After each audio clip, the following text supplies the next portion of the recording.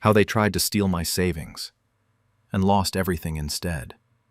I, 48, have been dealing with an unimaginable betrayal from my oldest son, Marcus, 26, and my ex-wife, Linda.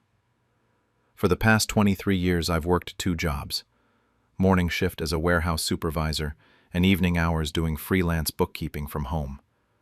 I never complained about it, never asked for recognition or praise. I just wanted my 3 kids to have opportunities I didn't get growing up poor in rural Pennsylvania. My daughter Rachel is 22, and my youngest, Jake, is 19. Marcus moved back home 4 months ago after getting laid off from his sales job in Chicago. I didn't hesitate when he called asking if he could stay with me for a while. He's my son. My door would always be open to him. The first couple weeks were fine. He kept to himself mostly, sent out job applications, seemed genuinely motivated to get back on his feet and figure things out. Then things started shifting. He began making comments about how I ran the house. Small things at first. Stuff about my cable TV being outdated, or my Wi-Fi being too slow when his friends came over. I brushed it off as stress from unemployment. Figured he was just frustrated with his situation and taking it out in little ways. He started staying up late in my home office. Said he was applying for jobs and needed the bigger monitor for his resume and cover letters. I trusted him completely. Why wouldn't I? He's my kid. I gave him the space and privacy he needed. 3 weeks ago, everything changed. I was at the warehouse when my phone rang. Unknown number, but the caller ID said Security Department. I stepped outside to take it because I thought maybe it was something about the building. The woman on the line introduced herself as Rachel from the fraud prevention team at First National Bank. She told me there was unusual activity on my savings account. A transfer of $60,000 had been initiated the evening before to a new account. The funds were pending their review. My heart dropped. I asked her to repeat the amount because I thought I'd heard wrong. $60,000. That was everything. My entire retirement savings. 23 years of working 2 jobs, every extra shift, every weekend I sacrificed instead of spending time with my kids. I told her I absolutely did not authorize any transfer. She explained they were freezing both accounts immediately. Then she said something that made my blood run cold. Someone had my login credentials, my password, and correctly answered all 3 security questions. She asked if I knew who might have access to that information. I knew immediately. My security questions were about my first car, my mother's maiden name, and the street I grew up on. Years ago, Marcus had done a school project where he interviewed me about my childhood. He'd taken detailed notes on everything, and my computer had my passwords saved in the browser because I'm the only one who uses it. Except Marcus had been in my office every single night for 3 weeks. I told the fraud department I needed to call them back and left work early. Told my supervisor it was a family emergency. Marcus was in the kitchen when I got home, making a sandwich like nothing was wrong. I told him we needed to talk. He looked up, and something in my voice must have tipped him off because his expression flickered. I confronted him about the $60,000. He didn't deny it. He didn't look scared or guilty. He looked annoyed. Then he actually smirked at me and said I owed him for all the years I forced him to live under my rules. He genuinely believed he deserved that money as some kind of compensation for having a curfew and chores growing up. When I told him I was calling the police, he threatened to tell everyone I abused him, said he'd destroy my reputation and my job. He thought I'd choose silence over justice. He was wrong. I looked at Marcus standing in my kitchen, threatening to lie about me to save himself, and something inside me went completely cold. I told him to get out of my house. He tried to backtrack, but I repeated it. He grabbed his keys and left. I stood there shaking for about 10 minutes before I could even think straight. Then I called the bank back and told them everything. They connected me with their fraud investigation team and gave me a direct number for the detective who handles financial crimes in our county. Detective Morrison met me at the police station that same evening. I brought my computer, phone records, screenshots showing when certain logins were accessed. Morrison was probably mid-50s, looked like he'd seen everything. He asked me to confirm Marcus's age and about the threats he'd made. Then he told me this was going to be hard, because Marcus was my son. Said once the process started, there was no taking it back. He'd have a record that would affect his entire future. I told him Marcus made his choice when he tried to steal mine. Before I even left the police station, my phone started blowing up. Linda called 7 times. Rachel sent me a long text. Jake called crying. Marcus had already gotten to Linda, and she'd contacted the kids with her version of events. When I finally answered Linda's call, she was screaming at me, asking how I could do this to my own son. I explained that he stole $60,000 from me, and she called it a mistake. Said I was going to ruin his entire life. I told her a mistake is forgetting to pay a parking ticket, not planned theft. She said he was depressed and wasn't thinking clearly. I pointed out he was thinking clearly enough to answer my security questions and threaten me with false allegations. She went quiet for a second, then said Marcus told her I was going to lie about that part. I explained the bank had digital forensics proving everything. She said she didn't care, that he was our son, and I was supposed to protect him. I told her I protected him for 26 years, but I wasn't protecting this. She hung up on me. Rachel called next. She was confused because Linda had told her I was trying to get Marcus arrested over some misunderstanding. I explained the whole thing, and Rachel was shocked. Said she knew Marcus had been acting weird lately, but never thought he'd do something like this. She apologized and told me she understood why I had to do it. Jake was harder. He's always looked up to Marcus. He didn't want to believe his brother would actually do this to me. Kept saying there had to be some explanation, that family doesn't do this to each other. I agreed that family shouldn't steal from each other or threaten each other with lies. The arrest happened 3 days later. They picked Marcus up at a friend's apartment. Linda called me immediately, hysterical, saying I'd destroyed the family. The preliminary hearing was 2 weeks after that. Marcus showed up in a suit looking remorseful, but only when the judge was watching. When he looked at me, that same cold expression was there. His public defender tried to paint him as confused and having a mental health crisis. The prosecutor brought out the evidence. Multiple login attempts over 3 weeks showing premeditation. The new account in his own name. The security answers that required specific knowledge of my history. The judge didn't buy it. She looked at Marcus and said this was calculated theft from a family member who'd taken him in, that the court takes financial exploitation of family members very seriously. Marcus took a plea deal. Felony theft, probation, mandatory financial counseling, restitution, and a restraining order. The alternative was trial and potential jail time. The sentencing hearing was 3 months ago. Marcus stood before the judge, and for the first time since this nightmare started, I saw actual fear on his face. The judge didn't hold back, told him he violated the trust of someone who loved him unconditionally, that he planned and executed theft from his own father and then tried to manipulate him with threats. Said it showed a concerning lack of character and empathy. Felony conviction, 3 years probation, 200 hours community service, mandatory financial counseling and therapy, full restitution of $60,000 plus legal fees, and a 5-year restraining order keeping him 500 feet away from me and my home. The best part was that account he created to receive the stolen money. It wasn't just frozen during the investigation. After his conviction, it was seized by the court as proceeds of crime. Every penny he tried to steal went right back to me. The bank even waived their investigation fees because of how cooperative I'd been with the fraud department. Marcus moved to Arizona 2 weeks after sentencing. lives with a friend from college now. I hear updates occasionally through Rachel. He's working at a call center, still convinced everyone except him is wrong, still saying I overreacted to the whole thing. Linda hasn't spoken to me except through lawyers about some old joint tax documents we needed to sort out.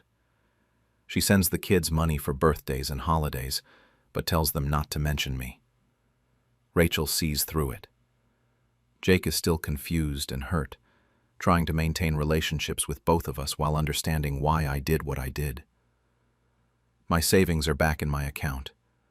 I've changed all my passwords, set up two-factor authentication on everything, and installed security cameras around my house. The trust I used to have in people is just gone now. I look at my computer and think about how easily someone can betray you with a few keystrokes. Work knows something happened because I had to take personal days for court appearances, but I kept the details vague. My boss just said family stuff is always the hardest and left it at that. I'm in therapy now. First time in my life. Turns out having your child betray you like this does serious psychological damage. My therapist says what I'm feeling is grief, mourning the son I thought I had, versus accepting who he actually is. The retirement money is still there, but I can't look at that account balance the same way anymore. It used to represent security and decades of hard work. Now it represents the price of learning who my son really is. Rachel comes over for dinner every Sunday. We don't talk about Marcus unless she brings him up. Last week she told me he called asking if I'd consider forgetting this whole thing and letting him come home for Christmas. I asked what she said. She told him that's not how restraining orders work. And even if it was, he'd have to rebuild trust from zero, exactly like he tried to reduce my savings to zero. I actually laughed. First real laugh in months. Jake is still struggling. He's a sophomore in college, and having his family split like this is messing with him more than he admits. He asked me last month if I thought Marcus could ever change. I told him honestly that I don't know. But until Marcus shows genuine remorse, and not just regret that he got caught, there's nothing for me to work with. The restraining order expires in 4 years and 8 months. I don't know what happens then. If Marcus will show up wanting to reconcile, if he'll have changed, if I'll even want a relationship with him anymore. Right now I'm just trying to get through each day, working my 2 jobs, saving again, rebuilding the security that shattered when my own child saw me as nothing more than an ATM he was entitled to drain. Never thought my daughter would try to erase me, so I showed her who built this family. I'm 49 years old and I still can't believe what my daughter Sarah, 27, tried to do to me. I need to write this out because I'm still processing the whole thing, and honestly, I need people to tell me I'm not crazy for how I handled it. Let me start by explaining our history because it matters. I raised Sarah completely alone from the time she was 3. Her father left right after the divorce and never looked back. No visits, no calls, birthday cards stopped by the time she was 5. It was just me and her, and I made damn sure she never felt like she was missing anything. I worked as a dental hygienist during the day and cleaned offices at night.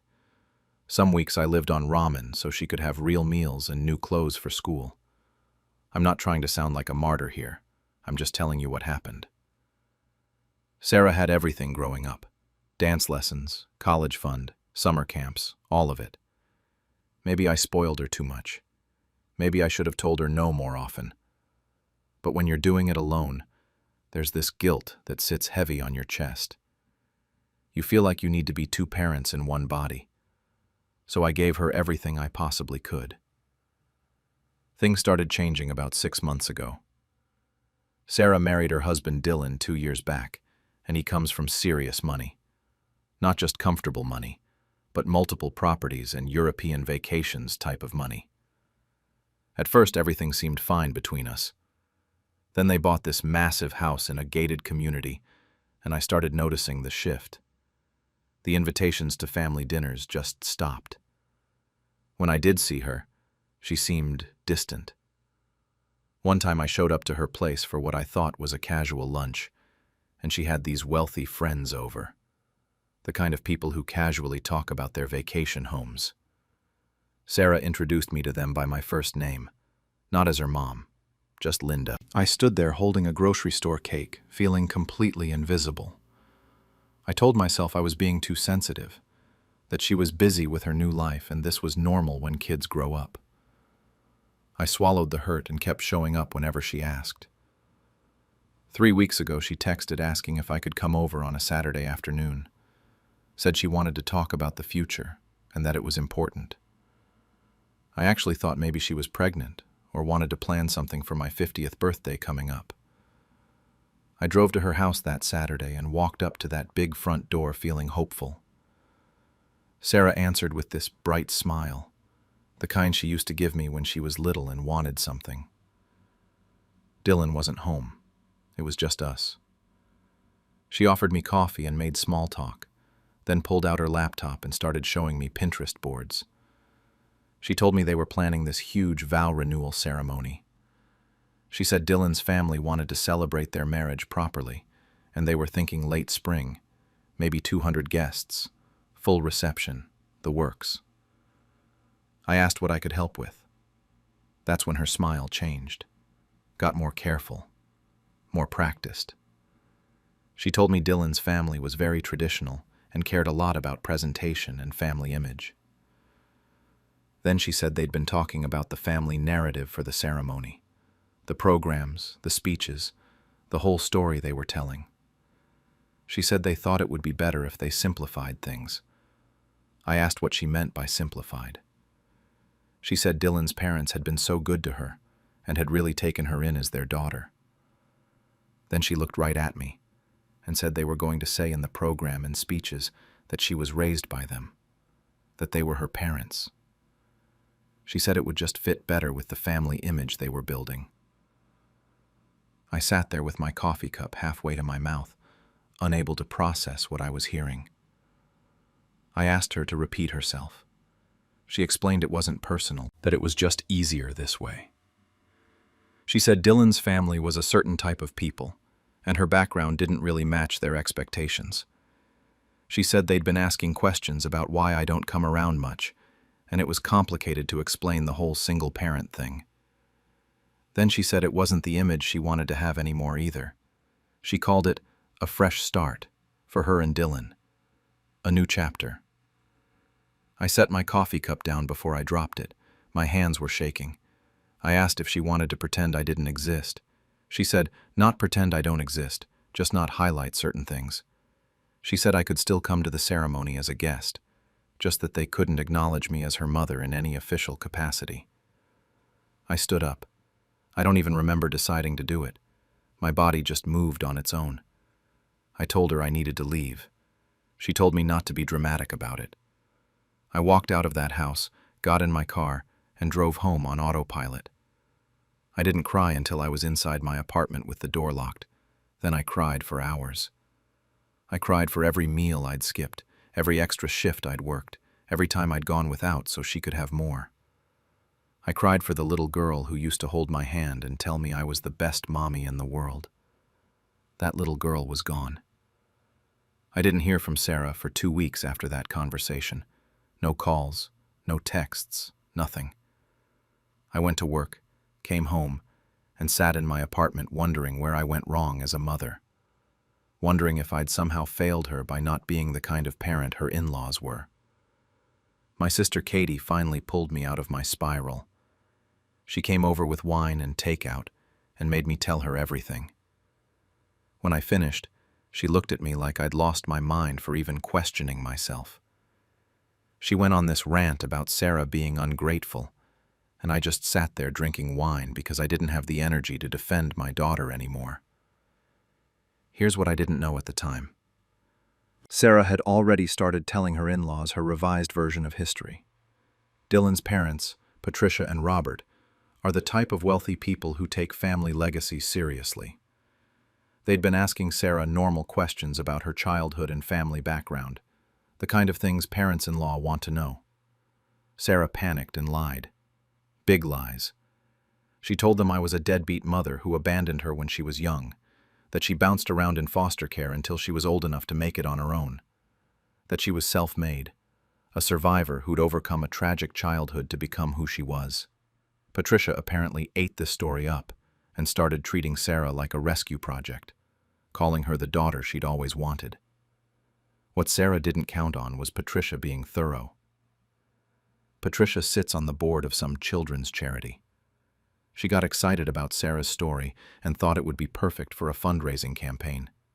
She asked Sarah if she'd be willing to share her experience publicly, maybe even be interviewed for their newsletter about overcoming childhood abandonment. Sarah said yes, because she's an idiot. Patricia's assistant started doing background research for the story. They wanted photos and documentation to make the piece more compelling. They started digging into Sarah's past. That's when they found my Facebook. I'm not big on social media, but I have an account. And on that account are years of photos. Sarah's first day of kindergarten, her middle school graduation, her high school prom, her college acceptance letter, birthday parties, Christmas mornings, Mother's Day cards. Every single photo proving that I was there, that I never left, that I was her mother who showed up for everything. The assistant showed the photos to Patricia. Patricia showed them to Robert. They confronted Dylan. Dylan apparently had no idea Sarah had lied this extensively. He thought we just weren't close, not that she'd invented an entirely different childhood. All of this happened while I was still wallowing in my apartment, feeling sorry for myself. The first I heard about any of it was when Sarah called me 3 weeks after our conversation. It was 9 p.m. on a Tuesday. I almost didn't answer. Her voice was shaking when I picked up. She said she needed my help. I should have hung up right then, but that parent instinct is hard to kill, even when your kid is trying to erase you. She told me Dylan's parents knew she lied. They found my Facebook and confronted her, and now they were saying they wouldn't pay for the vow renewal. She said they were talking about how she wasn't the person they thought she was. Then she told me I needed to fix it. I asked what exactly I was supposed to fix. She said I needed to talk to them, tell them it was a misunderstanding, tell them we're close and she just got confused about the timeline. She was begging. She said they were going to cancel everything and might even talk to Dylan about the prenup. Apparently there's a clause about dishonesty. I was quiet for a long moment. I could hear her breathing fast and panicked on the other end. I thought about all those nights sitting by her bed when she had nightmares. I thought about the college essays I helped her write. Then I thought about the woman who sat in her pristine living room and told me I didn't fit her image. I told her no. She asked what I meant, and I repeated myself. I said I wasn't going to lie for her. She said I didn't understand what I was doing, that this was her marriage and her life. I told her she made her choice 3 weeks ago, when she decided to pretend I didn't raise her. I said she chose to say she was abandoned, and now she wanted me to show up and pretend to be her mother when it was convenient. I told her no. She already replaced me with Patricia, so she should go ask Patricia to fix it. She started crying and said she didn't mean it like that she was just trying to fit in with Dylan's family and was scared they wouldn't accept her if they knew the truth. I asked her what truth she was ashamed of. The truth that she had a mother who loved her? She begged me not to do this. I told her I wasn't doing anything, that she did this and made this choice and now she got to live with it. I hung up. My hands were shaking, but I felt something I hadn't felt in weeks. Clarity. She called back 4 times. I didn't answer. She texted saying fine. She'd tell them I was being difficult and holding a grudge over nothing. I texted back telling her to say whatever she wanted, because she was already good at making up stories about me. The next day I got a Facebook message from Patricia. She was polite but direct, said she'd seen my photos and wanted to hear my side. She said Sarah told them I was estranged due to my own problems, but the photos didn't match that story. I replied honestly, told her I raised Sarah alone, worked 2 jobs, gave her everything I could. that 3 weeks ago Sarah told me she wanted to pretend I wasn't her mother for the vow renewal because I didn't fit their family image. I didn't embellish. The truth was damning enough on its own. Patricia wrote back saying she was sorry this happened to me, and sorry her family was used as an excuse. She said they would never have asked Sarah to deny her mother, and that they were reassessing their relationship with her. 2 days later, Sarah called me screaming. The vow renewal was canceled. Patricia and Robert pulled all funding and told Dylan they were disappointed in Sarah's character. Dylan was furious with her for lying to his parents and jeopardizing everything. Sarah asked if I was happy now, said I destroyed everything because I couldn't just help her save face. I told her I didn't destroy anything, that she did this to herself. She yelled that I'm supposed to support her no matter what. I said she's supposed to love her mother, not try to erase her from existence. Then she said something that made me snap. She said this was so typical of me, always playing the victim, always making everything about my sacrifices, that she was sick of hearing about how hard I had it. I told her then, I guess she doesn't need to hear from me anymore. She said, maybe she doesn't. I said, good, lose my number, and hung up. This time I blocked her. That was 6 weeks ago. I haven't spoken to Sarah since. She's tried reaching out through Katie, who told her to give me some space and maybe think about what she did.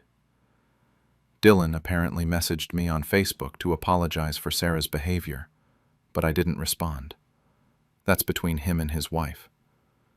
Patricia sent me a friend request, which feels weird, but I accepted it. She messaged once to say she hopes I'm doing okay, and that she's sorry her family was weaponized in this situation. She seems like a nice person. It's strange that my daughter's mother-in-law is kinder to me than my own daughter. Work has been my refuge. My coworkers know something happened, but they don't pry. I come in, do my job, go home. I've started going to a weekly trivia night at a bar near my apartment. Made some acquaintances there. It's not much, but it's something. Katie thinks Sarah will come around eventually, that this is just a phase, and she'll realize what she lost. Katie believes in reconciliation and second chances. I love my sister for her optimism, but I'm not sure I share it. The thing is, I don't know if I want Sarah to come around. I don't know if I want to be the kind of mother who's only good enough when her daughter needs something, who's only acknowledged when it's convenient.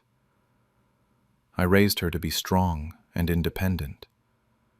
I just didn't realize that meant she'd be strong and independent enough to try to cut me out of her own history. The weird part is, I'm not as devastated as I thought I'd be. There's grief, obviously. I mourn the relationship we had when she was younger, but there's also this strange sense of relief. Like I've been holding my breath for years, trying to be enough for her, and I can finally exhale. I'm learning things about myself. I'm 49 years old, and I'm figuring out who I am outside of being Sarah's mother. I signed up for a pottery class. I'm reading books I've been meaning to read for years. I'm sleeping better than I have in months. I started seeing a therapist. She asked me last week if I think I'll ever forgive Sarah. I told her I don't know. Forgiveness feels like something you give when someone is sorry, and Sarah isn't sorry. She's angry. She thinks I ruined her life by not playing along with her lies. Maybe someday she'll understand what she did. Maybe she'll look back and see all the things I did for her and feel remorse. Maybe she'll realize you can't build a life on a foundation of lies and expect it to stand. Or maybe she won't. Maybe she'll continue to blame me. Maybe in her mind I'll always be the difficult mother who wouldn't help her when she needed it, who chose pride over her daughter's happiness. If that's the story she wants to tell, I can't stop her. I've learned that I can't control what narrative she creates about me. I can only control my own truth. And my truth is this: I was a good mother. I showed up. I sacrificed. I loved her with everything I had. If that's not enough for her, then maybe it's time I gave all that love to someone who actually appreciates it. Starting with myself. Katie asked me yesterday if I'd go to Sarah's vow renewal if she somehow fixes things with Dylan's family and reschedules it. If Sarah apologizes and asks me to come. I told her I don't know, and that's the honest answer.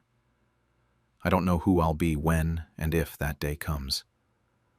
I don't know if I'll be the mother who forgives and shows up, or the woman who finally learned to walk away from people who don't value her. What I do know is this. I'm done shrinking myself to fit into other people's versions of who I should be, even if that person is my daughter. Part of me wonders if Sarah is sitting in her big house right now thinking about what she did. If Dylan's parents ever fully trusted her again after finding out she lied. If her marriage survived the strain of it all. But those are her problems now, not mine. I saw on Facebook that Patricia donated to that children's charity in my name last week. She didn't have to do that. It was a thoughtful gesture from someone who barely knows me. It made me think about how sometimes strangers show you more kindness than your own family. My coworker brought me coffee this morning without me asking. My trivia team won last week, and we all went out after to celebrate. Small things, but they matter. They remind me that there's a whole world out there, beyond the relationship I lost with Sarah. I don't know what happens next. I don't know if Sarah and I will ever speak again, or if this is just how our story ends. I don't know if I'm supposed to be the bigger person and reach out first, or if I'm allowed to protect myself and stay away. What I'm learning is that sometimes being a good parent means letting your adult children face the consequences of their choices, even when it breaks your heart, even when you want nothing more than to fix everything, like you did when they were small. Sarah wanted to erase me from her life because I wasn't good enough for her new image. So I let her. I helped her hit save on that choice. Now she gets to live in the reality she created. And I get to build a life where I'm not apologizing for who I am or where I came from, where the people around me actually want me there. Maybe that makes me a bad mother, or maybe it just makes me human. How they tried to steal my savings and lost everything instead. I'm a 48-year-old father, and I just sent my own son to prison. Before you judge me, hear me out. I have 3 kids. Marcus is 26, Lily is 23, and Ben is 19. My ex-wife Diana and I divorced 8 years ago. It wasn't pretty, but we tried to keep things civil for the kids' sake. I thought we'd done a decent job of it until all of this happened. For the past 20 years, I worked 2 jobs. Morning shift at a manufacturing plant, nights doing security at a warehouse. I barely slept. My body constantly ached. But I never complained because I was building something real. A retirement fund. Money for emergencies. A safety net my kids could fall back on if they needed it. I grew up poor, and I wanted better for them. 6 months ago, Marcus called me. He'd lost his job at some tech startup that went under, and asked if he could move back home temporarily while he got back on his feet. I didn't even hesitate. He's my son. I'd never turn him away when he needed help. The first few weeks were completely fine. He'd sleep in, spend his days applying to jobs online, occasionally help with groceries, normal stuff. But then something shifted. He started rearranging my furniture without asking. Made comments about how I should renovate the basement or upgrade my truck. Told me my cooking was outdated and I should try meal kits instead. Little things that irritated me, but I figured he was just stressed about being unemployed. Then it got worse. He started acting like he ran the place. He'd invite friends over at midnight on weeknights when I had to be up at 5 in the morning. He'd eat through all the food I meal prepped for my work week. When I asked him to be more considerate, he'd snap at me about how he was an adult and I needed to stop treating him like a kid. I let it go. I kept telling myself it was temporary, that he was going through a rough time, that things would get better once he found work. 3 months after he moved in, I came home from my morning shift and found him sitting at my desktop computer in the home office. The second I walked in, he minimized whatever he'd been looking at. He told me he was just checking his email. His laptop was old and slow, so he used my computer sometimes. I didn't think anything of it. 2 weeks later, everything fell apart. I was at work when I got a call from a number I didn't recognize. The caller ID showed it was from my bank's fraud department. My stomach immediately dropped. The woman on the phone introduced herself as someone from their security team. She asked if I'd recently authorized a transfer of $62,000 to a new account. I told her absolutely not. I hadn't authorized anything. She explained they'd flagged the transaction because it was completely out of pattern for my account. The transfer had been initiated online 2 days earlier using my login credentials. Whoever did it had correctly answered all my security questions. They'd frozen both accounts while they investigated. $62,000. That was basically my entire retirement savings. 2 decades of working myself into the ground. 2 decades of skipping vacations and living frugally and sacrificing so my kids could have better lives than I did. I told her someone had stolen my information and I needed to file a fraud report immediately. She said I needed to come into the branch that day to complete the paperwork and speak with investigators. I left work right away, told my supervisor it was a family emergency, which I guess it was, even though I didn't know how much of one yet.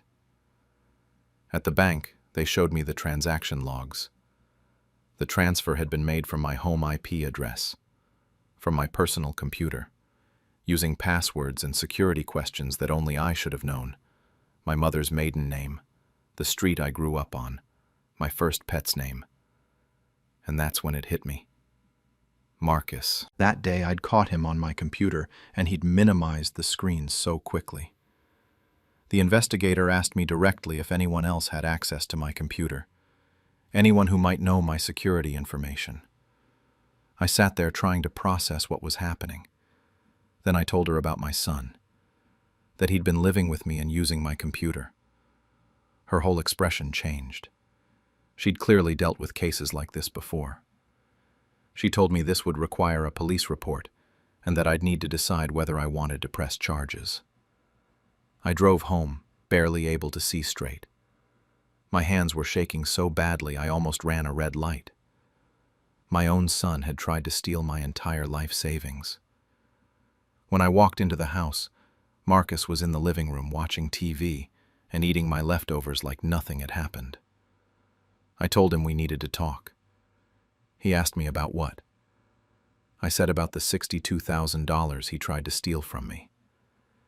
His face went completely white for maybe half a second, but then something worse happened. He recovered. He sat up straighter, and this look came over his face that I'd never seen before. It was cold, entitled. He told me he didn't know what I was talking about, but there was zero conviction in his voice. He wasn't even trying to sound believable. I explained that the bank had called me, that they had logs showing someone accessed my account from this house, from my computer, using my passwords and security questions, that he was the only other person who lived here and had access to everything. He just stared at me for what felt like forever. Then he smiled. Not a nervous smile or an embarrassed smile, a smug smile. He said I owed him. I asked him what the hell he meant by that. He said I owed him for all the years I forced him to live under my rules, for making him feel like he was never good enough, for caring more about work than my own family. He said his mother had told him how I'd always prioritized money over everything else, that the money should have been his anyway. I couldn't even breathe. This wasn't my son talking. This was a complete stranger. I told him that money was my retirement, that I'd worked 2 jobs for 20 years to build it. He exploded, started yelling about how I'd made everyone miserable in the process, that I was never around, always tired, always stressed. He said Lily and Ben agreed with him, that they'd talked about it.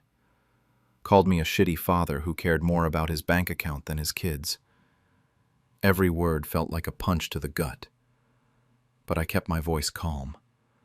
I told him I'd worked those jobs so he could go to college without debt. So all of them would have opportunities I never had. He said those were opportunities he never asked for, that I'd made those choices for myself, not for them, that the money belonged to the family, and he was part of the family. I told him plainly that he'd stolen from me. He said he'd taken what he was owed. I pulled out my phone and told him I was calling the police. Everything about him changed in an instant. The smugness vanished. He panicked, started telling me to wait, to think about what I was doing. I said I was thinking, that he'd committed fraud and theft. Then he threatened me. Said if I went through with calling the police, he'd tell everyone I was abusive, that I'd hit him when he was a kid, that I'd emotionally manipulated all of them for years. He said he'd destroy my reputation at work, in the neighborhood, everywhere, that I'd lose everything. I stopped dialing and just looked at him, really looked at him. Tried to figure out when he'd become this person who would threaten and blackmail his own father. I asked him if he was seriously blackmailing me right now. He said he was giving me an option.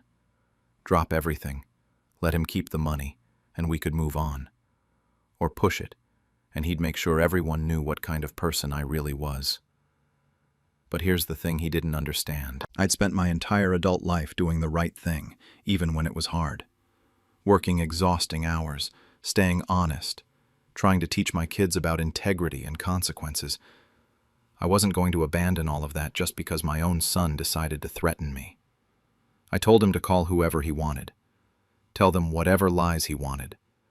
I was reporting this. His face twisted with rage.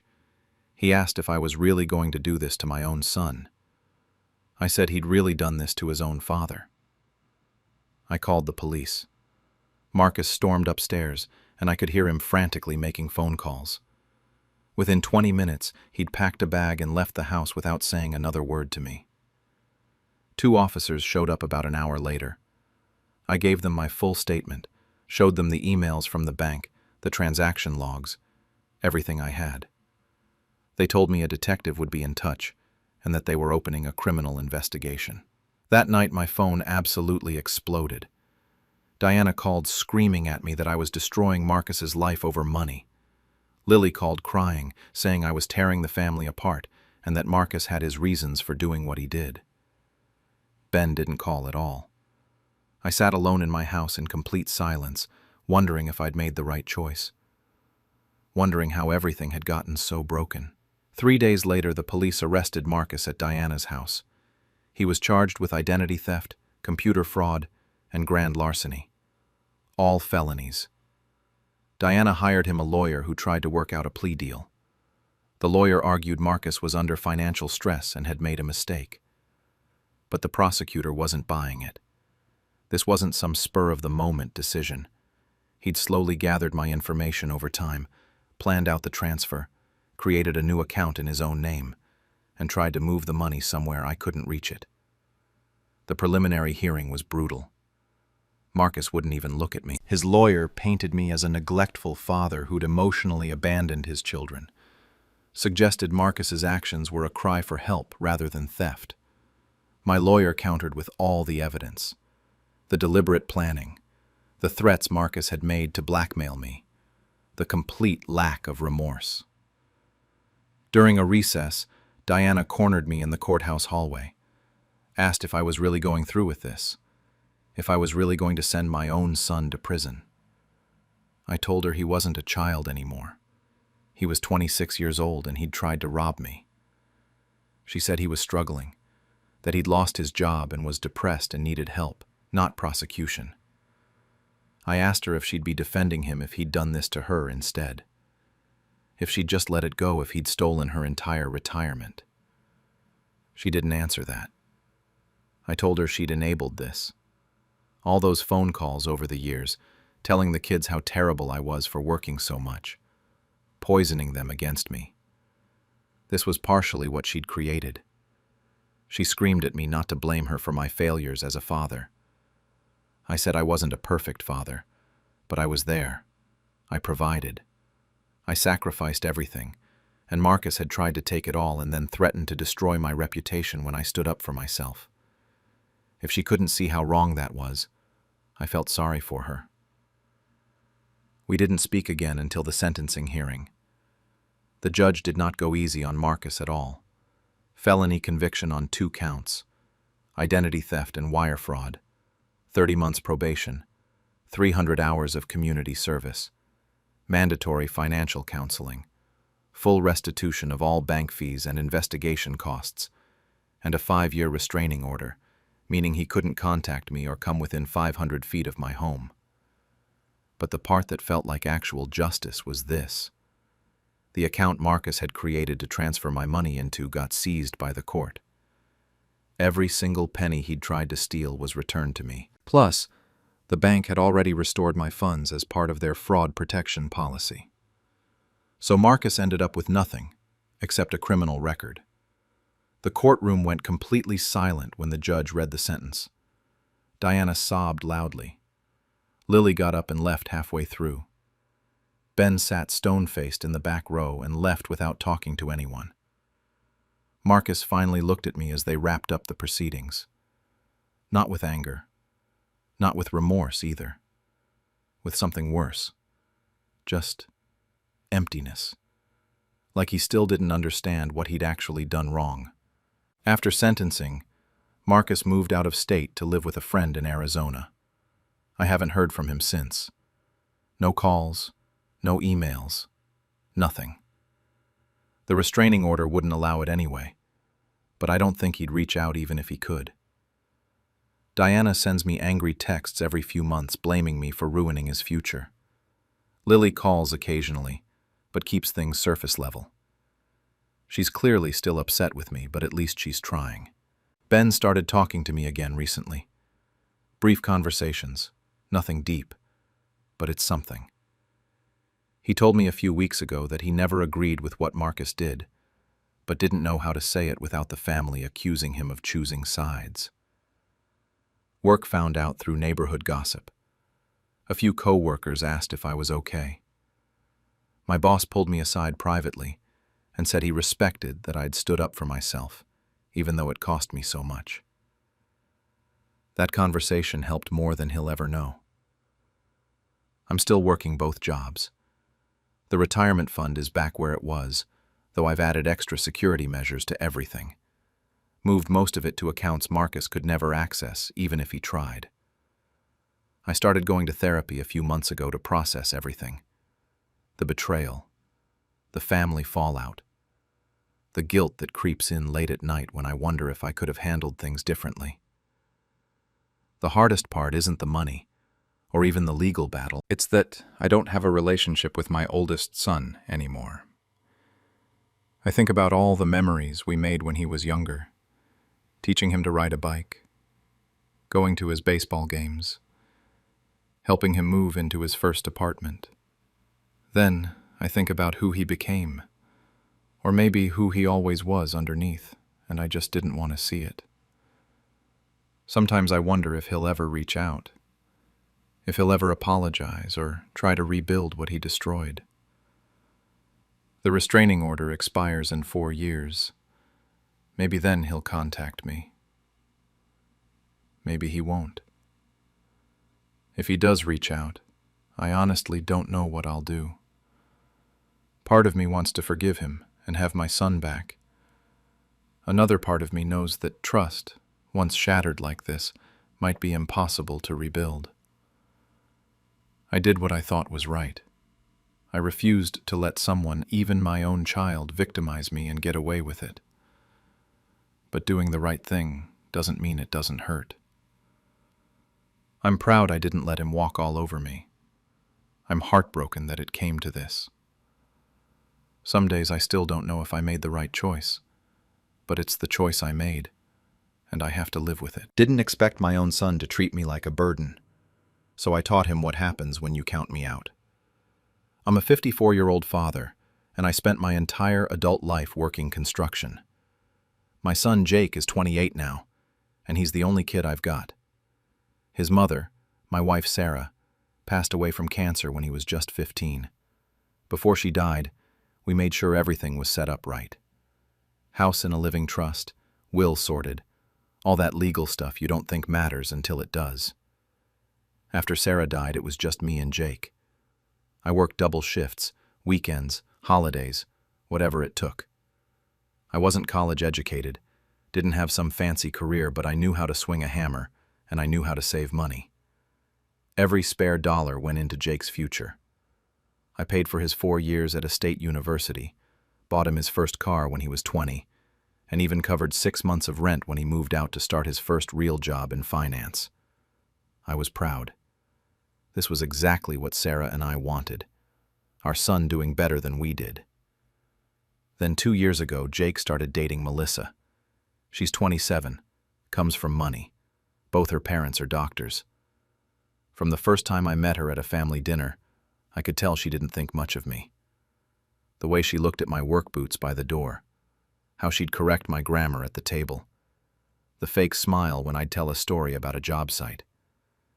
Jake didn't seem to notice, or maybe he just didn't care. I tried. I really did. I kept things polite, asked about her work, complimented her cooking when they'd have me over. But every visit felt like an exam I was failing. Last year, things got worse. They'd make excuses why I couldn't come to dinners with her family. Jake stopped calling as much. When I'd visit their apartment, Melissa would suddenly have errands to run. It hurt, but I told myself it was just adjustment period stuff. Young couples need space, right? Then 6 months ago, Jake called me all excited. He proposed. She said yes. Wedding was being planned for this past spring. He actually sounded like my son again on that call, enthusiastic and warm. I thought maybe we were getting back on track. 3 weeks ago, Jake texted me asking if I could come over for a wedding planning meeting on Saturday afternoon. I was thrilled, finally being included. I even stopped by the bakery and brought one of those fancy cakes Melissa likes. I showed up at their apartment right on time. Jake and Melissa were sitting at their dining table with a laptop open and a folder of papers spread out. They had coffee already poured for me. It felt official, but warm. Then Melissa started talking about living arrangements after the wedding. She slid a piece of paper across the table. It was a printout of apartment listings, small one-bedrooms, the kind you see advertised as cozy senior living. I laughed. I actually laughed out loud because I thought it was some kind of weird joke. Jake told me they'd been thinking, and it made the most sense for them to move into my house after they got married. I didn't need all that space anymore. It was a 4-bedroom on a quiet street, perfect for them to start their family. I stopped laughing. Melissa jumped in, all businesslike. They'd found some really affordable retirement communities nearby. One even had activities and a community room. I'd probably make friends there. I just stared at them, at my son, at this woman who'd been making me feel like dirt for 2 years. They wanted me to move out of my house, the house Sarah and I bought, the house Jake grew up in. Jake told me not to be dramatic. I'd had my time there. It was their turn now. They were starting their lives together.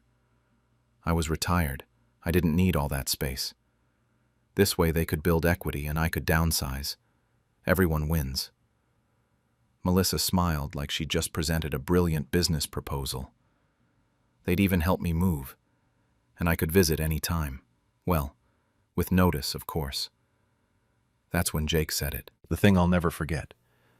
He looked right at me and told me I'd had my time. It was their turn now. Every sacrifice I ever made suddenly felt like a knife sliding between my ribs. Every double shift, every weekend I worked instead of resting, every dollar I saved instead of spending on myself. All of it was so this kid could have opportunities, could have a future. And he wanted to kick me out of my own home like I was a tenant whose lease was up. But I didn't yell. I didn't cry. I didn't beg. I took a sip of the coffee, looked at both of them, and said I'd think about it. Melissa actually looked relieved. Of course, it was a big change. They weren't asking me to decide today. Jake patted my shoulder as I left and thanked me for being understanding. He knew I'd get it. I drove home in complete silence, sat in my truck in the driveway for 20 minutes just staring at the house. My house. The one with Sarah's flower beds that I still maintain. The kitchen where we taught Jake to cook. The living room where he opened Christmas presents. They wanted it. Expected me to just hand it over like I owed them. That night, I knew exactly what I needed to do. That night, I pulled out the legal documents Sarah and I had set up years ago. The living trust. The paperwork we'd done with our lawyer back when Jake was in college. Here's what Jake didn't know. When he was 20, he asked us for money for what he said was textbooks and living expenses. We gave him $30,000. Turns out he'd blown most of it on a failed business venture with his college buddies and gambling debts. We found out through his roommate after Jake ghosted us for 3 months, and we got worried. When we confronted him, he lied to our faces, kept lying until we showed him the bank statements his roommate had given us. Even then, he minimized it, said we were overreacting. Sarah and I talked about it for weeks, and we made a decision. We removed Jake as a beneficiary from the trust. The house wouldn't automatically go to him. We kept him in the will for other assets. But the house, the big asset, we protected. Sarah made me promise not to tell him unless it became necessary. She hoped he'd grow up, get responsible, and we'd never need to use it. Sitting there that night, staring at those documents, I knew it had become necessary. I called my buddy Marcus the next morning. He's been my friend for 30 years, worked construction with me for most of it before he retired and started flipping houses. He and his husband David had been looking for a place in a quieter neighborhood. I asked him if he'd like to buy a house. I spent the next 3 weeks playing the part. Whenever Jake called to check in about my decision, I'd say I was still thinking it through, looking at options, trying to be fair to everyone. I could hear the impatience in his voice, but he kept it together. Melissa would text me links to apartments like she was doing me favors. Meanwhile, Marcus and I were working fast. The house was paid off, clean title, no complications. Marcus offered me a fair price, actually slightly above market value because he knew the situation, and he's a good man. We closed in 2.5 weeks. I used a lawyer Jake didn't know, so there was no chance of him hearing about it through some legal grapevine. The arrangement was simple. Marcus and David would buy the house outright. I'd rent it back from them at a rate that was fair but below market. Their idea, not mine. I'd have a long-term lease with right of first refusal if they ever wanted to sell. It was all legal, all documented, all ironclad. I moved nothing, changed nothing. The house still looked exactly the same. 2 weeks before the wedding, Jake showed up unannounced with Melissa. They had a moving timeline planned out. They'd already hired movers for the weekend after their honeymoon. Melissa told me they needed to know my move-out date. The movers needed advance notice. I told them I'd made my decision. Jake leaned forward, excited, asking when I was thinking. They were hoping maybe 2 weeks after they got back from Cancun. I said no. I'd decided I was staying.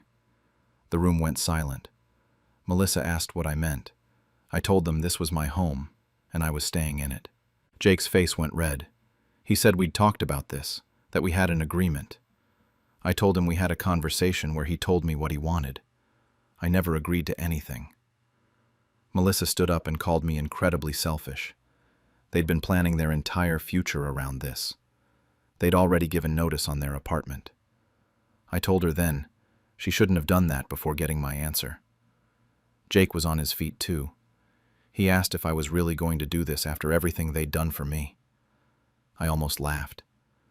I asked him what he thought that list included. He said they'd been patient with me, that they'd included me in their lives even though I embarrassed them half the time. I told them to get out, both of them. Melissa said fine, but that I was going to regret this.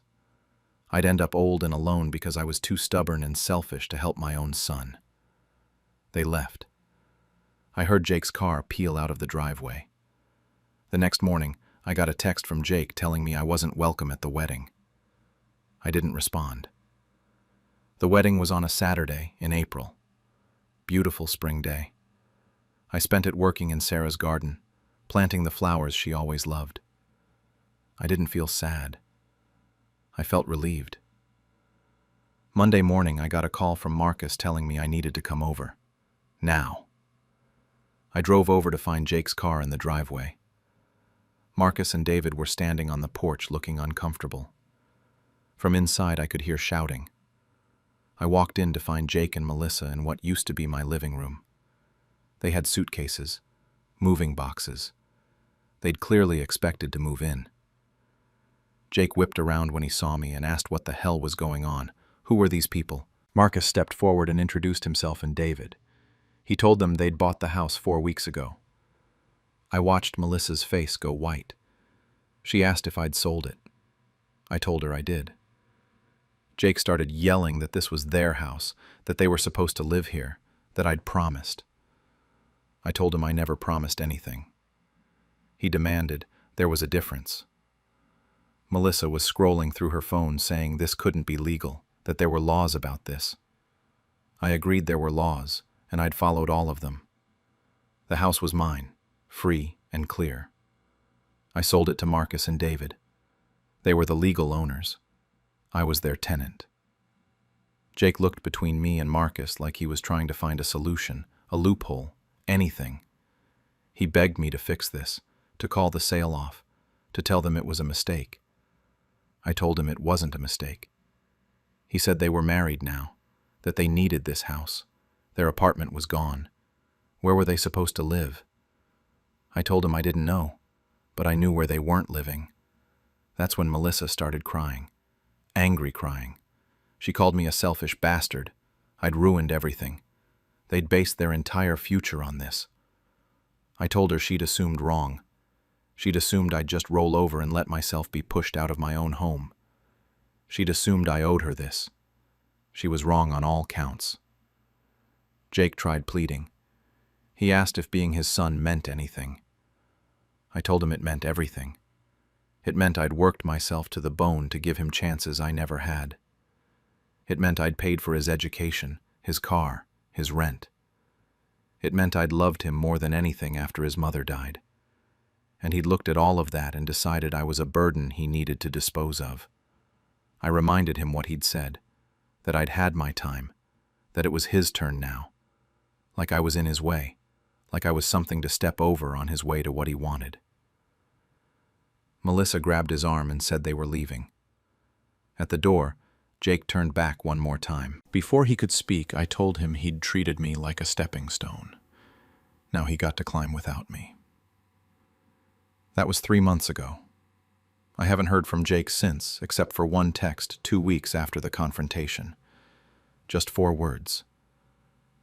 Hope you're happy now. I didn't respond. Through Tom, Sarah's brother, I've heard bits and pieces. Jake and Melissa moved in with her parents temporarily, which apparently went as well as you'd expect. Last I heard, they found an apartment they can barely afford, and they're fighting constantly. Melissa's parents are apparently disappointed in both of them for the whole situation, which surprised me. I figured they'd be on their side automatically. Tom tried to play mediator once. He invited me to lunch to talk about reconciliation. I told him I appreciated the thought, but there was nothing to reconcile. Jake made his choice. He can unmake it if he wants by apologizing and meaning it. Until then, I'm good. Marcus and David have been great landlords, which sounds weird to say since we're friends, but it's true. They repainted the guest room, fixed that leak in the bathroom I'd been ignoring for a year, even helped me build new raised beds for the garden. They have me over for dinner once a week. It's nice. Sometimes I sit on the porch in the evenings, the same porch where Jake learned to ride his bike, where Sarah and I would drink coffee on Sunday mornings. I think about how close I came to giving it all up. I think about what Sarah would say. Part of me thinks she'd be heartbroken that it came to this. But another part of me, the part that remembers how fierce she could be when someone tried to take advantage of her family, thinks she'd have done the same thing. Jake's birthday is coming up next month. He'll be 29. I don't know if I'll reach out or not. Part of me wants to. Part of me thinks that ship has sailed and trying to dock it now would just make things worse. I saw him once, about a month ago, at the grocery store. He was in the produce section with Melissa. They didn't see me. I watched him for a minute, this stranger who used to be my son, and felt this weird mix of love and loss and relief all at once. Then I finished my shopping and went home to a house that's mine, even if the name on the deed isn't anymore. My neighbor, old Mrs. Chen, asked me the other day if I had any regrets. She knows the whole story. Everyone on the street does by now. Small neighborhood, word travels. I thought about it for a long time before answering. I told her I regretted that he thought I'd say yes. I regretted that somewhere along the way I raised a son who believed his father was disposable. But did I regret protecting myself? No, not for a second. She nodded like that was the right answer. Last week, I found an old photo album of Jake as a kid. There's this one picture of him at maybe 7 years old, covered in dirt from helping me in the garden, grinning like the whole world was perfect. I sat there looking at that picture for an hour, trying to figure out when that kid turned into the man who showed up with suitcases expecting me to be gone. I still don't have an answer. Tom called yesterday and asked if I'd be willing to talk to Jake if Jake reached out. I told him the same thing I told him before. My door is open if he comes to it with a genuine apology and a changed heart. But I'm not chasing him. I'm not begging him to respect me. That ship sailed the moment he said I'd had my time. So here I am, 54 years old, living in a house I own in spirit, if not on paper, surrounded by friends, working in a garden my wife planted, and wondering if I'll ever talk to my son again. Am I happy? I don't know if happy is the word. I'm at peace, maybe. Content. I sleep well at night, knowing I didn't let myself be erased. Some people think I went too far. A couple of guys from my old construction crew said I should have just talked it out more, given him more chances. But they weren't there. They didn't hear the way he said, "I'd had my time." They didn't see Melissa's face when she handed me those retirement home listings, like she was doing me a favor. I've been thinking a lot about what I'd say if Jake did call, if he did apologize. Would I forgive him? Probably. Would things go back to normal? I don't think they could. Something broke that day in his apartment. Something that can't be unbroken just by saying sorry. Trust, maybe. Or respect. Or just the basic understanding that you don't throw away the people who sacrificed everything for you. But maybe I'm wrong. Maybe time will smooth this over. Maybe one day we'll sit on this porch together and laugh about it, or at least talk about it without all this anger and hurt. Or maybe this is just how it ends. A father in a house he saved, a son somewhere out there who thought he could take it, and a whole lot of silence in between. I guess we'll see what happens next. From the second I realized they wrote me out of my own life, I started planning. I'm a 48-year-old mom, and for the last 2 decades, I've raised 3 kids mostly on my own. My oldest, Brandon, is 23, middle child Kelsey is 20, and my youngest, Tyler, just turned 17. Their father, Rick, spent those years chasing promotions and taking business trips that were really just excuses to avoid being a parent. I worked full-time as an office manager, while packing lunches every morning, attending every single school concert and game, managing our finances, and somehow keeping this family from drowning in debt. We went through medical emergencies, job losses, and those persistent rumors about Rick's infidelity that I chose to ignore. For the kids. Everything was always for the kids. 2 months ago, I found out the truth, and it hit me harder than any rumor ever could. I was looking for our tax documents in Rick's office, because of course he never filed them where they belonged. I opened his desk drawer and found paperwork I wasn't supposed to see. A will. Not our joint will that we made years ago. A new one. Secret. I read through it twice because I couldn't believe what I was seeing. Everything went to the kids and his sister Diane. The house, his retirement accounts, his life insurance. Everything. My name didn't appear once, not even for the retirement savings I contributed to equally with him for 15 years. I was completely erased, like I never existed, like I hadn't spent 2 decades bleeding myself dry to hold this family together. Then I saw the signatures at the bottom. Brandon, Kelsey, Tyler, all 3 of them. They witnessed it. They knew. My own children helped their father write me out of our life. I sat there in his office for an hour, just staring at those signatures. Then I put the papers back exactly where I found them and went downstairs. They were all in the living room watching some show together. Rick on his recliner, kids sprawled on the couch. Nobody looked up when I walked in. I asked them directly, no games. I said I found the will, and I wanted to know why. The room went silent. Tyler looked at the floor. Kelsey's face went red. Brandon finally spoke up and said we should all talk about this like adults. That's when he said it. The thing I'll never forget. He looked me right in the eye and said, "Mom, you're strong. You'll always be fine. Dad deserves happiness more." I stood there, waiting for someone to disagree with him, waiting for Kelsey to defend me, waiting for Tyler to say something, waiting for Rick to at least pretend he felt guilty. Nothing. Just silence and guilty faces.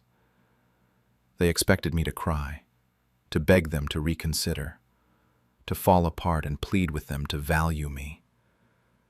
Instead, I smiled. I told them I needed to think and went upstairs to our bedroom. I could hear them whispering down there, probably relieved I didn't make a scene. What they didn't know is that I've handled every single bill and financial account for this family since we got married. Rick never wanted to deal with it. The kids never cared to learn. They had no idea what money went where or whose name was on what. They just assumed Rick owned everything because he made more money. They forgot who actually managed it. That night, after everyone went to bed, I opened my laptop and started planning. I went through every account, every document, every piece of paperwork. I made lists. I checked names on deeds and titles, and I realized something that made me smile for the second time that day. 3 years ago, we refinanced the house to get a better rate. Rick's credit was terrible from some bad investments, so we put it solely in my name.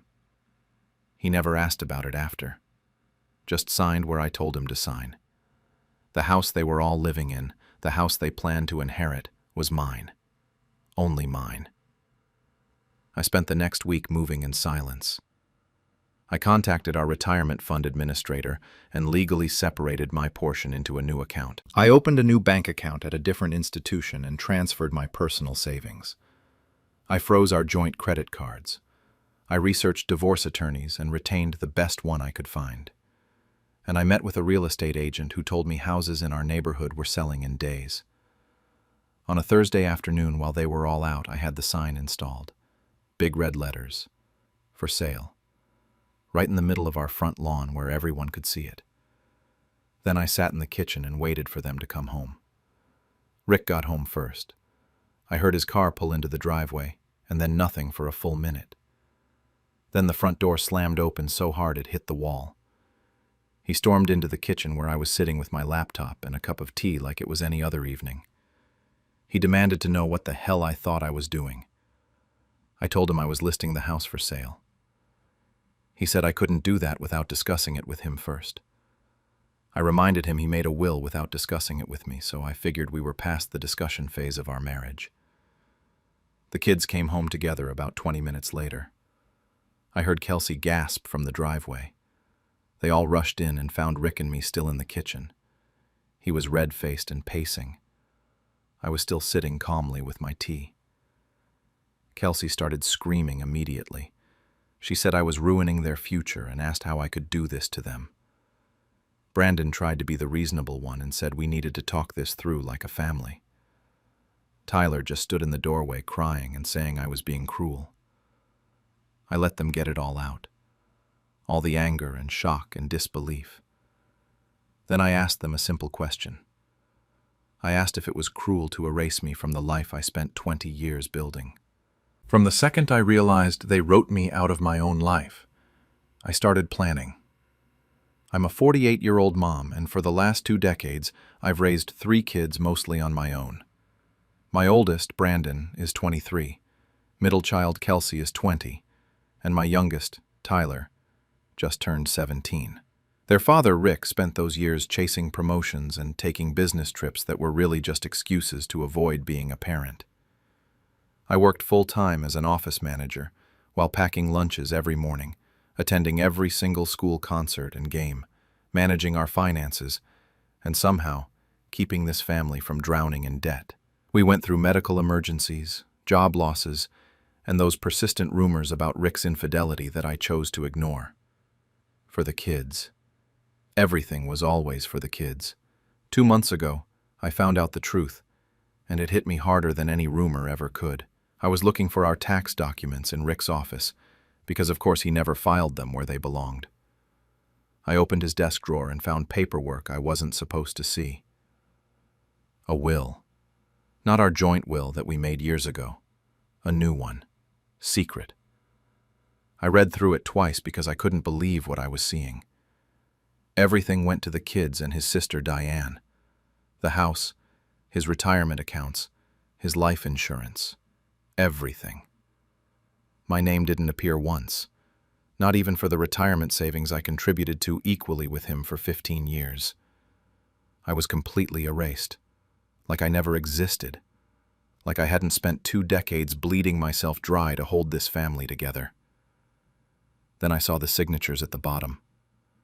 Brandon, Kelsey, Tyler, all 3 of them. They witnessed it. They knew. My own children helped their father write me out of our life. I sat there in his office for an hour, just staring at those signatures. Then I put the papers back exactly where I found them and went downstairs. They were all in the living room watching some show together. Rick on his recliner, kids sprawled on the couch. Nobody looked up when I walked in. I asked them directly, no games. I said I found the will, and I wanted to know why. The room went silent. Tyler looked at the floor. Kelsey's face went red. Brandon finally spoke up and said we should all talk about this like adults. That's when he said it. The thing I'll never forget. He looked me right in the eye and said, "Mom, you're strong. You'll always be fine. Dad deserves happiness more." I stood there, waiting for someone to disagree with him, waiting for Kelsey to defend me, waiting for Tyler to say something, waiting for Rick to at least pretend he felt guilty. Nothing. Just silence and guilty faces. They expected me to cry, to beg them to reconsider, to fall apart and plead with them to value me. Instead, I smiled. I told them I needed to think, and went upstairs to our bedroom. I could hear them whispering down there, probably relieved I didn't make a scene. What they didn't know is that I've handled every single bill and financial account for this family since we got married. Rick never wanted to deal with it. The kids never cared to learn. They had no idea what money went where or whose name was on what. They just assumed Rick owned everything because he made more money. They forgot who actually managed it. That night, after everyone went to bed, I opened my laptop and started planning. I went through every account, every document, every piece of paperwork. I made lists. I checked names on deeds and titles, and I realized something that made me smile for the second time that day. 3 years ago, we refinanced the house to get a better rate. Rick's credit was terrible from some bad investments, so we put it solely in my name. He never asked about it after. Just signed where I told him to sign. The house they were all living in, the house they planned to inherit, was mine. Only mine. I spent the next week moving in silence. I contacted our retirement fund administrator and legally separated my portion into a new account. I opened a new bank account at a different institution and transferred my personal savings. I froze our joint credit cards. I researched divorce attorneys and retained the best one I could find. And I met with a real estate agent who told me houses in our neighborhood were selling in days. On a Thursday afternoon while they were all out, I had the sign installed. Big red letters. For sale. Right in the middle of our front lawn where everyone could see it. Then I sat in the kitchen and waited for them to come home. Rick got home first. I heard his car pull into the driveway, and then nothing for a full minute. Then the front door slammed open so hard it hit the wall. He stormed into the kitchen where I was sitting with my laptop and a cup of tea like it was any other evening. He demanded to know what the hell I thought I was doing. I told him I was listing the house for sale. He said I couldn't do that without discussing it with him first. I reminded him he made a will without discussing it with me, so I figured we were past the discussion phase of our marriage. The kids came home together about 20 minutes later. I heard Kelsey gasp from the driveway. They all rushed in and found Rick and me still in the kitchen. He was red-faced and pacing. I was still sitting calmly with my tea. Kelsey started screaming immediately. She said I was ruining their future and asked how I could do this to them. Brandon tried to be the reasonable one and said we needed to talk this through like a family. Tyler just stood in the doorway crying and saying I was being cruel. I let them get it all out. All the anger and shock and disbelief. Then I asked them a simple question. I asked if it was cruel to erase me from the life I spent 20 years building. Nobody answered that one. Rick switched tactics and started threatening legal action. He said I couldn't sell the house without his consent. That's when I told him the house was in my name only. From the refinance 3 years ago, his face went completely white. Brandon asked if that was true, and I showed them the deed on my laptop. My name. Just mine. The reality started sinking in for them then. Rick asked where he was supposed to go because his apartment lease ended months ago. He'd moved back in full-time last year. Brandon mentioned he was planning to move back home next month after his lease ended. Kelsey said she was counting on living here through grad school. Tyler pointed out he was still in high school and asked where he was supposed to live. I told them they should have thought about that before they signed papers erasing me from my own life. Brandon tried a different approach. He said they made a mistake and they were sorry, but this was extreme. He said I was punishing Tyler, who was still a kid. I reminded him Tyler was old enough to witness legal documents, but apparently not old enough to face consequences. Rick demanded to know what else I'd done, so I told him. I'd separated my retirement funds, opened new bank accounts, frozen the joint cards, retained a divorce lawyer.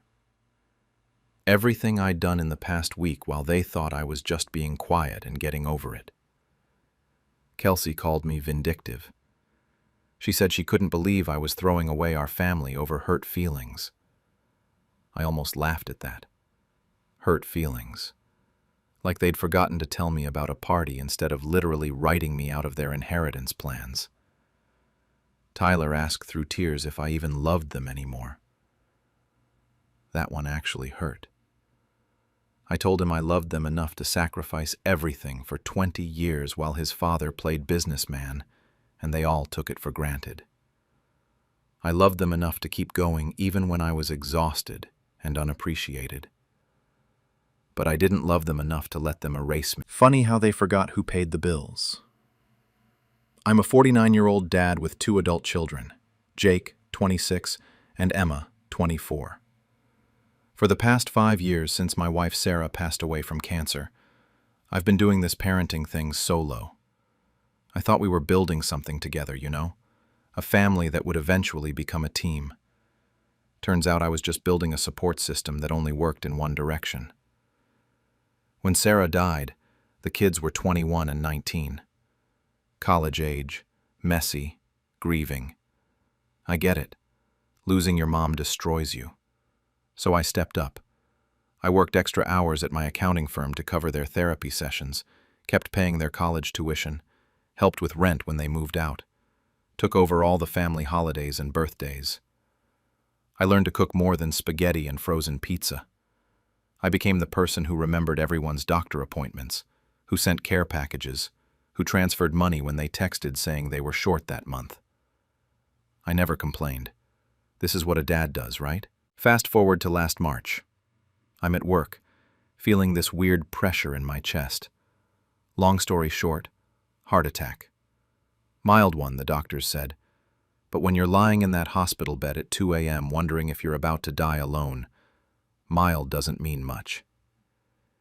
Jake and Emma both sent texts. Get well soon, with some heart emojis. Jake called once, stayed on the phone for maybe 4 minutes, said he'd visit soon. Emma sent a gif of a cat with a Band-Aid. Nobody came to the hospital. Nobody offered to help when I got home and couldn't lift anything heavier than a coffee mug for 2 weeks. But you know what they did do? A week after I got home, still shuffling around like an old man, Jake texted, asking if I could still cover his car payment that month because things were tight. Emma called 3 days later, wondering when I'd resume paying her phone bill because hers got shut off and it was super inconvenient. I paid. I told myself they were probably scared, maybe dealing with the trauma in their own way. I made excuses for them because that's what you do for your kids. Then, my birthday came around, 2 months ago. July 15th. I'd been dropping hints for weeks. Nothing major, just mentioning that my yard was getting out of control, that I had some doctor follow-ups scheduled and could use rides since I still wasn't cleared to drive long distances. Basic stuff. The week before my birthday, I saw on Instagram that Jake and Emma were planning a weekend trip to some lake resort with their partners. The post had pictures of them drinking and swimming with captions like, "We deserve this break," and "Finally some us time." My birthday was that same weekend. I waited for the call, the text, something. Nothing. Radio silence. They were 2 hours away, posting sunset photos while I sat in my house alone, turning 49. The Monday after, Emma texted saying, "Sorry we missed your B-Day. Was crazy busy. Dinner soon." That's when something in me just broke. Not dramatically, just this quiet realization settling in my chest heavier than that heart attack ever did. I was a wallet with legs, an ATM that occasionally gave advice and fixed broken toilets. So I decided to test something. I texted both of them saying I needed to tighten my budget, that I was looking at my retirement accounts after the health scare and needed them to start covering their own expenses. Phone bills, car insurance, the random Venmo requests, all of it needed to stop for a while. You would have thought I'd asked them to donate their kidneys. Jake called me within an hour. Not to check if I was okay financially or offer help. No, he was angry. He said I was being unreasonable and that he'd planned his budget around my support. When I tried to explain that I just needed a break, that I wanted to see if we could function as a family without money being the main connection, he cut me off. He told me I was being selfish, that they lost Mom too, that they'd been dealing with their own stuff, and I was acting like a victim now. I sat there holding my phone, feeling like I'd been punched. A victim? For asking my adult children to pay their own phone bills? Emma was worse. She sent me a long text message, and I mean long, like she'd been saving this up, about how I was abandoning them during hard times, and how she couldn't believe I'd pull support out of nowhere like this. She said I was punishing them for not being perfect, and that I was manipulating them emotionally. Then they both blocked me. My own kids blocked their father for not paying their bills. I'm not going to lie. That hurt worse than the heart attack. Way worse. At least with the heart attack, my body was trying to keep me alive. This felt like my own children had decided I didn't matter once the money stopped flowing. I spent about a week in this weird fog. Went to work, came home, sat in the house Sarah and I bought 30 years ago, and just existed. My sister Monica called a few times to check on me. She'd been the one helping with grocery runs and driving me to appointments, never asking for anything in return. Just showing up, because that's what family does. One night she came over with takeout and found me going through old photo albums. Pictures of Jake and Emma as kids, family vacations, Sarah smiling in almost every shot. Monica sat down next to me and told me they weren't going to change unless something forced them to see what they'd become. That's when the idea started forming. Not revenge exactly, more like consequences. Natural, fair consequences. I called my lawyer the next day, told him I needed to update my will. He'd handled Sarah's estate, knew my situation, didn't ask too many questions when I explained what I wanted. He just nodded and said he'd draft it this week. The new will was simple. 90% of my estate goes to the hospice foundation that cared for Sarah in her final weeks. Those people were angels. They made her comfortable. They held my hand when I broke down. They treated her with more dignity in her last days than I've seen anywhere else. The remaining 10% goes to Monica, for being the family member who actually showed up. My house, my retirement accounts, the life insurance policy that Jake once joked he'd use to buy a Tesla, all of it redirected. They'd get nothing except a letter I wrote explaining why. The letter took me 3 tries to get right. I didn't want it to be angry or bitter, just honest. It said they don't inherit from someone they abandoned, that a parent-child relationship cannot survive on financial transactions alone. I signed the paperwork 3 weeks ago. My lawyer has it all filed away, legally airtight. And then last week, something interesting happened. Monica hosted a family dinner, just her husband, their 2 kids, and me. We went to this Italian place we all like, took some photos, laughed a lot. Her kids asked me about Sarah and actually listened to my stories. Monica posted a few pictures on Facebook because her kids wanted to tag themselves. 2 days later, Jake called. First time in months. He saw I had dinner with Monica's family and said it looked fun. His voice had that forced, casual tone, like we hadn't spent the last month not speaking. He told me he and Emma had been talking, that they maybe overreacted about the money thing, that they wanted to reconnect and spend time with me. He called me the best dad ever and said they'd been taking that for granted. I felt nothing when he said it. Just this calm, clear certainty that he didn't mean any of it. Emma reached out the next day with basically the same script. Suddenly they both wanted to visit, to make up for lost time, to have regular family dinners. Neither one apologized. Neither one acknowledged blocking me or what they'd said. They just moved forward like it never happened. I've been polite. Friendly even. We've had coffee twice now, both times at places they suggested. They talk about their lives. I listen and nod. They ask surface-level questions about my health. Nobody mentions money. They're being the children they think I want them to be. And the whole time, I'm sitting there knowing what's in that filing cabinet in my lawyer's office. I'm not going to tell them. That's the thing people don't understand about this kind of revenge.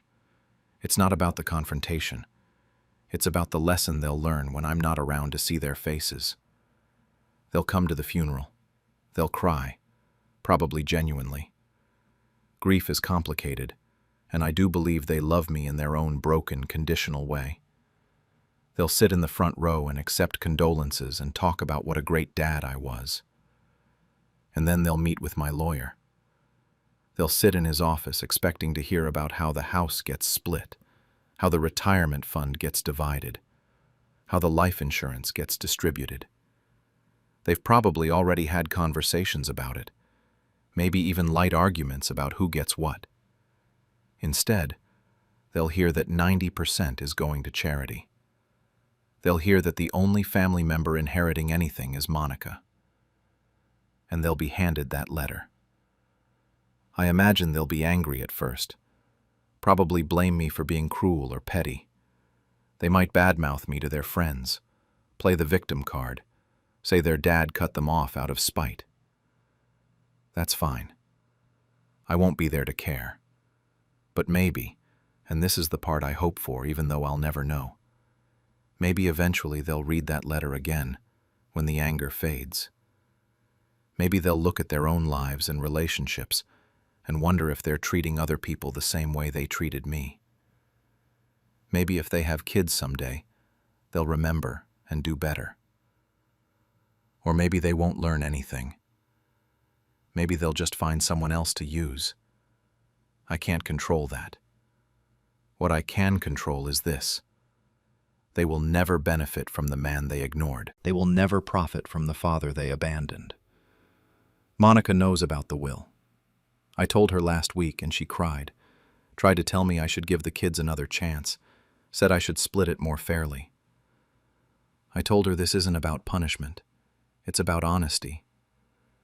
They don't want a relationship with me. They want a relationship with my bank account. The weird part? I'm not angry anymore. I was for a while. Hurt, betrayed, devastated. But now I just feel done. Like I've closed a book I've been forcing myself to finish even though I stopped enjoying it chapters ago. I still see them for coffee. I still answer their calls. I'm polite and kind because that's who I am, not because of who they are. But I'm not their wallet anymore. I'm just a man waiting to see if they'll ever realize what they lost before it's actually gone. My next checkup is in 3 weeks. The doctor said my heart is recovering well, that I could have another 20 or 30 good years if I take care of myself. I plan to. I'm going on a trip with Monica's family next month, something I never would have done before because I was always saving money in case the kids needed something. I'm learning what it feels like to be a person again, not just a resource. And when my time does come, whenever that is, I'll go knowing I did everything I could as a father. The will is my choice. The papers are signed, and I'm not changing them. Instead of apologizing or looking ashamed, Jake got angry. Actually angry at me. He started yelling about how I was never there for him when his dad died, how I was always working and never home, how he had to grieve alone. I just stood there in his doorway listening to him blame me for working 2 jobs to pay his father's medical bills and keep a roof over his head.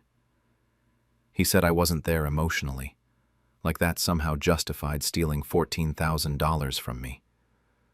When I pointed out that the money was supposed to pay for my surgery, he actually shrugged, told me I'd figure it out because I always do. Then he started closing the door in my face like the conversation was over. I sat in my car for 20 minutes trying to process what had just happened. Then I called Emily. She's always been the responsible one, the one with her act together, married with 2 kids and a steady job. I thought she'd be horrified. I thought she'd be on my side. She listened to everything and then sighed like I was being dramatic. Asked me what I wanted her to say. Said Jake has always struggled and maybe I should just let it go for the sake of keeping the family together. Let it go. Like $14,000 was just some minor disagreement we could sweep under the rug at Thanksgiving. I asked her if she was seriously taking his side, and she said she was taking the family's side. Said our family had been through enough with Dad's death, And did I really want to make things worse over money? That word, over money. Like I was being petty. Like he hadn't stolen my surgery fund. Something clicked in my head right then. I thanked her for her input and hung up. Sat in a grocery store parking lot for about an hour just staring at nothing. Then I drove to the police station. The officer I spoke to was kind about it. Said financial abuse by family members happens more often than people think. I gave them everything. Bank statements, transaction records, my debit card, the timeline of when Jake had access to my purse. They said it was a clear case and that they'd be in touch with him. Jake called me 17 times that night. 17. I didn't pick up once. Emily called too and left a voicemail saying I was ruining his life, that I was choosing money over my own son, that I was heartless. The voicemail was 4 minutes long. I deleted it halfway through. The charges were filed as felony theft. Jake was looking at real jail time. His court date got set for 6 weeks out, and during those 6 weeks, both of my kids stopped speaking to me entirely. Emily posted something on Facebook about family members who abandoned their children over money. Really vague, but obviously about me. Her friends all commented with supportive messages about what a good daughter she was. I barely slept during that time, but I wasn't just sitting around feeling sorry for myself. I had work to do. I contacted a lawyer and had him draw up a contract. Every dollar Jake stole, itemized by date and amount. A repayment plan of $300 a month for 4 years, plus a $2,000 down payment. Interest included, late fees specified, and the most important part, a clause that said if he missed even one payment, I could reopen the criminal case with all the evidence already documented and ready to go. 3 days before his court date, I called him and made my offer. Jake cried on the phone when I explained the terms, said he'd changed, that he understood what he'd done wrong, that he'd pay me back every cent even without the contract. I didn't believe a word of it, but I didn't argue with him. I just emailed him the PDF and told him he had 24 hours to sign it and get me the down payment, or the court date stood. He signed it within 3 hours, got the $2,000 from his paternal grandmother, who apparently thought he was finally getting his life together and wanted to help. She had no idea what the money was actually for. I withdrew the charges the next morning. Then I got to work on phase 2. I changed every lock in my house, opened completely new bank accounts at a different institution across town, removed both Jake and Emily as emergency contacts on everything, took them off as beneficiaries on my life insurance, removed their names from my medical paperwork. Emily hadn't stolen from me, but she'd made her choice when she defended him, and I wasn't giving either of them another opportunity. Emily found out about a week later, when she tried to stop by and her key didn't work. She called me, furious, asking why I'd locked her out of my house. I told her she was welcome to visit if she called first, but she no longer had automatic access to my home or my life. She hung up on me. A few days after that, she posted on Facebook again. Something about how sad it is when parents choose money over their children and can't find it in their hearts to forgive. Very melodramatic. I let it sit there for 3 days, while her friends commented about what a difficult situation she was in and how strong she was. Then I commented directly on her post. Said that family doesn't steal $14,000 from the person who raised them, and family doesn't defend the person who did. Said I forgave both of them, but I didn't trust them anymore, and there's a difference. I made sure the comment was public so all our relatives could see it. She deleted the entire post within an hour and blocked me on everything. Jake made his first payment 2 weeks ago, exactly $300, transferred on the day it was due. I don't know if he'll make the second one next month. Part of me is curious to see if he does. Part of me almost wants him to miss it, just to see if the contract actually means anything to him, or if he's just buying time. My surgery is scheduled for next month. I'm using what's left of my savings, plus the $2,000 Jake gave me as a down payment. It'll be tight, but I'll manage. And for the first time in my adult life, I'm spending a significant amount of money on myself without feeling guilty about it. Emily texted me yesterday. First time I've heard from her in almost a month. All it said was, "Are you happy now?" I didn't respond.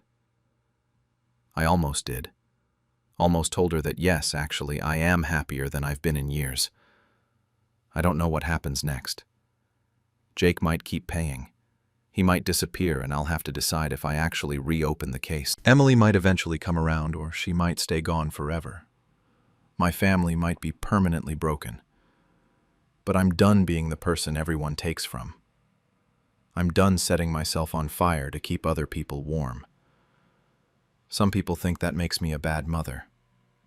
Maybe they're right. Or maybe they've never watched their own kids spend their surgery money on gaming equipment and then blame them for it. Guess who got kicked out of my house? I'm a 52-year-old mom who thought I knew my daughter. My husband passed away 5 years ago, and ever since, I've been living alone in the house we built together. It's a 4-bedroom colonial with a wraparound porch that took us 3 years to design and another year to build. Every corner of this place has a memory. I thought my daughter Sarah, 28, understood how important this home was to me. Turns out, she saw it as a prize. Sarah got engaged last year to Marcus, whose family is the kind of wealthy where they don't ask how much things cost. After the engagement, things started feeling off. She'd visit and make these casual comments about how big the house was for just one person. She'd walk through rooms with her phone out, taking pictures. Said it was for wedding inspiration, but now I realize she was planning something else entirely. She started asking weird questions, too. What's the house worth? How's the neighborhood trending? Had I ever thought about moving somewhere smaller? I brushed it all off as wedding excitement. Thought maybe she was stressed about finding a place for her and Marcus. I even offered to help them look at houses in the area. That's not what she wanted. 3 months after the engagement, Sarah invited me to lunch. She picked this upscale place that Marcus's family loves. All white tablecloths and prix-fixe menus. Should have been my first red flag. We ordered and she seemed nervous, kept fidgeting with her napkin. I thought maybe she was pregnant or having second thoughts about the wedding. Then she said it. "Mom, Marcus and I have been talking to a real estate agent about the house." I smiled, relieved. "Oh, good," I told her. "I'd love to help you guys find something nearby." She looked at me like I was confused. "No, Mom. Your house. We're in the process of selling it." I genuinely didn't understand at first. The words didn't make sense together. Selling my house? Why would she be involved in selling my house? I just stared at her. That's when she laid out her whole plan like she'd rehearsed it. I was getting older and should downsize anyway. The house was too much for one person. They needed the space for their future family. I'd be more comfortable somewhere smaller, more manageable. She said it all so casually, like she was helping me, like this was the logical next step. Then she slid a brochure across the table. Senior living apartments. Glossy photos of small units with grab bars in the bathrooms and a community activities center. She'd already picked one out for me. 1 bedroom, she said. Perfect for someone my age. I sat there frozen. My daughter, the child I raised, was trying to take my house and ship me off to a retirement home. I'm 52. I'm not decrepit. I'm not dying. I just buried my husband and survived it, and rebuilt my life, and now my own child wanted to erase me from it. She kept talking about timelines and moving dates, how generous they were being by helping with my transition. Said the real estate agent was excited about the listing. Marcus's parents were already planning renovations. The lunch ended with her saying they'd come by next week to start packing. I drove home in complete shock. Every street felt surreal. When I pulled into my driveway and saw my house, our house, I finally let myself feel it. The betrayal was worse than grief. At least when my husband died, it wasn't a choice. This? My daughter chose this. She looked at me and saw someone disposable. That night I walked through every room in the house. The kitchen where my husband and I painted the cabinets ourselves because we couldn't afford to hire someone. The living room where Sarah took her first steps. The bedroom where I held my husband's hand during his last days. Every single inch of this place was built with our sacrifice and love, and my daughter thought she could just take it. I couldn't sleep. Around 2 a.m. I went to the home office and started digging through our old files. Found my husband's will in the filing cabinet, still in the lawyer's envelope. I'd read it once after he died and then put it away because it hurt too much. But now I read every single word. The house belongs solely to me. No claims from children while I'm alive. My husband had written it clearly, deliberately. He'd protected me. Part of me wondered if he'd somehow known this could happen, if he'd seen something in Sarah that I'd missed. I sat there crying, grateful and heartbroken at the same time. The next morning I called Mr. Patterson, our family lawyer. He'd handled my husband's will and knew our situation. I explained everything, my voice shaking. He was quiet for a moment, and then said what Sarah was doing could be considered attempted fraud. We talked for over an hour. He said to let them show up as planned, that we'd have everything ready. I hired a security company that same day to install cameras around the property. The hardest part was the waiting. Sarah texted me updates all week. Found a great moving company. The agent is so excited about the listing. Marcus's parents want to help fund renovations. Each message made me angrier. She really thought this was happening. She'd told everyone, made plans, spent money on movers. My sister called me 3 days before they were supposed to show up. She'd heard I was moving and wanted to know why I hadn't told her. I realized Sarah had been spreading the story to the whole family, that she was helping her poor old mother transition to a more appropriate living situation. I didn't correct anyone, just let them believe what Sarah had told them. Mr. Patterson said it would all be useful later. Last month they finally showed up. I watched from the window as they pulled into my driveway. Sarah and Marcus in his BMW, a moving truck behind them, and the real estate agent's car. They'd brought boxes, actual moving boxes. The confidence was astounding. I opened the door when they rang but didn't step aside. Sarah tried to walk past me, talking about starting with the living room. I handed her the envelope instead. She looked confused. What's this?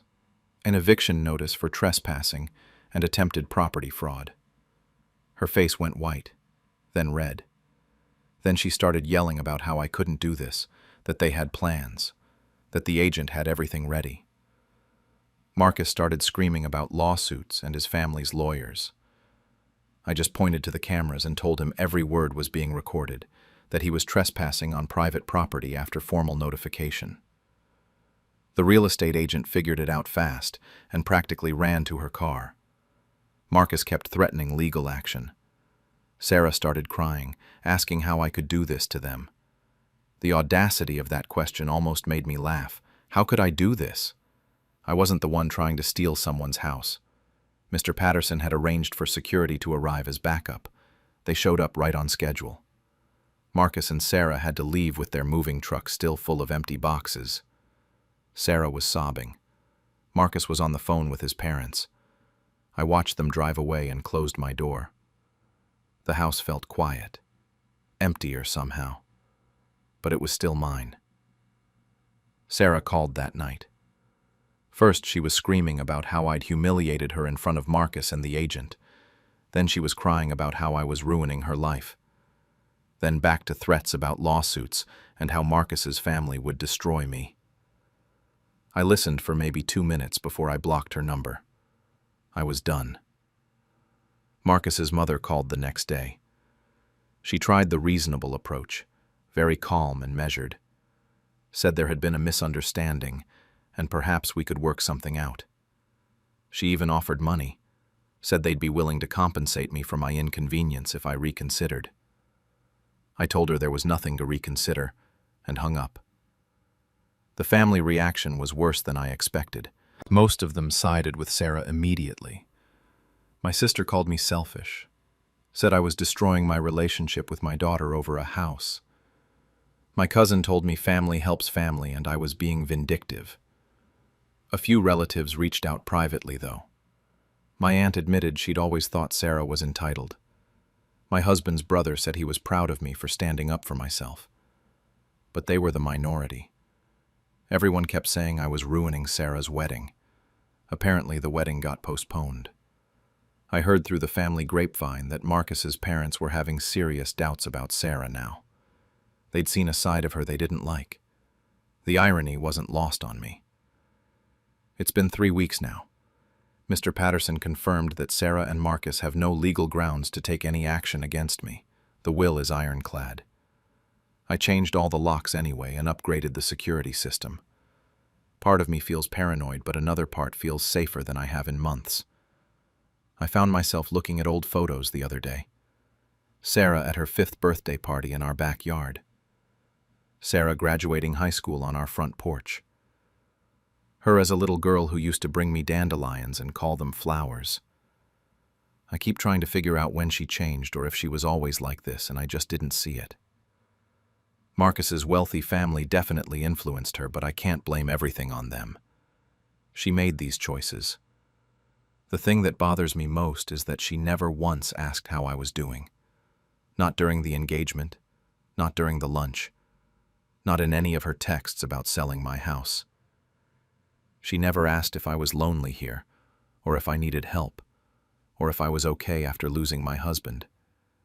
She just saw an asset she wanted and figured out how to take it. Some family members have started apologizing. My sister called last week and admitted she'd only heard Sarah's side. Said she should have called me first.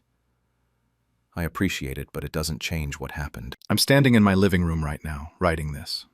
The house I fought to keep. Everyone keeps asking when I'll forgive Sarah, but here's what nobody seems to understand. She hasn't apologized. Not once. She still thinks she deserved this house. She's angry at me for not giving it to her. A letter came yesterday from Marcus's family lawyer. I haven't opened it yet. It's sitting on my kitchen counter and I keep walking past it. Sarah's birthday is next week. Part of me wonders if I should reach out. The other part knows she'll just demand an apology from me for embarrassing her. I don't know what happens next. I just know I'm not leaving my home. I secretly bought my sister's dream house after she stole my inheritance. I'm 49, a father, and the oldest of 2 kids. My sister Claire is 45. When our mother died 2 years ago, she left behind around $800,000 split between us. Mom had spent 30 years running a small accounting firm, and she'd been smart with her money. She wanted us taken care of. The problem was that she named Claire as the executor. I didn't think much of it at the time. Claire had always been the organized one, with the business degree and the fancy job titles. I worked in IT management. Stable, comfortable, nothing special. My son Jake was in his junior year of college, and between tuition and rent, my savings weren't great. This inheritance was supposed to be my safety net. About a month after the funeral, Claire called with a proposal. She said we shouldn't just split the money and let it sit around doing nothing. She had this opportunity, a family investment venture that could double or triple our returns. Her fiancé Derek had connections in commercial real estate development. Strip mall renovations, rental properties, all that stuff. She'd handle the paperwork, the bank meetings, the legal documents. All I had to do was trust her. And I did. She was my baby sister. We grew up sharing bunk beds and splitting birthday cakes. Of course I trusted her. I signed whatever she put in front of me. I didn't read it as carefully as I should have. She explained things quickly, used financial terms I didn't fully understand, and I felt stupid asking questions. She seemed so confident, so certain this was the right move. She kept saying it was what Mom would have wanted, for us to be smart with her legacy. 6 months went by. I'd ask for updates, and Claire would send vague emails about market adjustments and reinvestment opportunities. Then the emails got shorter. Then they stopped completely. Around the 8-month mark, I started getting worried. I called her directly and she didn't pick up. I texted. Nothing. I finally drove to her apartment one Saturday morning and she wasn't there. Her neighbor mentioned she'd moved. That's when I checked social media. There were posts everywhere. Claire and Derek standing in front of this gorgeous craftsman house. Huge front porch, hardwood floors, one of those modern kitchens you see in magazines. The captions were all about dreams coming true and building their future. There was even a photo of them holding champagne in front of a fireplace with the caption about how hard work pays off. I felt sick. I pulled the county records online. The house was worth $1.2 million. The deed had 2 names on it, Claire Henderson and Derek Matthews. My name wasn't anywhere. I called her 17 times that day. She answered on the 18th. I asked her where the money was. She sighed like I was bothering her and said it was invested like she'd told me. I asked where. In the house. She paused and then laughed. Actually laughed. She asked if I was seriously upset about this. I asked where my half of the inheritance was. She said it went into Derek's business, and the house was part of the portfolio. She told me to relax. When I said my name wasn't on anything, she snapped that I didn't need it. I had a steady job in my IT career. Jake was almost done with school. I was fine. She needed it more. She and Derek were building something real, something big. She said Mom would have understood, because she always said Claire had bigger ambitions than me. I couldn't speak. She said I was always too soft with money anyway, that I would have just let it sit there doing nothing. At least she was putting it to work. I told her it was my inheritance, and Mom left it to both of us. She said she made an executive decision as executor, and I needed to deal with it. Then she hung up. I sat in my car outside a grocery store parking lot for an hour. My baby sister, the one I'd taught to ride a bike, the one I'd helped when she was broke, had stolen from me, and she didn't even feel bad about it. Something inside me shifted that day, hardened. I called a lawyer the next morning. The lawyer's name was Richard Kellerman, and he didn't sugarcoat anything. After I showed him the documents I'd signed and explained everything, he leaned back and told me Claire had committed probate fraud, possibly embezzlement. It was prosecutable. We spent 3 weeks going through everything: bank statements, wire transfers, the LLC paperwork for Derek's business. Turns out the business was barely a business at all, just a shell company Derek had set up to funnel money into personal expenses. The house purchase, 2 luxury cars, a boat they bought and sold within 4 months. None of it was legitimate investment. None of it was legal. Richard laid out my options. I could sue for the full amount plus damages. I could press criminal charges. Or we could wait and see what happened to their little empire. He told me these types of ventures usually collapse, especially when they're built on borrowed time and stolen money. If they defaulted on anything, there were ways to position myself advantageously. I chose to wait. It took 14 months. Derek's business started falling apart around month 9. He'd taken out loans against the house to fund other failed projects. They missed payments, got warnings. Claire posted less and less on social media. When she did, the captions got defensive. Lots of stuff about haters and people who don't understand entrepreneurship. By month 12, foreclosure proceedings started. Richard called me one afternoon and said the house was going into distress sale. If I wanted it, now was the time. But I didn't want my name attached to it directly. Not yet. We set up a shell company, an LLC buried so deep in paperwork that even a forensic accountant would need a week to trace it back to me. Richard handled the purchase through a third-party buyer at auction. Claire and Derek had no idea who bought it. They just knew they'd lost everything. The house sold for $670,000. way under market value because of how fast they needed to offload it. My lawyer made sure every step was airtight. When the eviction notice came, Claire called me for the first time in over a year. She was sobbing, told me they'd lost the house and lost everything. Derek's business had failed and the bank took it all. She didn't know what they were going to do. I didn't say anything. I just listened to her cry. She said she knew we hadn't talked and that things had gotten weird between us, but we were family. She asked if I could help them, just a loan to get back on their feet. I asked her where my inheritance was. Silence. She whispered that she didn't have it anymore. It was gone. I told her I couldn't help her then. I hung up. 3 months before that call, I'd walked through the house for the first time as its owner. It was trashed. They'd left in a hurry. Holes in the walls, stains on the carpet, broken cabinet doors. It didn't matter.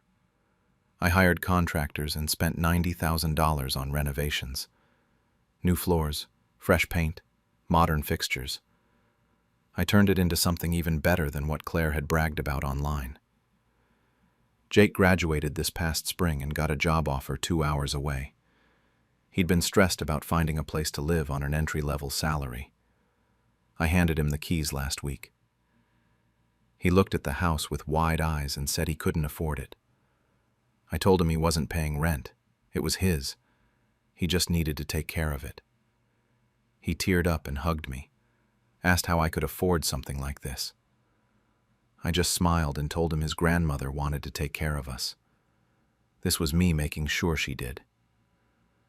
Claire and Derek rent a 2-bedroom condo now on the south side of town. I know because Jake mentioned running into her at a coffee shop near his new place. She didn't recognize the address when he told her where he lived. She complains on Facebook constantly, posts about how unfair the economy is, how people who don't deserve success get lucky, how the system is rigged. Derek chimes in with rants about banks and corrupt auctioneers. They blame everyone but themselves. I don't engage. I don't comment. I just watch. Jake loves the house. He's already talking about getting a dog and maybe painting the guest room for when his girlfriend visits. He sends me photos of the sunrise from the front porch, the same porch Claire used to post pictures on with captions about manifesting dreams. I've thought about telling her. Some days I imagine calling her up and saying, I own that house now, that I've owned it for a year, that Jake lives there, that she funded her own karma. But I don't.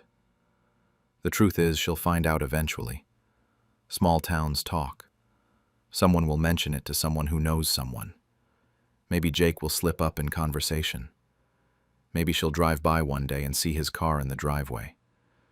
And when that day comes, I won't have to say a word.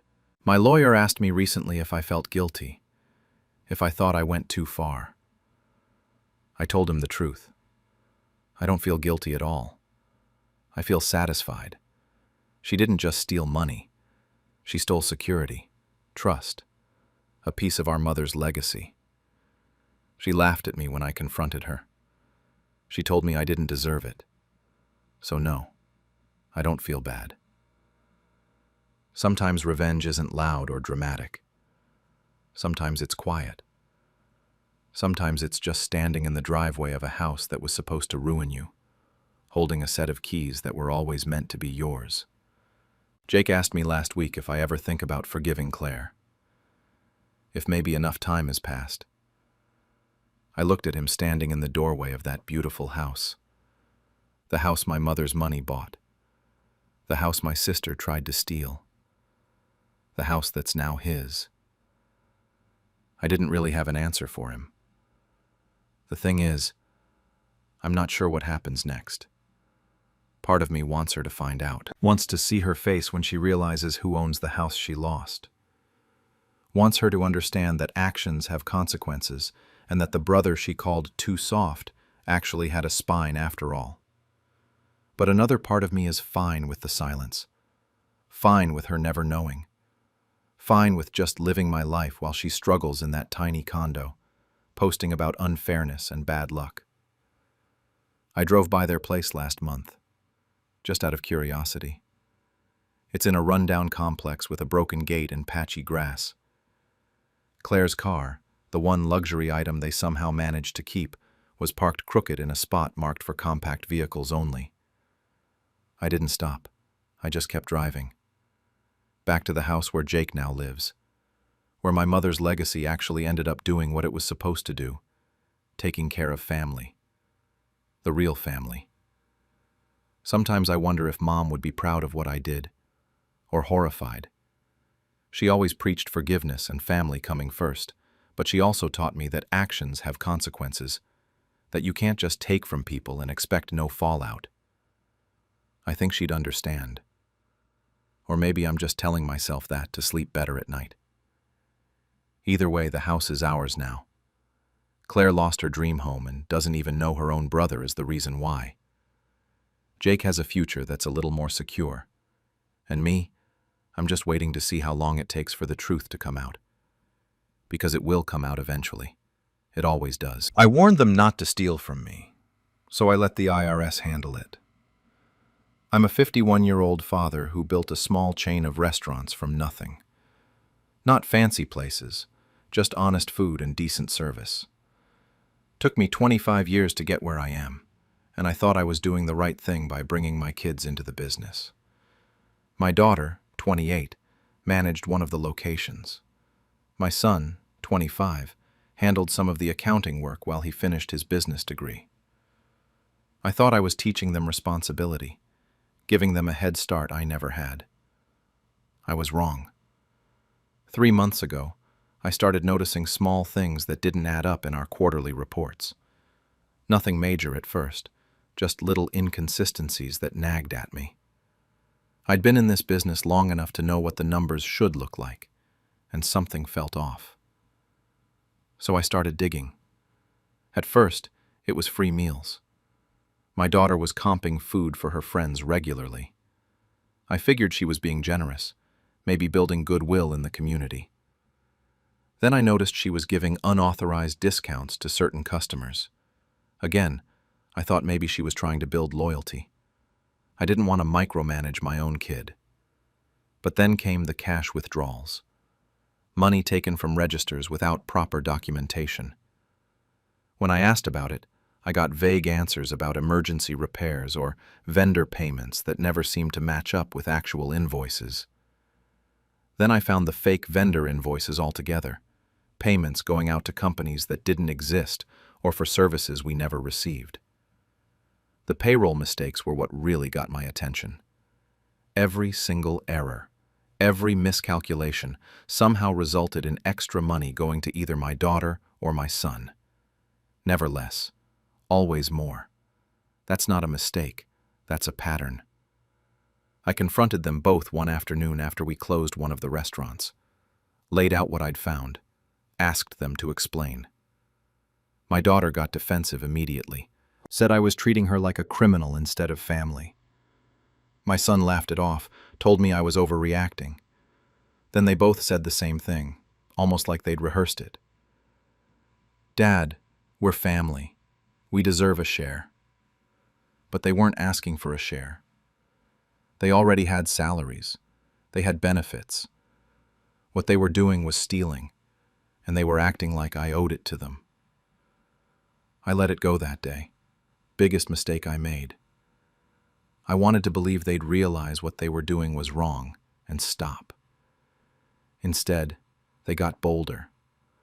Last month, I spent an entire weekend going through every transaction from the past 2 years. What I found made me sick.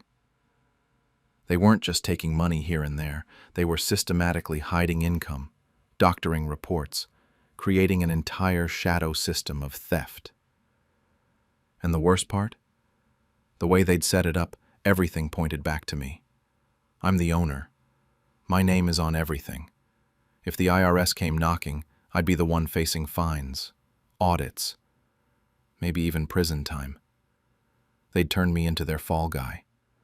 I called them both in for a meeting, told them I knew everything, showed them the evidence. Then I gave them an ultimatum. They had 48 hours to confess everything, correct every falsified record, and pay back what they'd stolen. Every cent. My daughter said I was being paranoid. My son said I was destroying the family over nothing. Then they both laughed, actually laughed, like I was some old fool who didn't understand how business worked. Those 48 hours passed.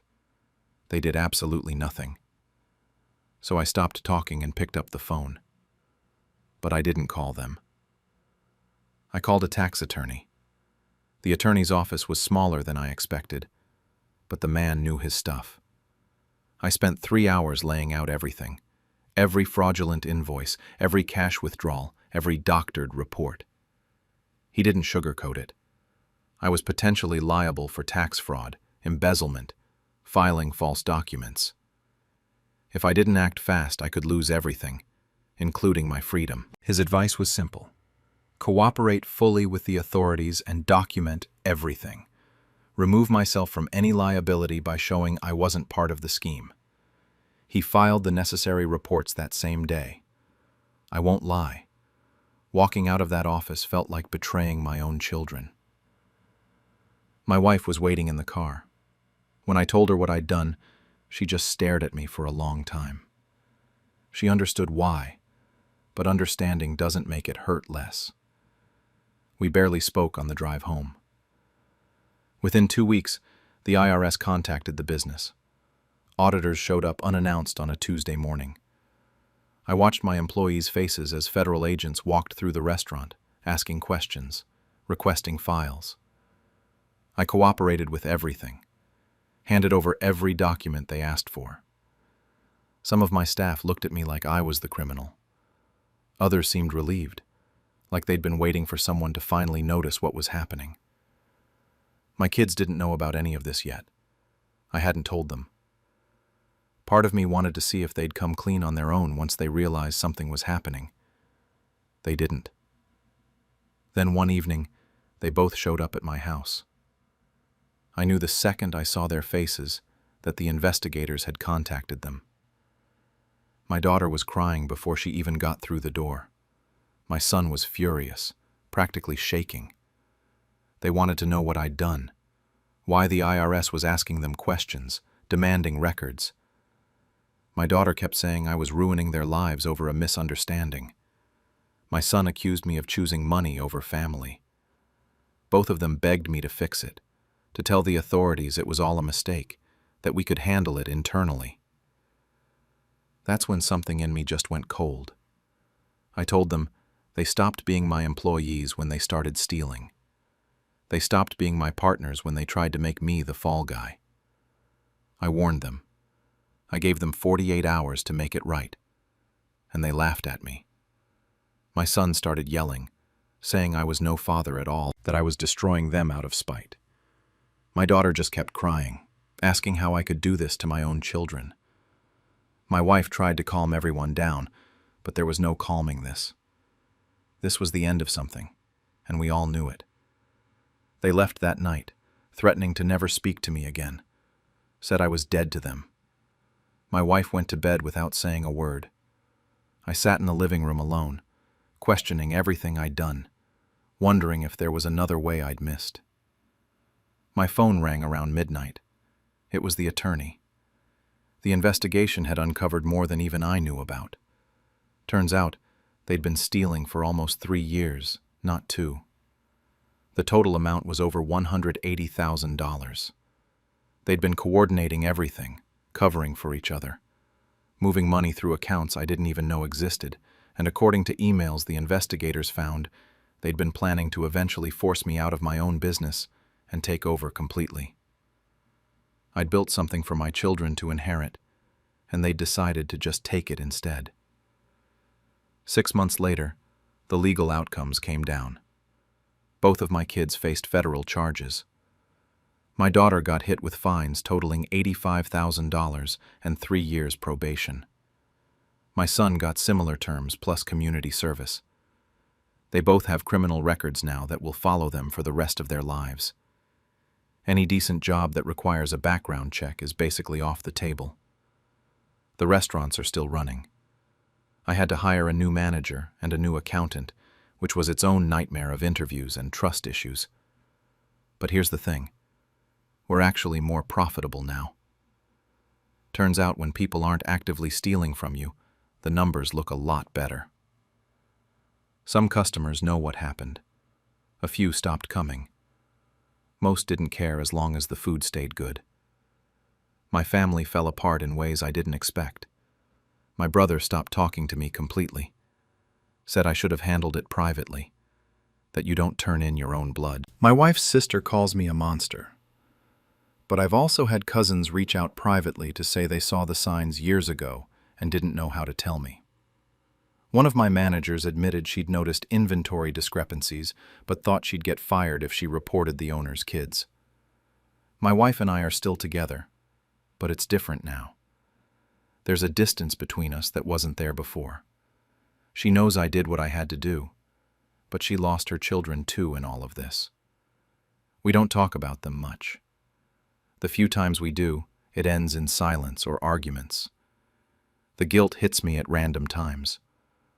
I'll be at one of the restaurants and see a family eating together, laughing, and something in my chest just tightens. I wonder if there was another way, some path I didn't see where I could have fixed this without destroying everything. Then I remember those emails the investigators found, the ones where my kids were planning to force me out, and the guilt fades into something harder. They didn't just steal money. They stole the future I'd imagined for us. Every plan I had, every reason I worked 70-hour weeks for decades, it was supposed to be for them. And they couldn't even wait for me to hand it over. They had to take it and try to erase me in the process. My son texted me twice asking for money to help pay his legal fees. I didn't respond. My daughter posts vague things on social media about betrayal and toxic parents. She never uses my name, but everyone knows who she's talking about. I don't engage. What would be the point? Last week, my daughter reached out asking to meet, said she's been in therapy and understands now what she did wrong, said she wants to make amends and rebuild our relationship. I haven't responded yet because I honestly don't know if I believe her. Part of me wants to. Part of me wants my daughter back. But another part remembers sitting in that attorney's office, realizing my own children had set me up to go to prison. The meeting would be next Tuesday if I agree to it. I've written and deleted about 20 different responses to her message. Do I feel guilty? Yes, every single day. Do I regret protecting myself and my life's work? Not for a second. They wanted to treat me like a fool. I let the law teach them what I couldn't. Whether that makes me a good father or a terrible one, I'm still trying to figure out. Never thought my own sister would sell me out. But I made sure she paid for it. I'm 51, a mother of 2 grown kids, and I've been dealing with what I can only describe as the worst betrayal of my life. It came from my younger sister, Rachel, 48. Growing up, she was always the golden child in our family. Pretty, charming, knew exactly how to work people and get what she wanted. Our parents absolutely worshipped her. I was the practical one, the responsible one, the one who faded into the background while Rachel sparkled. We stayed in touch over the years, but weren't super close. Holiday dinners, occasional phone calls, that sort of thing. I thought we had a decent relationship. Not best friends, but solid enough. I was wrong. About a year ago, I got diagnosed with a chronic autoimmune condition. It's not going to kill me, but it's serious enough that I need expensive medications just to function normally. Some days I can barely get out of bed without them.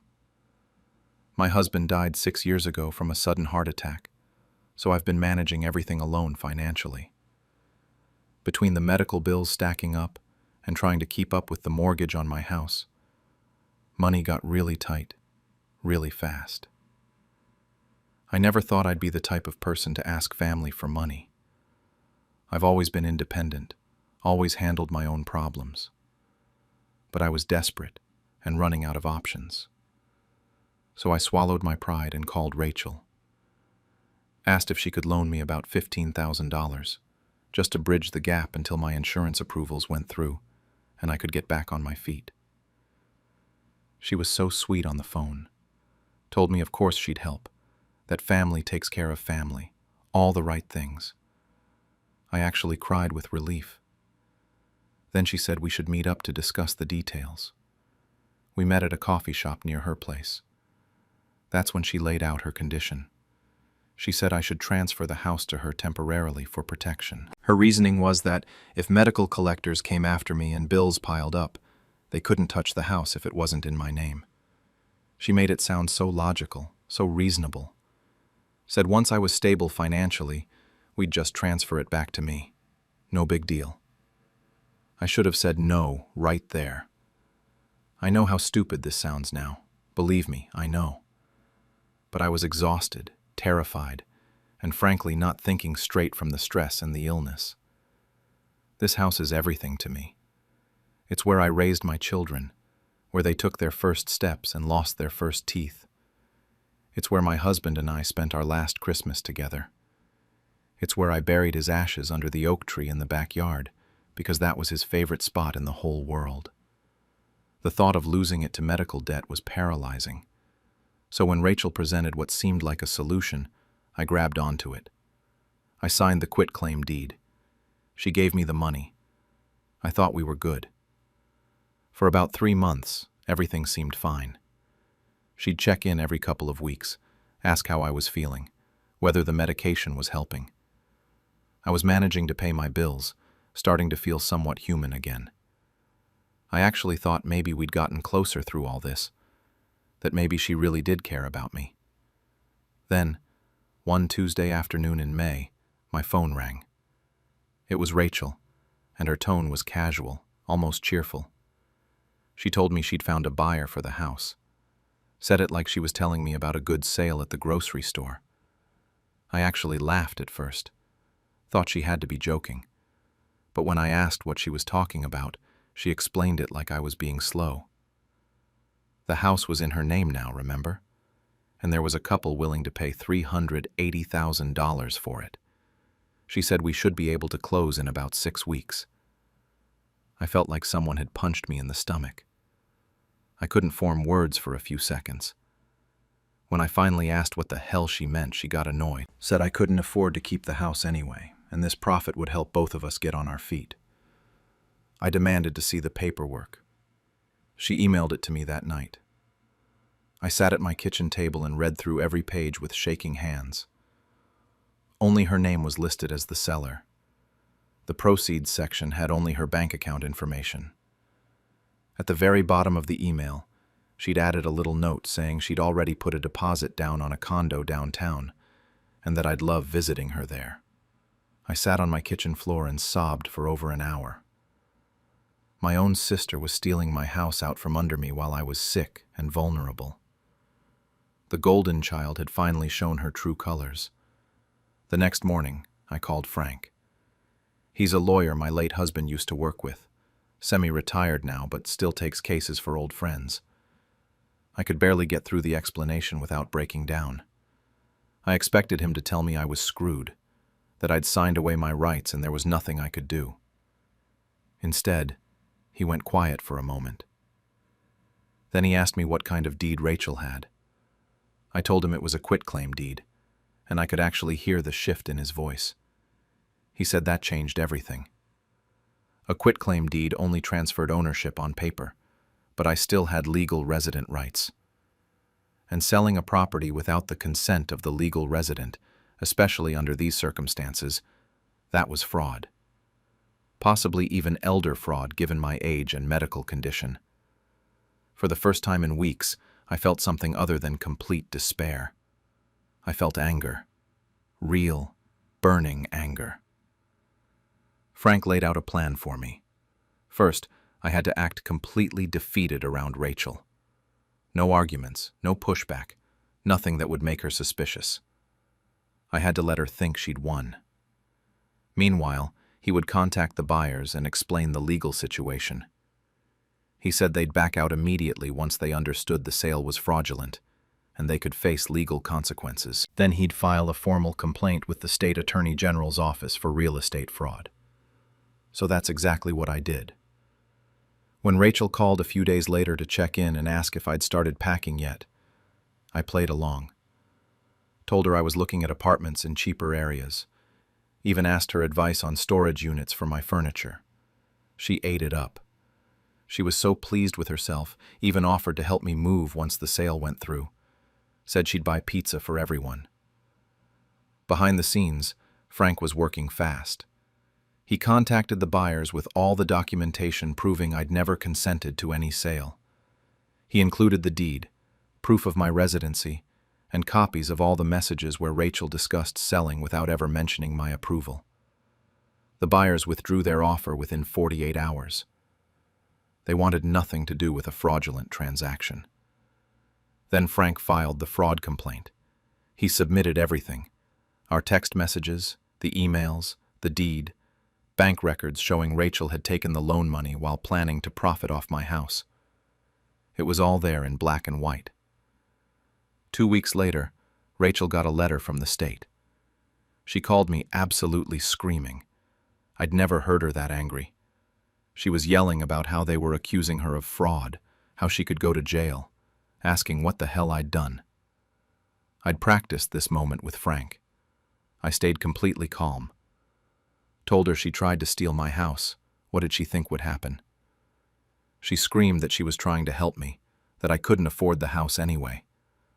I told her if she wanted to help, she should have discussed it with me instead of forging ahead and buying herself a condo with what should have been my money. She hung up on me. Frank called me later that day. He said Rachel had hired a lawyer, an expensive one she definitely couldn't afford based on what he knew about her finances. The legal fees were already piling up on her end. The state was hitting her with fines for the fraud attempt, and there was only one way she could make it all go away and avoid potential jail time.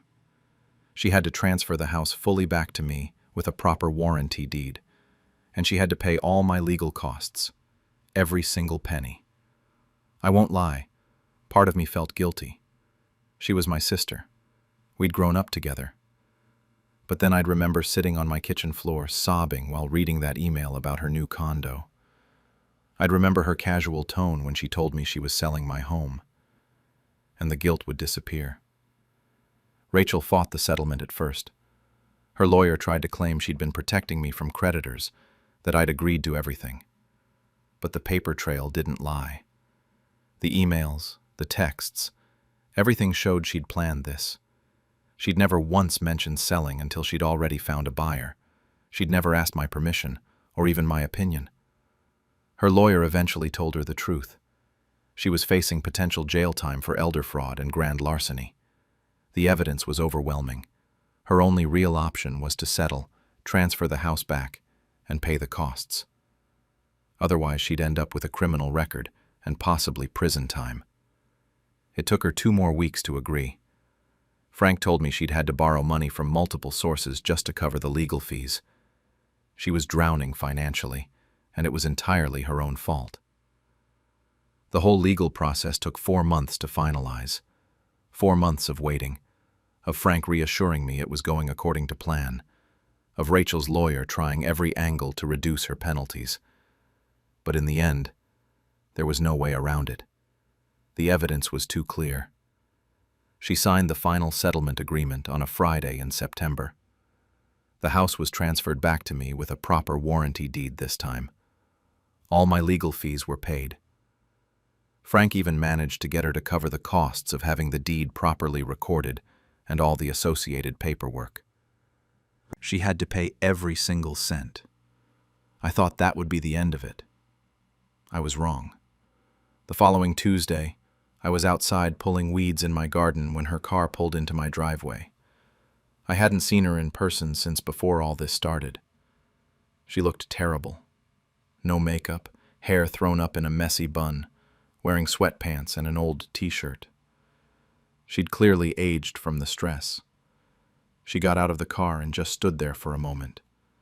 Then she asked if we could talk. I told her no. She started begging, said she was sorry, that she'd made a mistake, that she'd been scared about money too and thought she was doing the right thing. I just stared at her. She actually had the nerve to act like this was some kind of misunderstanding, like she hadn't deliberately planned to steal my house and leave me with nothing. I told her I knew exactly what she'd thought. She'd thought she could steal my house and buy herself a nice condo downtown. There was no confusion about her intentions. That's when she really started crying. Not pretty crying either, the kind where your whole face gets red and blotchy. She told me she was drowning in debt. The legal fees, the fines from the state, all of it had destroyed her financially. She'd had to sell her car. She was about to lose her apartment. She kept saying please, that she was my sister, that family was supposed to forgive each other. I stood up and brushed the dirt off my knees.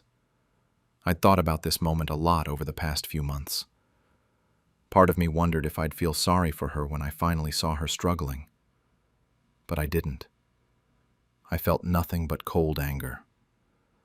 I told her she stopped being my sister the moment she saw my illness as an opportunity instead of a tragedy. That real family supports you when you're vulnerable and weak. They don't see it as the perfect time to strike and profit off your suffering. Then I walked to my front door, went inside, and locked it behind me. I watched through the window as she sat on my porch steps crying for at least 20 minutes. Eventually, she got up and left. I haven't spoken to her since. She tried reaching out through my kids a few times. My daughter told me Rachel called her crying, asking her to convince me to talk to her. My son said she sent him a long email about how she'd made a terrible mistake and just needed another chance. Both my kids told her not to contact them again. They want nothing to do with her after what she tried to do to me. That actually meant more to me than anything else. My kids had my back completely. I heard through a mutual acquaintance a couple months ago that Rachel's living with a friend now and working 2 jobs to try to pay off all her debts. Part of me knows I could have handled this differently. I could have accepted her apology, helped her figure out a payment plan, tried to salvage what was left of our relationship. But honestly, I don't want to. I'm still in my house, the one where my husband and I built our life together, where my kids grew up, where his ashes are buried under the oak tree that's probably about ready to drop its leaves for the winter. I'm staying here until someone carries me out in a box. Did I lose my only sister? Yeah, I did. She's gone from my life completely, and that's not something I ever thought would happen. But what I gained was worth it.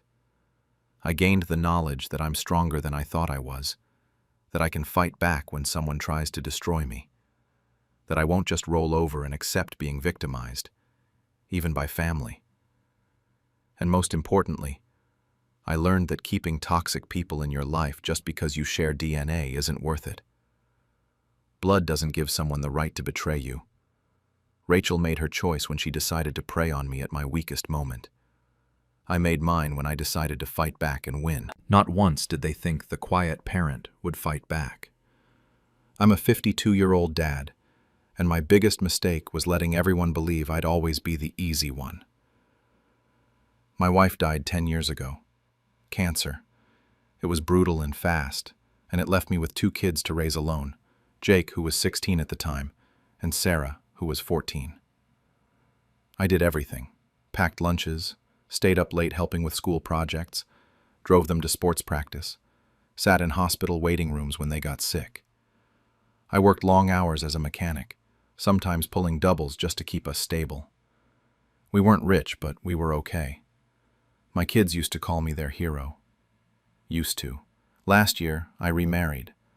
Her name is Emily. She's 48, and she's wonderful. Supportive in ways I didn't know I needed. Kind to everyone she meets. Patient with me when I'm stuck in my own head. I thought my kids would be happy for me. I really did.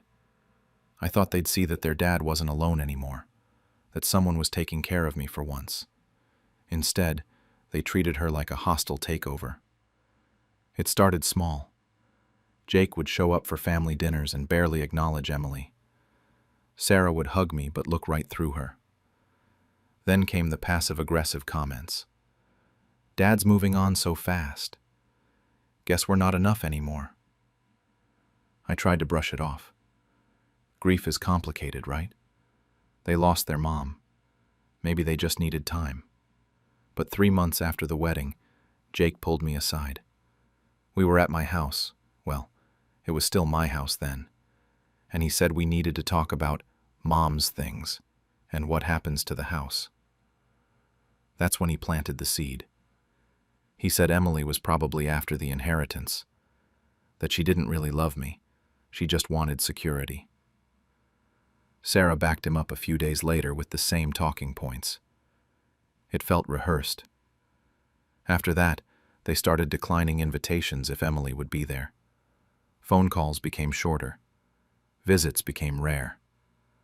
I told myself they were busy, that they had their own lives, but I knew they were freezing us out. Then the money requests started. Jake called first, said he needed $3,000 for car repairs. I sent it without asking questions because that's what I'd always done. 2 weeks later, Sarah needed $5,000 for medical bills. Another month passed, and Jake was back asking for $7,000 for some business opportunity he wouldn't explain. Every 2 or 3 weeks, one of them needed money, and every single time, they'd say the same thing. Mom would want you to help us. That line gutted me every time. I sent the money. Emily started asking gentle questions about it. Why so much? Why so often? But I defended them. They're my kids. They were going through something. I had to help. 4 months in, I finally asked Jake what the money was really for. He got defensive immediately. "You don't trust your own son?" he said. I backed down, sent the money. But Emily kept noticing things. A medical bill Sarah sent didn't match up with what she'd claimed. Jake's business opportunity never seemed to materialize into anything. I demanded answers. Both of them dodged me, changed the subject. Then they accused me of being controlled by Emily, said she was turning me against them. That's when I found the canceled check. It was made out to my brother Marcus. $7,000. I called him immediately. He laughed when I asked about it. Actually laughed. Said the kids had asked him to invest their money for them. I asked if there was paperwork, an agreement, anything official. He said no. Then he said something that made my blood go cold.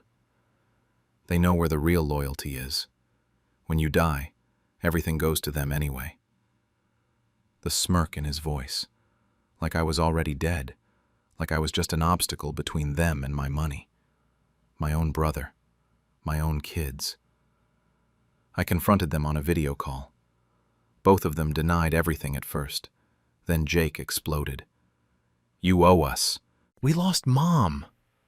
Sarah jumped in. "Emily doesn't deserve anything that was supposed to be ours." The ugliness just poured out. They didn't see me as their father. They saw me as a bank account with a countdown timer. That night, I couldn't sleep. I lay in bed next to Emily, staring at the ceiling, and for the first time in 10 years, I felt truly alone. These were the kids I'd sacrificed everything for, the ones I'd called my world, and they were already dividing up my estate while I was still breathing. 2 weeks of cold silence followed that video call. No texts, no calls, nothing. I almost convinced myself that maybe we'd hit rock bottom and could start rebuilding. Then the legal papers arrived in the mail. Petition for guardianship and conservatorship. My kids were trying to have me declared mentally incompetent so they could access my accounts and assets early. I sat at my kitchen table, reading through the documentation, and it was all there. They claimed my sudden remarriage was evidence of cognitive decline. Listed erratic financial decisions as proof I couldn't manage my own money. Said I'd had personality changes that concerned them. There were forged statements claiming Emily had isolated me from family, an affidavit from Marcus supporting everything they said. They even listed a doctor's appointment I'd supposedly missed due to confusion. I'd never made that appointment. They just made it up. Emily found me sitting there with papers spread everywhere. Asked what was wrong. I showed her. She got quiet in this sad way, not angry, just heartbroken. Then she said she'd leave if it helped me keep my kids. That offer broke something in me. Emily loved me. My kids loved my assets. The clarity was absolute and brutal. I made my choice that night. Called a lawyer first thing the next morning. Not our family lawyer. Marcus would know about that. A completely new one in a different firm.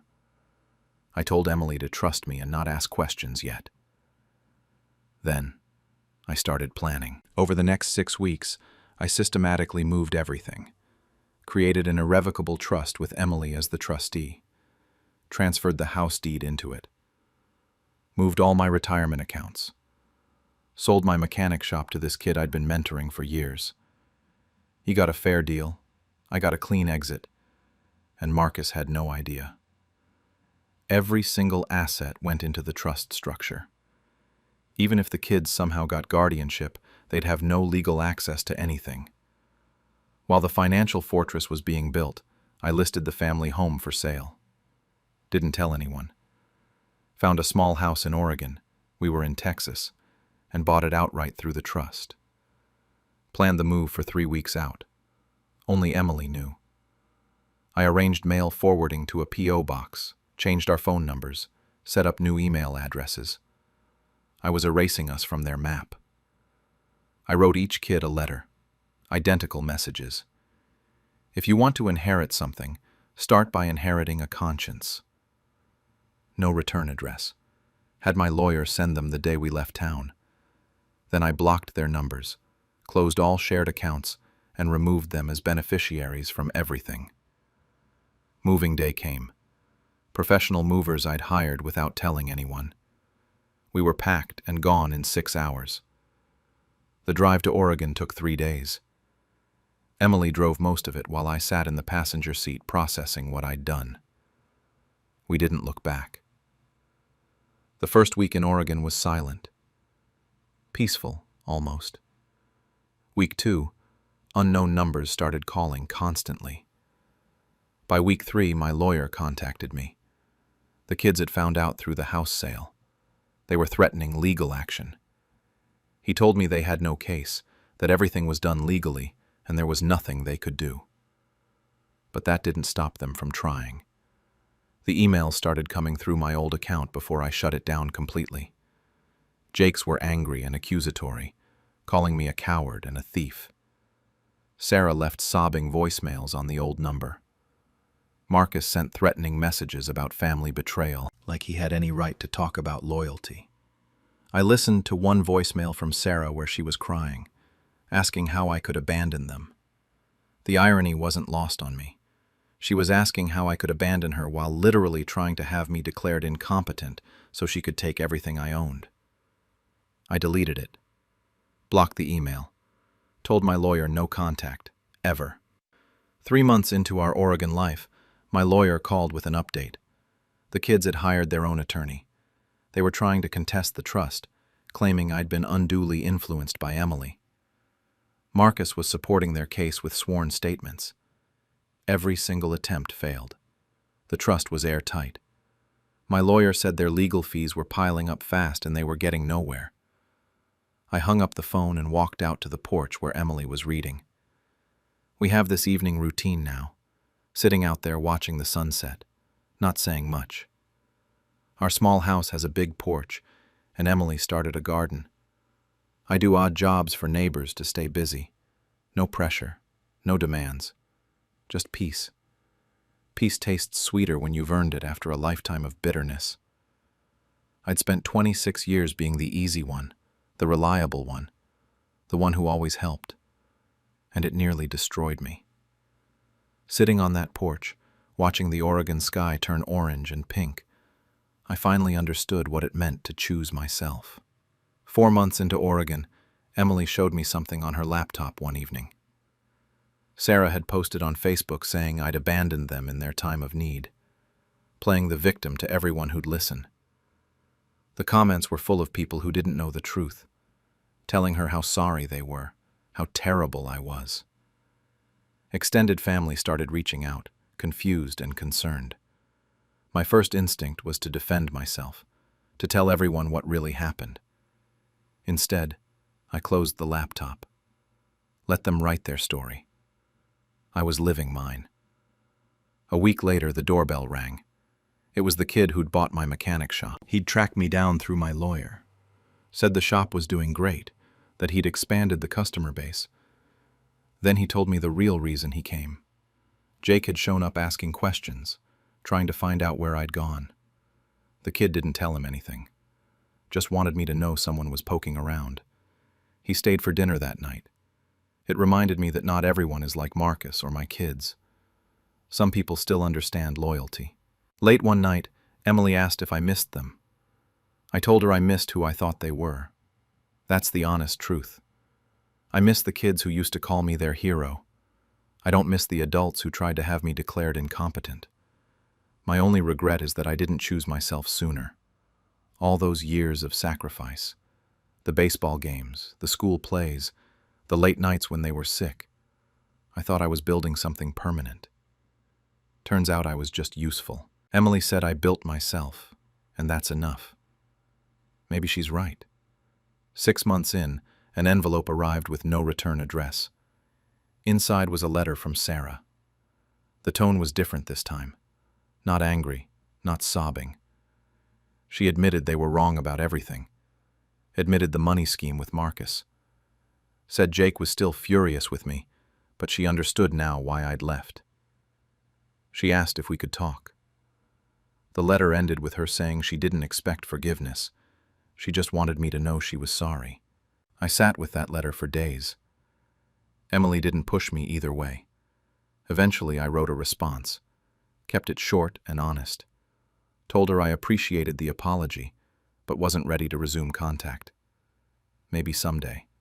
Maybe not. I sent it through my lawyer without including my address or new number. Left the door cracked, not open. It's been 8 months now since we moved. We have a routine. Coffee in the morning. I do odd jobs around the neighborhood, then porch time in the evening. Emily teaches art classes at the community center. I started volunteering at a local youth center, teaching basic car maintenance to kids whose parents can't afford mechanics. Helping them the way I used to help my own, finding purpose outside of being used. The phone still gets unknown calls sometimes. I don't answer them. My lawyer called yesterday with news. The kids dropped the legal action. Too expensive, no progress, no point. But Jake sent one final email through the attorney. Subject line was just 2 words. You win. I haven't opened it yet. Not sure if I will. They forgot I was alive long before I decided to live without them. That's what I keep coming back to. They were planning my funeral while I was still breathing. Making deals with Marcus over money that wasn't theirs. Forging documents to take control of my life. And now they're acting like I'm the one who betrayed them. The pain hasn't disappeared completely. I don't think it ever will. These were my children.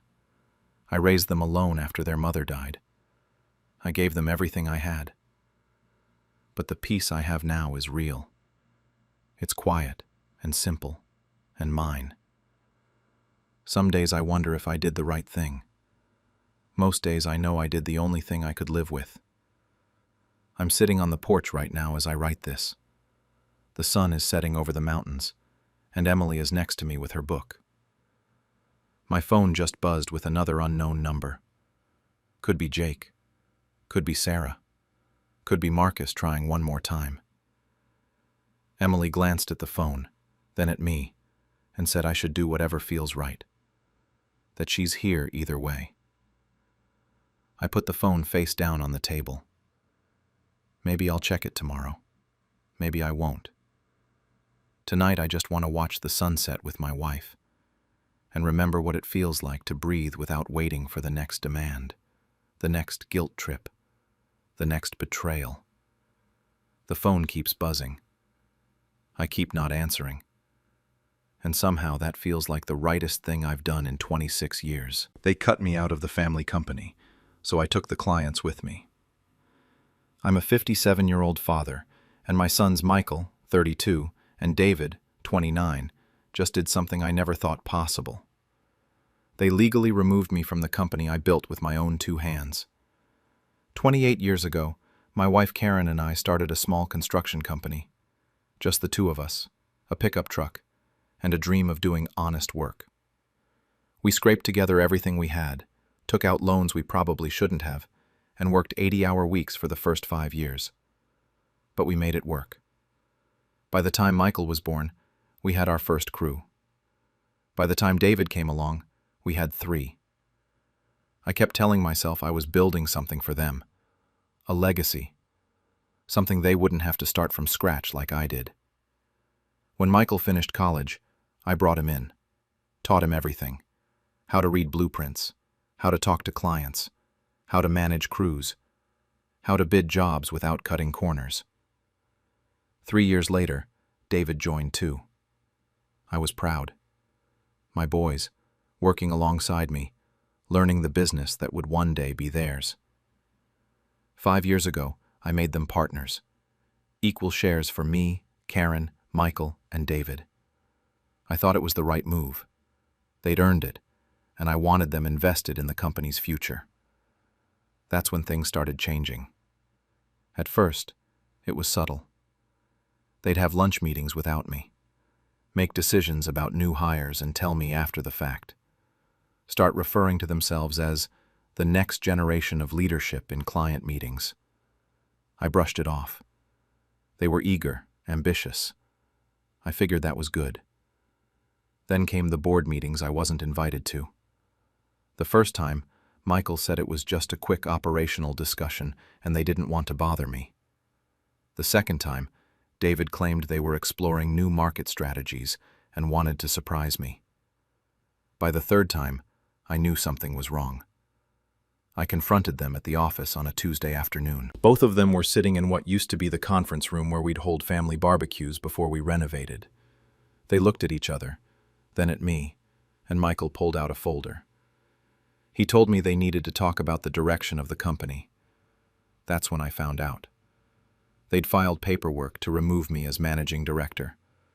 The reason cited in the documents was age-related decline in decision-making capacity and resistance to necessary modernization. I actually laughed because I thought it was some kind of joke, but they just sat there, stone-faced.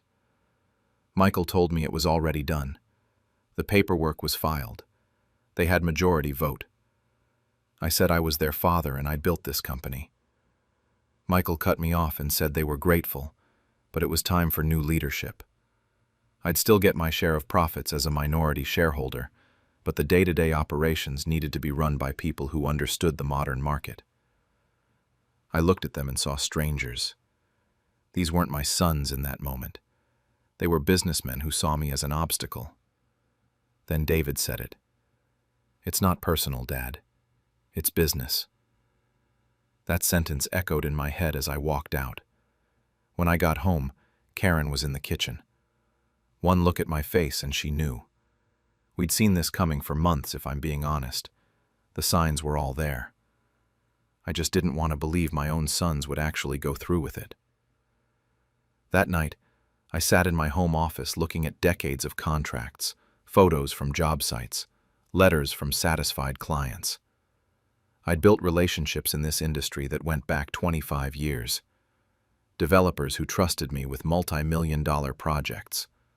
Suppliers who gave me credit when times were tight because they knew I was good for it. Engineers who referred clients to us because they knew our work was solid. And then it hit me.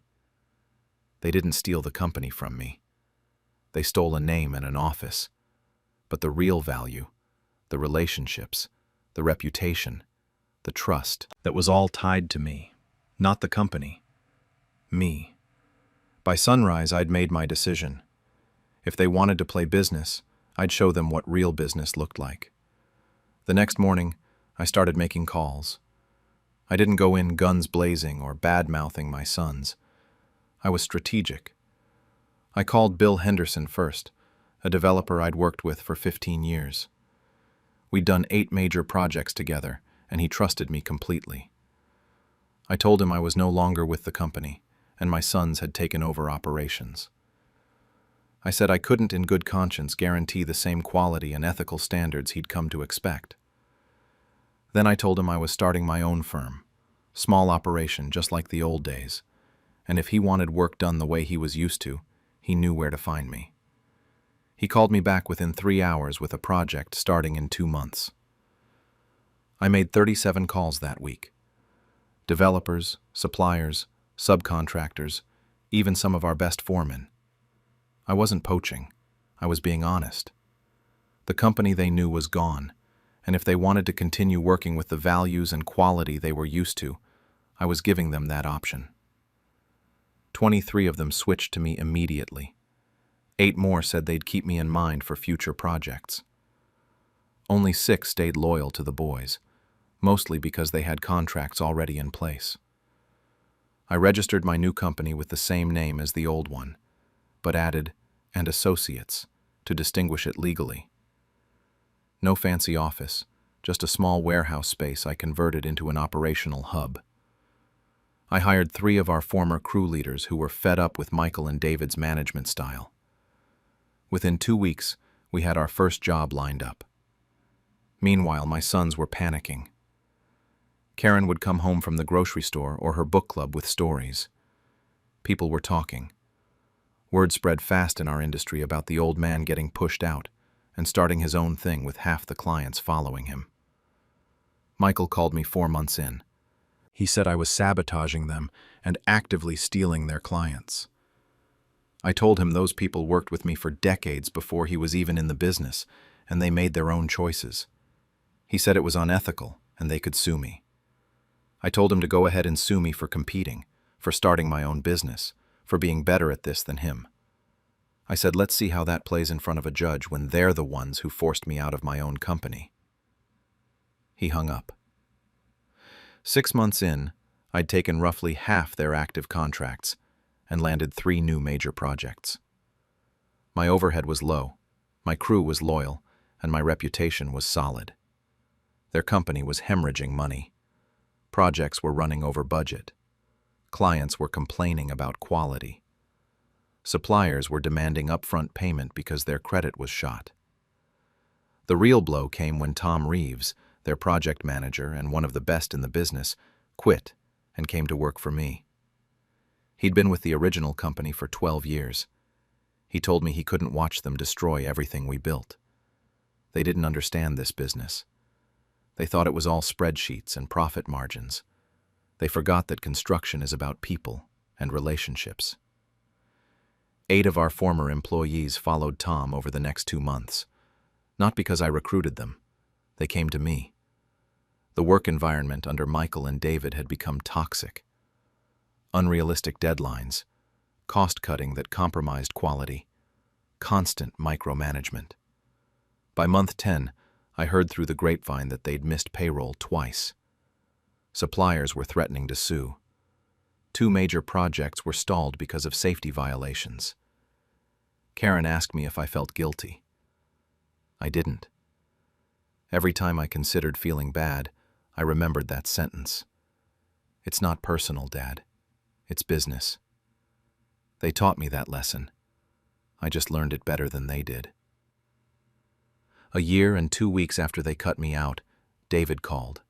Not Michael, David. He said the company was failing and they were about to go under. They'd made mistakes, big ones, and were hoping maybe we could merge. Combine forces. Save what's left. I met them at a coffee shop. They looked tired, older. Michael had bags under his eyes. David looked like he'd lost weight. They pitched me their plan. A merger where we'd all be equal partners again. They'd bring whatever clients and contracts they still had, I'd bring mine, and we'd rebuild together. I listened to the whole thing. Didn't interrupt, let them finish. Then I laughed. Not a mean laugh, just genuine, because the irony was too perfect. I told them there was no family business. They destroyed that when they filed those papers. What I had now was my business, built on my reputation and my relationships, and it was doing just fine without them. Michael said to please reconsider. I stood up and told them I already saved what mattered. They just weren't part of it. I walked out of that coffee shop and didn't look back. Their company declared bankruptcy 4 months later. I heard about it through Tom, who still had friends in their remaining crew. They tried to sell the name and remaining assets, but there wasn't much left to sell. The office got leased to a tech startup. The equipment was auctioned off. They ended up with just enough to pay off their debts and walk away with nothing. My company continued growing. We stayed small by choice. I didn't want to build another empire. Just good, honest work with people I trusted.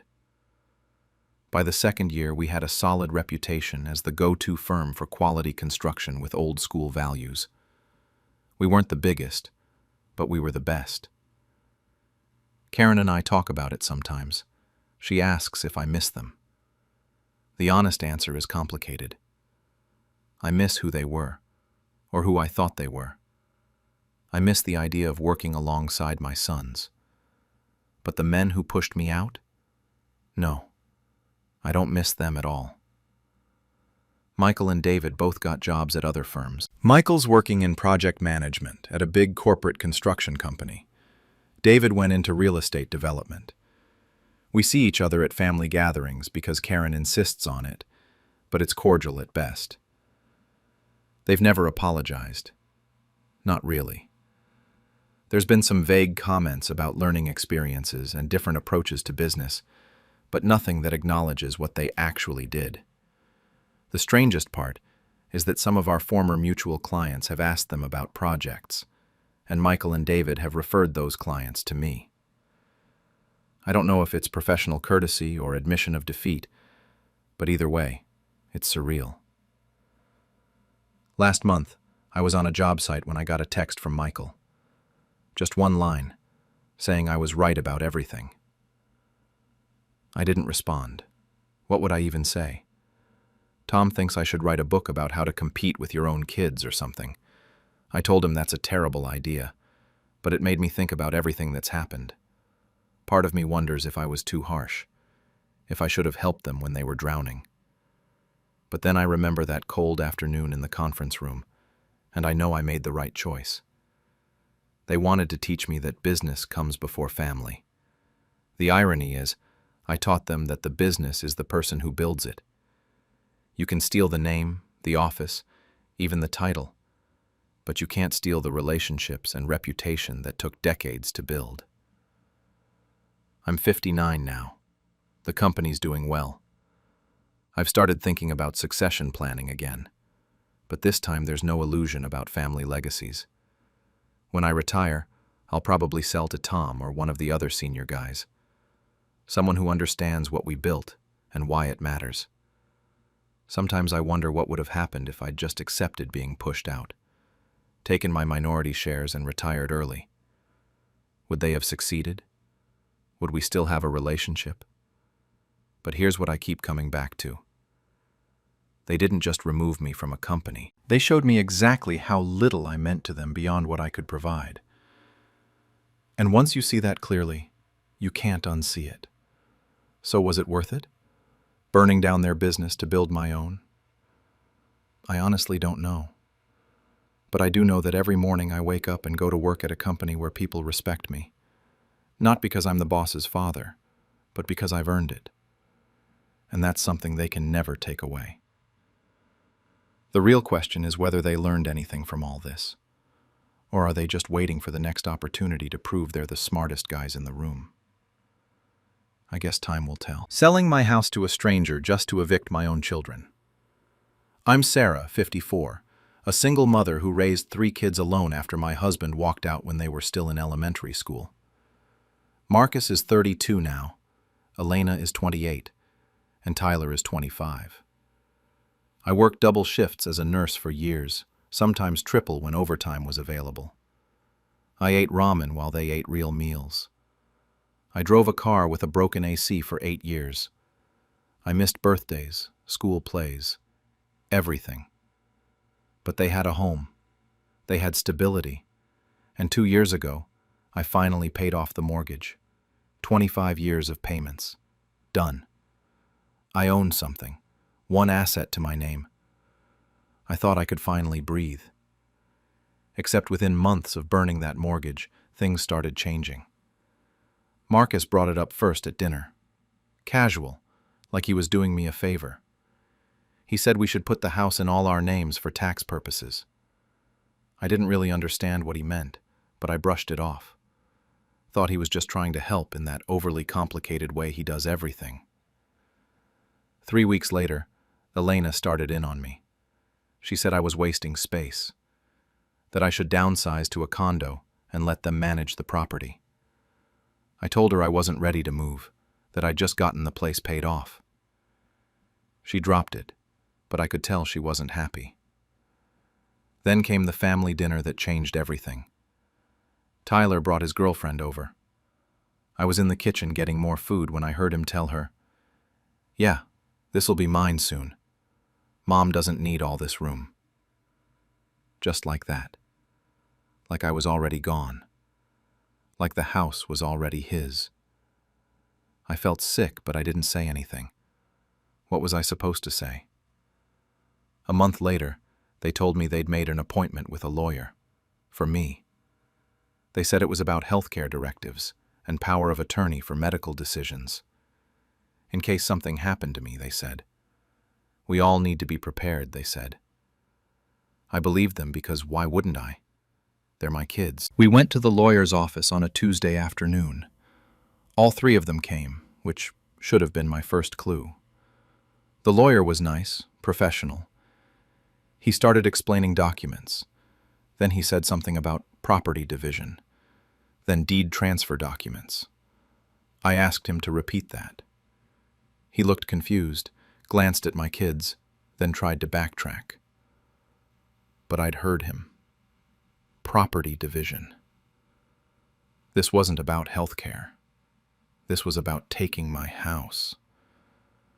I sat there pretending everything was fine, nodded along, told them I needed time to think about it, that I wanted to read everything carefully first. Marcus looked annoyed but agreed. Elena squeezed my hand and said there was no rush. Tyler just stared at his phone. I drove home in silence. They followed in Marcus's car, probably relieved I hadn't made a scene. That night I couldn't sleep. I lay there replaying every conversation from the past year. The tax purposes thing. The wasting space comment. Tyler's casual assumption that the house would be his. They'd been coordinating this, planning it. They weren't waiting for me to die. They were trying to push me out of my own life. I grabbed my laptop at 3 a.m. and Googled, "Can adult children force parent to sign over property?" The search results made my stomach turn. Story after story of elder financial abuse, of parents being manipulated, coerced, guilt-tripped into giving up their assets while they were still alive. The next morning, I called a real estate investor I'd seen advertised. Made an appointment for that afternoon. Didn't tell anyone. I had 30 days until they expected me back at that lawyer's office. I needed to move faster. Over the next 3 weeks, I lived a double life. The real estate investor's name was Brandon. He offered me a cash deal, no contingencies, could close in 21 days. The best part? He'd let me rent back for a year at a reduced rate while I figured out my next move. I negotiated everything through email and morning meetings while my kids were at work. At home, they kept asking about rescheduling that lawyer appointment. I kept saying I needed more time, that I wanted to understand everything first. They were getting impatient, but trying to hide it. Marcus almost caught me. He dropped by unannounced one afternoon and saw papers on my kitchen table. I'd left Brandon's business card out like an idiot. Marcus picked it up, asked what it was about. I told him I was getting the house appraised for insurance purposes. He seemed satisfied, but I could tell he didn't totally buy it. Then Elena took me to lunch. She played the emotional card hard. Told me they were just trying to protect me and make things easier. Asked what would happen if I got sick, if I couldn't manage the house anymore. She kept saying they weren't trying to take anything. They just wanted to help manage it. I nodded and smiled while I wanted to scream. Told her I'd think about it. The hardest part was the home inspection. I had to get an inspector in without them knowing. I told all three of them I was visiting my sister in another state for the weekend. Instead, I stayed at a hotel 20 minutes away. The inspector came through on Saturday. Appraisal got done Sunday morning. Tyler showed up at the house Sunday afternoon. He has a key. Found the place empty and texted me asking where I was. I told him I'd left early for my trip. He said okay, but I know he thought it was weird. 18 days after that lawyer's office betrayal, I met Brandon at the title company. Signed everything. The check deposited. It was done. I sat in my car afterward feeling like I was floating. I'd just sold the house I bled for. But I'd done it on my terms. That evening I came home and all three of them were there. They'd planned an intervention dinner. Had printed documents spread across my dining room table. Marcus started. Said we needed to talk seriously about the house. Elena told me they'd rescheduled with the lawyer for next week. Tyler said they weren't asking anymore, that this needed to happen. I looked at all three of them. Then I said it. That won't be necessary. I sold the house. The silence lasted maybe 5 seconds, but felt like an hour. Marcus said, "What?" Not even like a question, just, "What?" I repeated it. Told them I sold it, closed yesterday. They had 30 days. Marcus stood up so fast his chair scraped. Elena started crying and saying I was lying. Tyler just yelled. Asked how I could do this. Said they were my children, that the house was supposed to be theirs. I let them yell for a while. Finally, I said they were supposed to be my children, but instead they were vultures circling while I was still alive. I walked to my bedroom and locked the door. Heard them arguing outside for maybe 20 minutes. Then the front door slammed. Nobody called. Nobody texted. The house was silent for the first time in weeks. I started packing the next day. The next 7 days were completely silent. No calls, no texts, nothing. I packed methodically, room by room. Found old photos of them as kids and had to sit down for a while.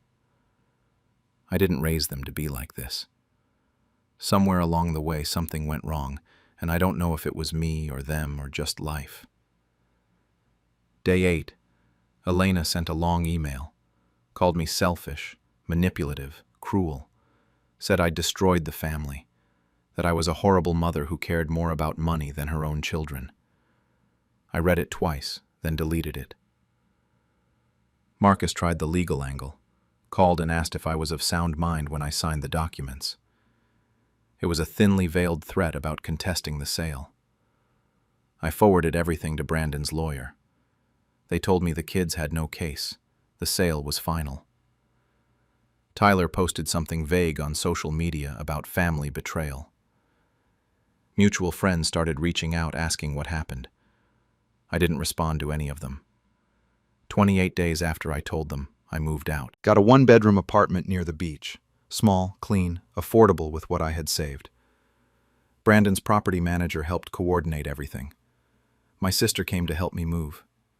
None of my children showed up. My sister said she should have warned me about them years ago, but honestly, I don't know if I would have listened. 3 weeks into the new place, Elena called. Not to apologize. She needed something. Said Tyler was struggling to find a place in his budget and asked if I could help him out financially. I told her I helped for 25 years and I was done. Then I hung up and blocked her number. It's been 4 months now. I have a routine. Coffee on the balcony every morning where I can see the ocean. I work part-time instead of full-time because I can actually afford to now. Joined a book club and made a friend named Patricia who's also divorced. I sleep through the night. No guilt trips, no manipulation, no feeling like a guest in my own space. But sometimes I see a mother with her adult children at the grocery store and they're laughing together, and I wonder if I overreacted. Maybe they would have come around eventually.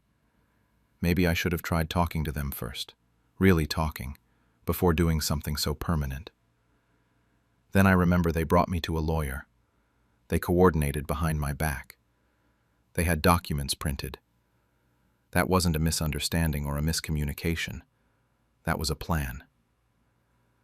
Last week I got a text from a number I didn't recognize. It was Tyler. He said he was sorry and that he missed me. Asked if we could talk. I haven't responded yet. Don't know if I will. Part of me wants to believe he means it. That they've learned something. That I could have my children back. But another part of me knows the moment I show any weakness, they'll see it as an opportunity. I'm 54 years old. I've probably got 30 good years left if I'm lucky. I can spend them being used, or I can spend them free. I chose myself. For the first time in my entire life, I chose myself. Tyler's text is still sitting on my phone. I look at it every day. Haven't deleted it, but haven't answered it either. Maybe I will eventually. Maybe I won't. Suddenly, everyone remembered I exist when money got involved. I'm 49 years old and a mother of 3, and for years I was basically invisible to my own family. That is, until they found out I had money. Let me tell you who we're dealing with here. My oldest is Marcus, 28, works in tech and thinks he's God's gift to intelligence. Then there's Vanessa, 26, my middle daughter who's been with the same unemployed boyfriend for 4 years. And Kyle, 23, my youngest who just graduated college and still can't figure out what he wants to do with his life.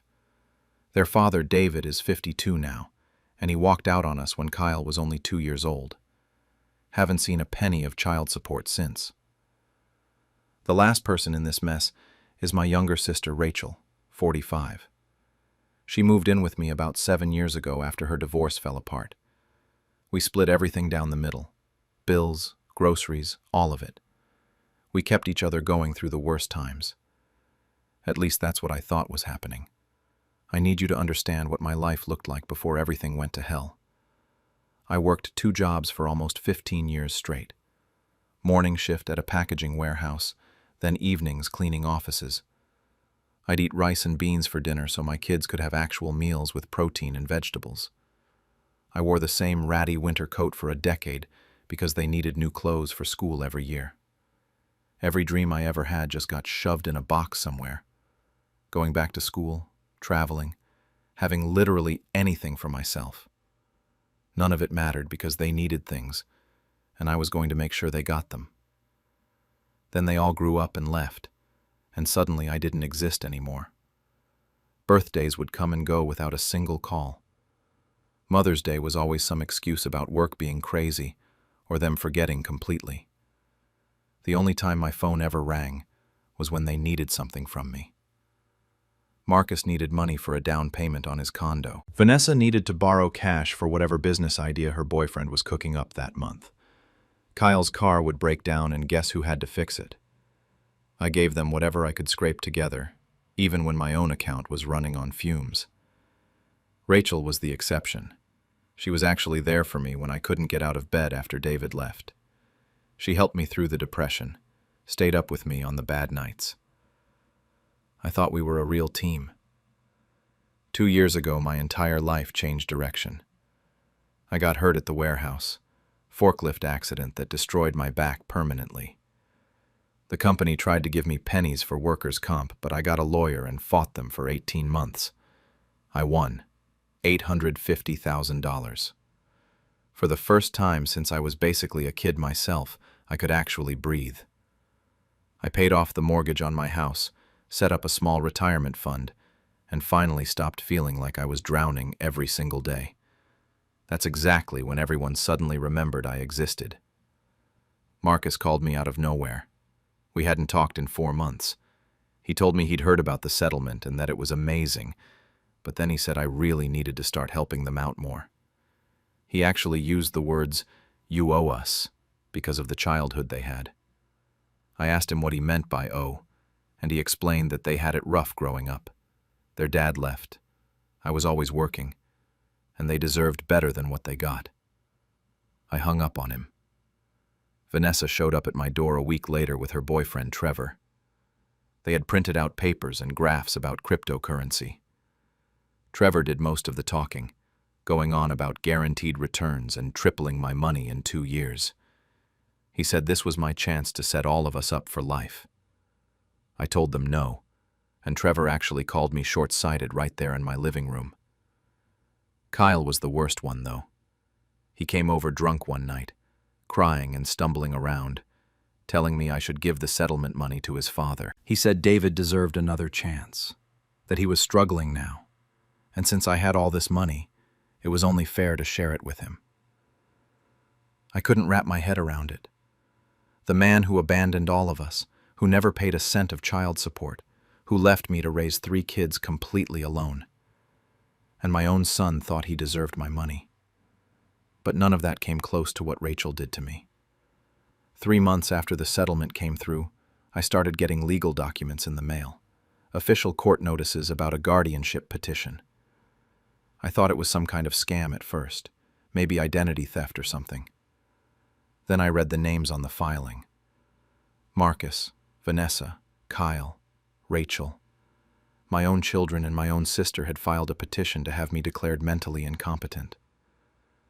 The paperwork said I was unstable, easily manipulated, incapable of managing my own finances, and showing signs of dementia.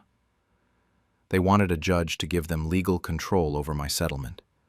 They wanted to lock me out of my own money and my own life. I sat at my kitchen table staring at those papers for over an hour. Rachel was in the other room watching her shows like absolutely nothing was wrong.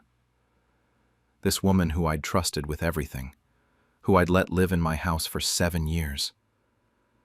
That's when something inside me just broke completely, and I knew exactly what I had to do. I didn't say anything to Rachel that night. I just put the papers in my room and acted completely normal. The next morning I called my lawyer before she even woke up. He read through everything I'd scanned and sent over. He asked me if this was real, if my own family was actually trying to do this. I told him yes, and asked if they could actually win. He said it depended on a lot of factors, whether I had any documented mental health issues or history that would make me look unstable. I mentioned the therapy I did years ago after David left. Just regular depression treatment. He said they'd definitely try to use that against me, but the fact that I'd successfully navigated an 18-month legal case for my settlement proved I was clearly competent. Then he said something that changed everything. He said we could fight their petition in court, or we could be proactive. Very proactive. Over the next 6 weeks, I built a fortress around everything I owned. My lawyer helped me set up an irrevocable trust, and we moved the house and all my accounts into it. I was the sole trustee with complete control while I'm alive, but the structure meant it was legally protected. They couldn't touch it, couldn't claim it, couldn't argue I was being manipulated, because everything was locked down by legal documents that proved my competence. Then we went through my will, line by line. Marcus, Vanessa, Kyle, and Rachel all got explicitly written out with specific language. Instead, 100% of my estate would go to a foundation that helps single mothers get back on their feet. Women like I used to be. My lawyer also sent me to 2 different psychiatrists for independent evaluations. Both of them confirmed I was completely mentally sound and fully capable of managing my own affairs. Their reports would destroy any guardianship claim before it even started. The entire time I acted like nothing was wrong around Rachel. I made dinner, we watched our shows together. I smiled and chatted about normal stuff. She had absolutely no idea that I knew what she'd done. The guardianship hearing got scheduled for a Thursday morning. I told Rachel I had a doctor's appointment and left the house early with my lawyer.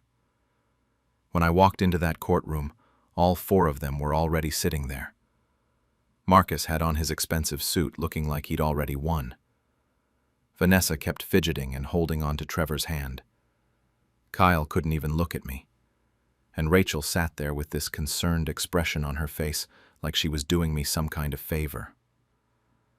Their lawyer stood up and told the judge they were deeply concerned about my recent behavior. He said I'd isolated myself, made questionable financial decisions, and showed signs of paranoia and instability. He brought up my history of depression and said it raised serious red flags about my current mental state. My lawyer got up and handed the judge 2 comprehensive psychiatric evaluations from independent doctors, both dated within the last month. He explained that both certified me as fully competent. Then he brought up the fact that I'd successfully handled a complex legal settlement, managed significant financial planning, and established a trust. He said all of those actions required clear mental capacity and sound judgment. Then he said what we both knew was the real truth. He told the judge this petition was financially motivated, that all 4 petitioners had asked me for significant amounts of money since my settlement, and I'd refused. He said this looked like retaliation, not genuine concern for my well-being. The judge read through everything. He looked at my family. He looked at me. Then he denied the petition and dismissed the case. He said I was clearly competent to manage my own affairs. Marcus jumped up and started arguing that this was ridiculous and I wasn't thinking clearly. The judge told him to sit down or he'd be held in contempt. The whole thing was over in maybe 20 minutes. Outside in the parking lot, they surrounded me immediately. Rachel grabbed my arm and asked why I didn't tell her I was coming to the hearing. I pulled away from her and asked if she meant the hearing where she tried to steal my entire life. She said they were trying to protect me. I asked if she meant protect me or protect her share of my money. Marcus stepped forward and said I was being irrational, that we could still work this out somehow.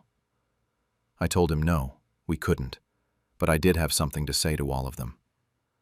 I looked at each one of them directly. My kids who I'd sacrificed everything for. My sister who I'd trusted with literally everything I had. I told them the house was in an irrevocable trust that only I controlled. My accounts were protected, and every single one of them had been removed from my will completely.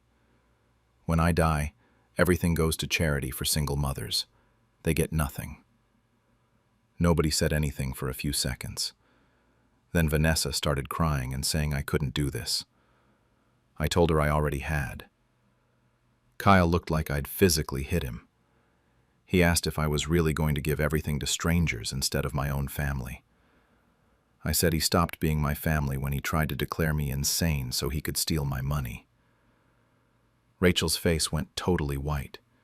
She stammered something about trying to help. I told her she'd been living in my house, eating my food, and plotting to take everything from me. I gave her 2 weeks to get out. Marcus was turning red in the face. He brought up everything we'd been through as a family. I stepped closer to him and said something I'd been thinking about for weeks. I told him he abandoned a poor mother, so don't come crawling to a wealthy one. Then I walked away and left all of them standing in that parking lot. That was 6 months ago, and I haven't spoken to any of them since. Rachel moved out in less than a week. She didn't even try to argue about it or ask for more time. Just packed up all her stuff and left. I found out later she's living with Marcus now, which honestly feels pretty fitting. They can plot together in his overpriced condo. My kids tried a few more legal moves after the hearing. They claimed my lawyer had undue influence over me. They tried to contest the trust structure. Marcus even floated the idea of filing elder abuse claims. Their lawyer finally told them to stop throwing money away because everything I did was completely legal and there was no way to break it. That shut them up pretty fast. Vanessa sent me this long email about 2 months after everything went down. It was pages of her explaining how hurt she was and how she never meant for things to go that far. She said Rachel had convinced her it was the right thing to do and that she was just trying to protect me. She wrote that she missed me and really wanted to talk and work things out. I deleted it without responding. Kyle texted me on my birthday last month. Just 2 words. "Happy birthday, Mom." I read it and didn't text back. I'm not sure what he expected me to say. Marcus hasn't tried to contact me even once. I think his pride won't let him admit he was wrong, or that he needs anything from me. That's fine by me. The house is really quiet now. Sometimes I sit in the living room in the evening and just listen to the silence, and I can't tell if what I'm feeling is peace or emptiness. Probably both at the same time. I started volunteering at the foundation that's getting everything when I die. They do job training for single mothers, help with childcare costs, provide emergency housing when women need to leave bad situations.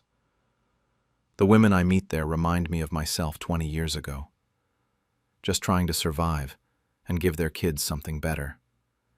It feels good to actually put my energy toward people who need it, instead of people who just want to take from me. My neighbor Janet is basically the only person I talk to regularly now. She's a widow in her 60s, and we have coffee sometimes. She doesn't want anything from me except occasional company, which is honestly refreshing. We talk about gardening and complain about property taxes, and it's just normal. Last week I ran into Vanessa at the grocery store. She was with Trevor. They're apparently still together somehow. She saw me from across the aisle, and her eyes immediately filled up with tears, but she didn't come over. She just stood there watching me while I finished getting what I needed. I checked out and left without acknowledging her. I have dreams about them sometimes.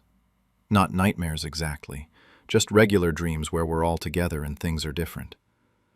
Where they actually cared about me as a person and not just what I could give them. Then I wake up and remember that version of us never really existed. Maybe it was never going to exist no matter what I did.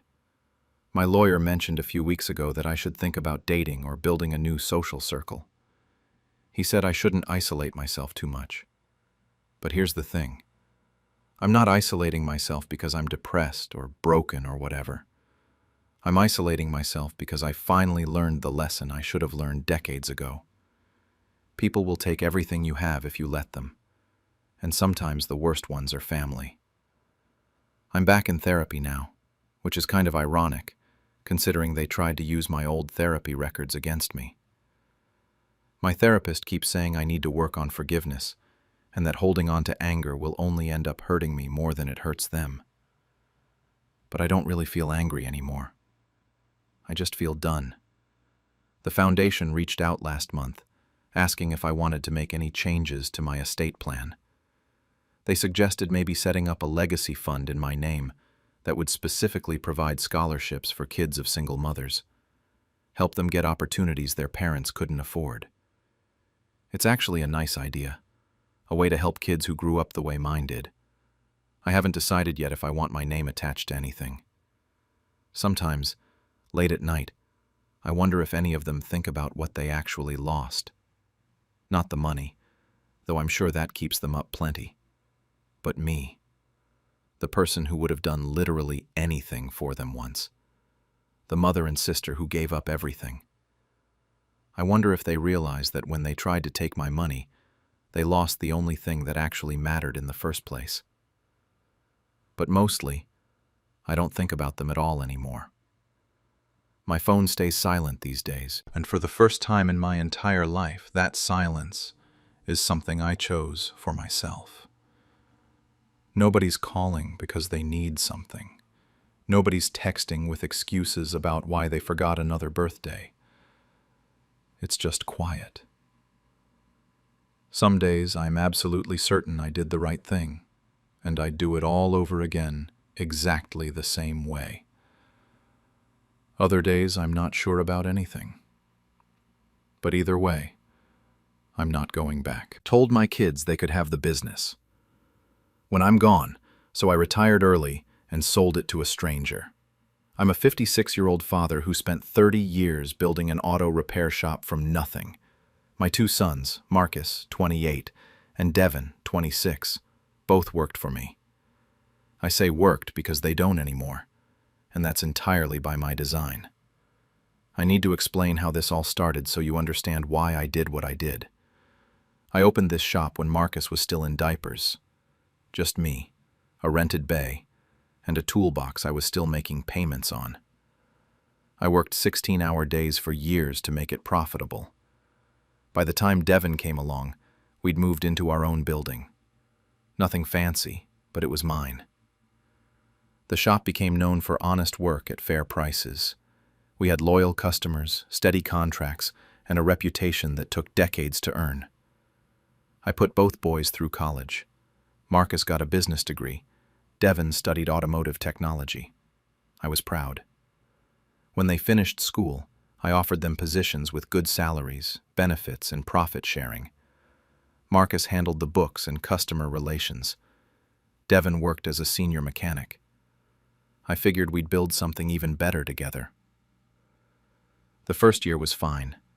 They were eager, respectful, asked questions. But somewhere around year 2, things shifted. Marcus started dismissing my pricing strategies in front of customers. Devin called my repair methods outdated and would redo work I'd already completed, wasting time and parts. They'd have these side conversations that would stop the moment I walked into a room. Then came the comments about my age. "You should take it easy, Dad. You're not getting any younger.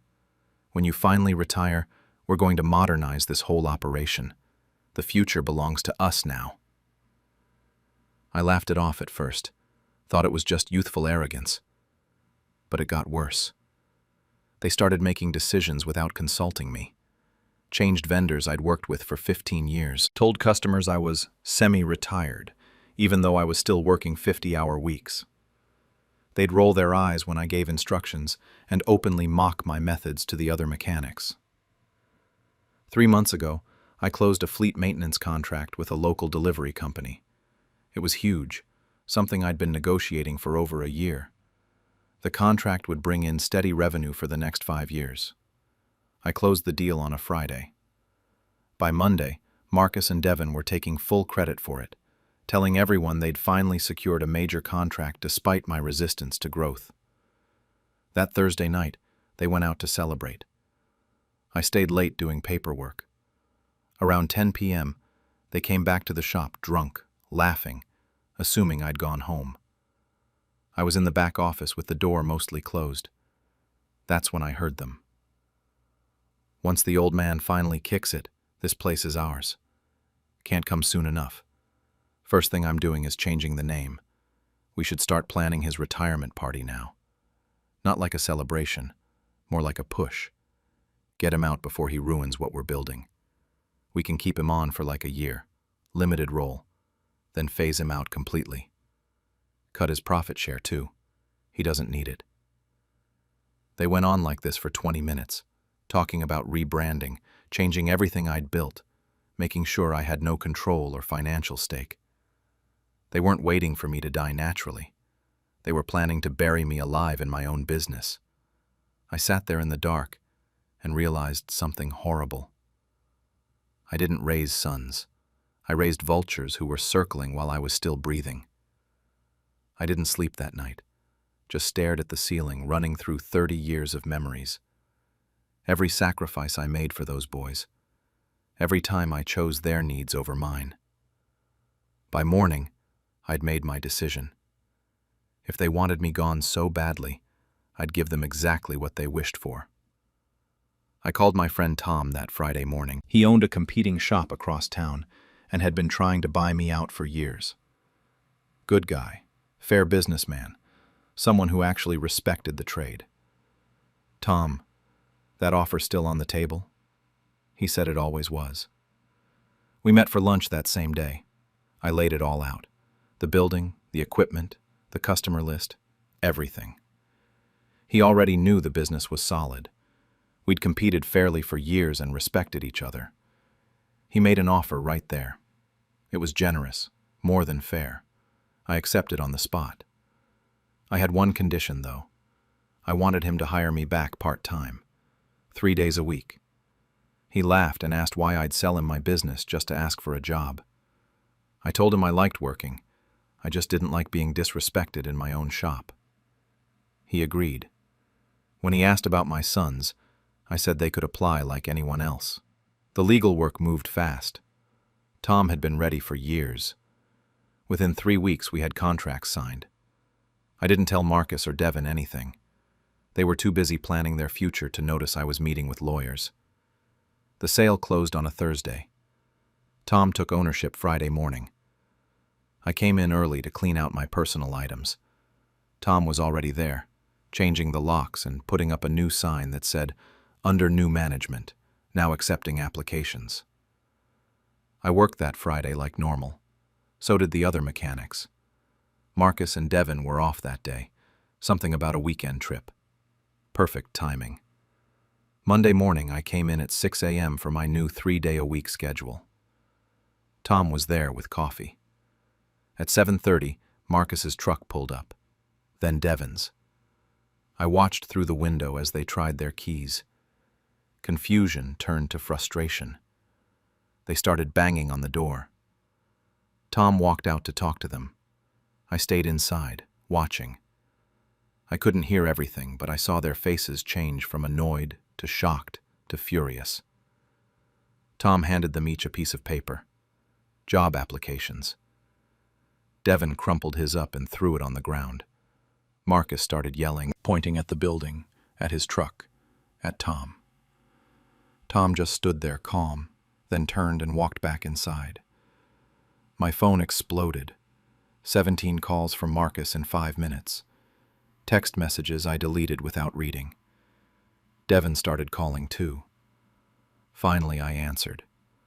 Marcus screamed so loud I had to hold the phone away from my ear. "What the fuck did you do? You sold our shop?" I told him I retired, and that it was my shop, not theirs. He said we had an agreement, that this was supposed to be theirs when I was gone. I told him he was right. They wanted me gone. Congratulations, I'm gone. He threatened to sue me. I asked him for what? Selling my own business? I told him my lawyer would enjoy that case. Devin grabbed the phone and his voice was different, pleading. "Dad, please. We didn't mean..." I cut him off. I told him I heard them that Thursday night 3 months ago. I heard every word. The line went silent. I said they were planning to push me out of my own business, change the name, cut my profit, make me irrelevant. They weren't waiting for me to retire. They were waiting for me to die. Devin tried to say they were drunk, that they were joking. I told him no, they were honest. Drunk words are sober thoughts. Marcus got back on the phone and called me a vindictive old man, said they were my sons. I told him yes, and they treated me like I was already dead. Now they could see what life was actually like without me. I hung up. They came by the shop 3 more times that week. Tom had to threaten to call the police. They sent emails and left voicemails for weeks. They even got their mother, my ex-wife, to call me. She was furious at first, until I told her what they'd said that night. She went quiet, then said, "Oh my God, I didn't raise them to be like this." I told her neither did I. Tom didn't hire them. He didn't need to. The shop was already fully staffed, and frankly, their reputations were shot once word got around about why I sold. Small town, small industry. People talk. It's been 4 months now. I work Monday, Wednesday, Friday, 8 a.m. to 3 p.m. No management stress, no financial pressure, just wrenches and engines. The things I actually enjoyed about this business before it became about family politics. I spend my afternoons fishing at the lake. Tuesdays and Thursdays, I volunteer teaching basic auto maintenance at the community college. Weekends are mine. I sleep through the night now. No anxiety, no wondering if my sons are undermining me, no feeling like a stranger in my own shop. The money from the sale is invested. I'm set for life, even living comfortably. Better than I would have been if I'd waited another 10 years and let them slowly push me out. Marcus and Devin found jobs eventually. Marcus is doing bookkeeping for a property management company. Makes about half what he made with me. Devin's working at a quick lube chain doing basic oil changes and tire rotations. Neither of them are using their degrees or skills the way they could have if they'd just shown some respect. They're learning humility the hard way, something I apparently failed to teach them when it mattered. My ex-wife says I should reach out, try to reconcile. Some of my friends think I went too far. They say family is family, that I should have given them a second chance, that everyone says stupid things they don't mean. But here's what I keep coming back to. They weren't planning to give me a second chance. They were planning to erase me, to take everything I built and pretend I never existed, to cut me off financially and push me out the door while I was still alive and capable. I gave them everything: education, jobs, profit sharing, and the promise of a future. They responded by wishing I was dead so they could have it faster. Do I feel guilty? Sometimes. Late at night, I wonder if I could have handled it differently. Maybe I could have confronted them directly, had a family meeting, tried to work it out. Maybe they would have apologized and changed. But then I remember sitting in that dark office, listening to my own sons celebrate the idea of my death. And the guilt fades pretty quickly. Tom asked me yesterday if I'd ever consider talking to them about coming back. The shop could use another skilled mechanic, and Devin technically has the training. I just laughed and told him they could apply like anyone else. Maybe someday they'll understand what they lost. Maybe they'll realize that respect and gratitude aren't optional, especially in a family business. Maybe they'll even apologize, though I'm not holding my breath. Or maybe they won't. Maybe they'll stay angry and bitter and convinced I'm the villain in this story. Either way, I'm done waiting to die just so they can live their lives.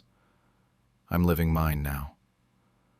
I didn't raise vultures, but they grew wings anyway, and I refused to let them pick my bones while I was still breathing. Treated like a guest in my own home, I took back what was mine. I'm a 56-year-old father, and I need to get this off my chest because what happened in my own house nearly broke me. My daughter Sarah is 32, her husband Mike is 35, and they have 2 kids, ages 6 and 8. My wife passed away 3 years ago, and since then, it's just been me in the house we built together. About a year ago, Sarah called me crying. Her family had hit some serious financial trouble. Mike lost his job, they were about to be evicted, and they had nowhere to go. I didn't hesitate. What father would? I told them they could stay with me, just temporarily, until they got back on their feet. I gave them the master bedroom and moved myself down to the basement. There was an old cot down there from when we used to have guests. I told myself it would be fine for a few months. I covered everything: utilities, groceries, household supplies. I didn't ask them for a single dollar. They needed to save money and get stable again. I figured 3 months, maybe 4 at most, and they'd be out on their own. The first month was actually pretty normal. They were grateful, respectful, saying thank you for every little thing. Sarah would cook family dinners and we'd all eat together. The kids were sweet. It felt nice having family in the house again after years of being alone. But then the second month rolled around, and Sarah started tidying up. She said the house needed some organizing, that I'd let things get cluttered since Mom died. I didn't argue. Maybe she was right. By the third month, I started noticing my things were being moved around. Furniture got rearranged. Some of my belongings ended up in boxes in the garage. Sarah said she was just trying to make the space more functional for everyone. I didn't say anything.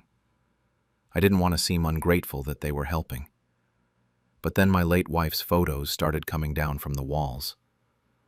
Sarah said they made the house feel dated, that it was time to move forward. She put up her own family photos instead. I found my wife's pictures in a box in the basement closet. Around month 5 or 6, the rules started. Sarah told me not to use the kitchen between 5 and 7 because that was their dinner prep time. When they had friends over, she'd asked me to stay downstairs.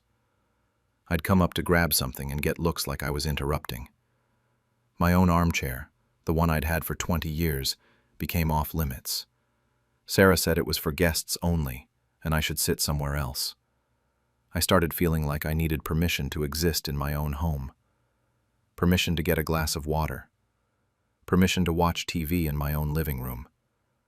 I'd hear them upstairs laughing with friends while I sat in the basement on that cot, wondering how it got to this point. Then a few weeks ago, I came upstairs on a Saturday morning. Sarah was hosting a brunch party. There were at least 8 people I'd never met sitting in my living room. The whole room had been redecorated completely. The walls were painted a different color. Everything my wife and I had chosen together was gone. I walked through to get coffee from the kitchen. One of the women at the table looked up at me and asked Sarah who I was. My daughter looked at me, then back at her friend and said, "Oh, him? He just stays here. Not this is my father. Not this is Dad who owns the house. Just, he stays here." Like I was some tenant they tolerated. Some random person who happened to live in the basement. I grabbed my coffee and went back downstairs. My hands were shaking. I felt invisible. Like a tolerated boarder in the home I built with my own hands, with my own money, with my late wife by my side. That evening, after all the guests left, Sarah came down to the basement. She said we needed to talk about my contribution to the household. She said if I was going to continue living there, they thought I should start paying rent. They'd done the math and decided $800 a month was fair. Rent. In my own house. With my name on the deed. In the home I'd paid off completely 5 years ago. That's when something inside me just clicked. I looked at my daughter standing there in my basement, in my house, telling me what I owed her, and I realized I'd been erased. Completely erased from my own life. I didn't argue with her that night. I just said I'd think about it. She went back upstairs, and I sat on that cot for hours, staring at the wall. I couldn't sleep that night on the cot. I just kept thinking about how I'd built this house 28 years ago. I brought my wife home to it after our wedding. We raised Sarah here. Every single mortgage payment came from my own paycheck, my own sweat. I paid the thing off completely 5 years ago, and now I was being charged rent to live in my own basement. That's when I made the decision. They had to go. I remembered the file cabinet in the basement storage room. Sarah and Mike had no idea it existed. Inside were all my property documents, the deed, the mortgage papers showing it was paid in full, my will, everything. The next morning I called my lawyer. I explained the situation and asked about the eviction process. He told me I needed to give them a 30-day notice to vacate. He drafted up the paperwork that same day. I waited until Monday morning. Mike had a job interview and the kids were at school. It was just me and Sarah at the kitchen table. I slid the envelope across to her. She looked at it and asked what it was. I told her it was a 30-day notice to vacate. She had 1 month to find another place. There was this long silence. Then she said I couldn't be serious. I told her I was completely serious. This was my home and my name was on every document in that envelope. She could look for herself. Sarah's face went from shock to pure rage. She started yelling about how I was kicking them out, how they had kids.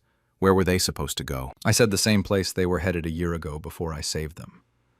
That set her off even more. She screamed that I was ungrateful, selfish, a terrible grandfather. She said after everything they'd done for this house, this was how I repaid them. I asked her what exactly they'd done for my house. Did she mean erasing my wife's memory and taking over every room like it belonged to her? That shut her up for a second. But then Mike came home. He walked in and immediately got aggressive. Started talking about how they'd take me to court, how I couldn't just kick them out like this. I stayed calm. Told him I absolutely could, and I already had. They had 30 days, and that was final. The next few days were tense. Lots of angry silence, doors slamming, them talking in hushed voices that would stop when I walked in. They started calling family members. My brother called me, 2 of my cousins, even my aunt, who I haven't spoken to in 5 years. Some of them asked if I wasn't being too harsh. I asked if Sarah had mentioned she was charging me rent in my own house. That usually ended the conversation pretty quick. Around day 5, I could see reality starting to hit them. They were actually leaving. Mike's new job barely paid enough to cover rent in this area. Apartments required first month, last month, and a security deposit. They'd have to come up with thousands of dollars they didn't have. By week 2, Sarah's whole approach changed. Suddenly, I was dad again instead of just him. She apologized, said they got carried away, that they were stressed and took it out on me. Mike even wrote me a letter, apologizing for being disrespectful. They asked if we could work this out, if we could start over. I stood firm. Some things, once broken, can't be fixed by a letter and some sorries. Week 3 was the worst part. The kids started asking why they had to leave Grandpa's house. My grandson, the 8-year-old, asked if they'd done something wrong. Sarah was clearly coaching them. They'd come up to me with these sad faces, asking why Grandpa didn't love them anymore. That nearly broke me. I sat down with both kids and told them I loved them more than anything in the world, but Grandpa needed his home back. I tried to explain it in a way they could understand. I don't think it worked. Now we're at the current day. They're packing. There are 3 days left before the move-out date. The tension in this house is unbearable. Sarah barely looks at me. Mike won't speak to me at all. I can hear them upstairs right now. Tape on boxes, drawers opening and closing. But I haven't wavered. Not once. Every time I feel guilty, I remember sitting in that basement while my daughter told a room full of strangers that I just stay here. I remember her charging me rent. I remember finding my wife's photos shoved in a box with frames cracked. I'm taking my house back, and I'm not apologizing for it. Yesterday was the day, the 30-day mark. The moving truck showed up at 8 in the morning, and I watched from the kitchen window as they started loading boxes. It took them most of the day. I had to go through some of the boxes because my belongings had gotten mixed in with theirs. Sarah had packed up so much of my stuff over the months that she'd forgotten what was actually hers. I found my wife's photos in a box in the garage. They were buried under some of Sarah's old college textbooks. Some of the frames were cracked. My hands shook when I pulled them out. These were photos that had hung in our hallway for over 20 years. Pictures from our wedding, our anniversary trips. Moments my wife had carefully chosen and framed herself. The kids were crying when they left. They didn't want to go. I hugged them both and told them I loved them. Sarah's last words to me were that she hoped I was happy, that I'd chosen a house over my family. I told her no. I'd chosen myself over being erased. She didn't respond to that, just got in the car. They drove away around 6 in the evening. Then the house was quiet. Really quiet. I walked through all the rooms after they left. The walls were the wrong colors. Everything was rearranged. I went into the master bedroom and it didn't feel like mine anymore. It felt like I was walking into a stranger's house. This morning I woke up in my own bed for the first time in a year. It felt strange.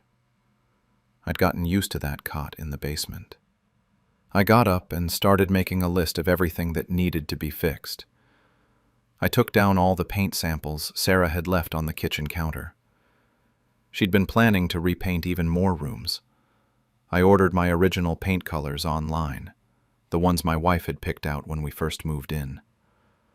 I'm going to repaint every single room they changed. I found another box of my wife's things that they'd packed away. Her favorite throw blanket that used to be on the couch. The decorative bowl she kept on the coffee table. Small things that made this place feel like home. I've been setting everything back up exactly where it was. Her photos are going back on the walls in the same spots they were before. I won't lie, the house feels empty now. I miss hearing the kids laugh. I miss family dinners, back when they were still respectful and things felt normal. But I don't miss feeling invisible. I don't miss being treated like a stranger in my own home. I don't miss needing permission to exist. Some family members still aren't speaking to me. My brother sent me a text saying I went too far. One of my cousins unfriended me on Facebook. I guess Sarah's been telling her version of the story and leaving out the part where she charged me rent and took down all of my wife's photos. It's been 2 weeks since they left now. Sarah sent me one text a few days ago saying they found an apartment and hoping I was satisfied. I haven't responded yet. I don't know what to say. Part of me wants to reach out. Part of me knows that if I do, we'll just end up right back where we started. The kids' school photos are still on my dresser. I look at them every morning. I miss them terribly. But every time I start to doubt myself, every time I think maybe I was too harsh, I remember that brunch. I remember my daughter looking at me and telling her friend that I just stay here.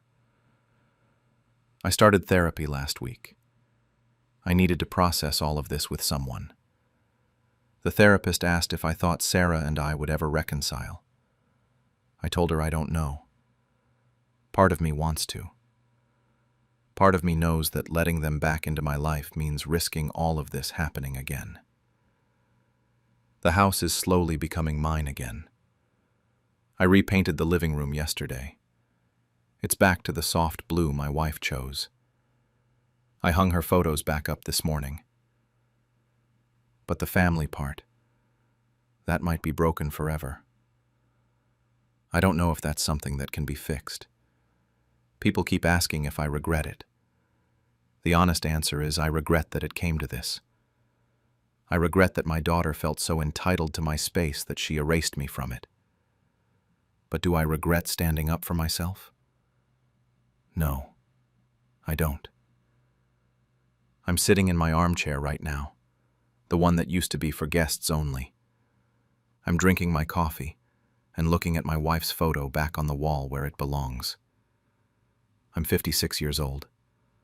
I worked my whole life for this home, and I refuse to apologize for taking it back. Turns out, blood isn't always family.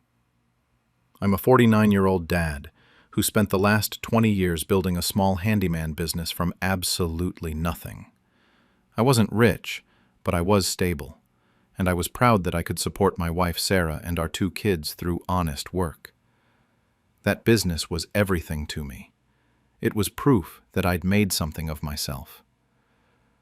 My brother Jake is 3 years younger than me, and he's always been the type to chase shortcuts.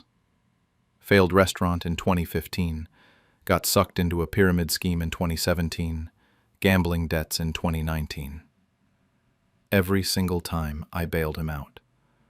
I'm talking about $40,000 over the years, maybe more. Sarah was never comfortable with it, but she never pushed back hard. And I kept doing it, because that's what you do for family, right? Last spring, everything changed. I went in for what should have been a routine hernia surgery, and it turned into a nightmare. Complications, infections, 3 surgeries over 4 months. I was in and out of the hospital, and when I finally got home, I could barely walk. The medical bills were piling up, even with insurance, and I couldn't work. I couldn't even stand for more than 10 minutes without needing to sit down. That's when Jake offered to help manage the business. He said he wanted to finally pay me back for everything I'd done for him. Sarah thought it was sweet. I was reluctant, but I was desperate. My clients needed their work done, and bills needed paying. So I gave him access to everything: the business bank account, the client contact list, vendor accounts. I even filed a temporary power of attorney so he could make business decisions while I recovered. For 3 months, I focused on physical therapy and getting my strength back. Jake gave me weekly updates, told me the business was running smooth, clients were happy, money was coming in. I'd see the deposits in the business account. He was taking what seemed like a reasonable manager salary. Everything looked fine. There was one red flag I brushed off. He started being vague about specific jobs, told me not to worry about details and just heal. I should have known better. 2 weeks ago, I was finally strong enough to go back to the shop. I drove there early in the morning, actually excited to see my workspace again. The building looked the same from outside, my truck logo still on the sign. I walked in, and Jake was there with 2 workers I didn't recognize. His face went white when he saw me.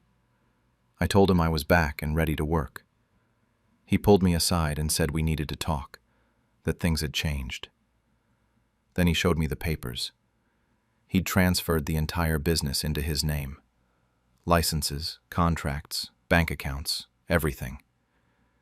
He said the clients knew him now, that I'd been gone so long, and that he'd saved the business. He actually told me I was retired now, that the doctor said I might not fully recover anyway. I left before I did something I'd regret. Sat in my truck and called the business bank. Account was under Jake's name only. I called 3 longtime clients. They all said the same thing. Jake told them I'd retired. When I got home and told Sarah, she said maybe Jake was right, that I needed more time to heal. That's when I realized she'd known something was off. I confronted her, and she admitted Jake had called her a month ago about taking over permanently. She'd told him to wait until I was stronger to discuss it, but she'd said nothing to me. I slept in my truck that night at a Home Depot parking lot, making phone calls. That business was the only thing I'd built in my entire life, and they'd just decided it was his now. The next morning I called a lawyer from my truck. Tom Morrison, came recommended by a former client who was a paralegal. I met with him that afternoon and brought every document I'd kept. Original business registration, tax returns, bank statements, the power of attorney I'd signed. Tom's assessment was straightforward. This was textbook fraud, possibly felony level, depending on the amounts involved. The power of attorney I'd signed was temporary and specific to operational decisions. Jake had forged additional documents transferring ownership. He'd created a fake partnership agreement backdated 2 years. The signatures on the business bank account changes didn't match the required notarization. Tom found evidence that Jake had been overcharging clients and pocketing the difference. That same week, the family pressure campaign started. My mom called first. She lives 2 states away and Jake had already gotten to her. She asked how I could turn on my own brother.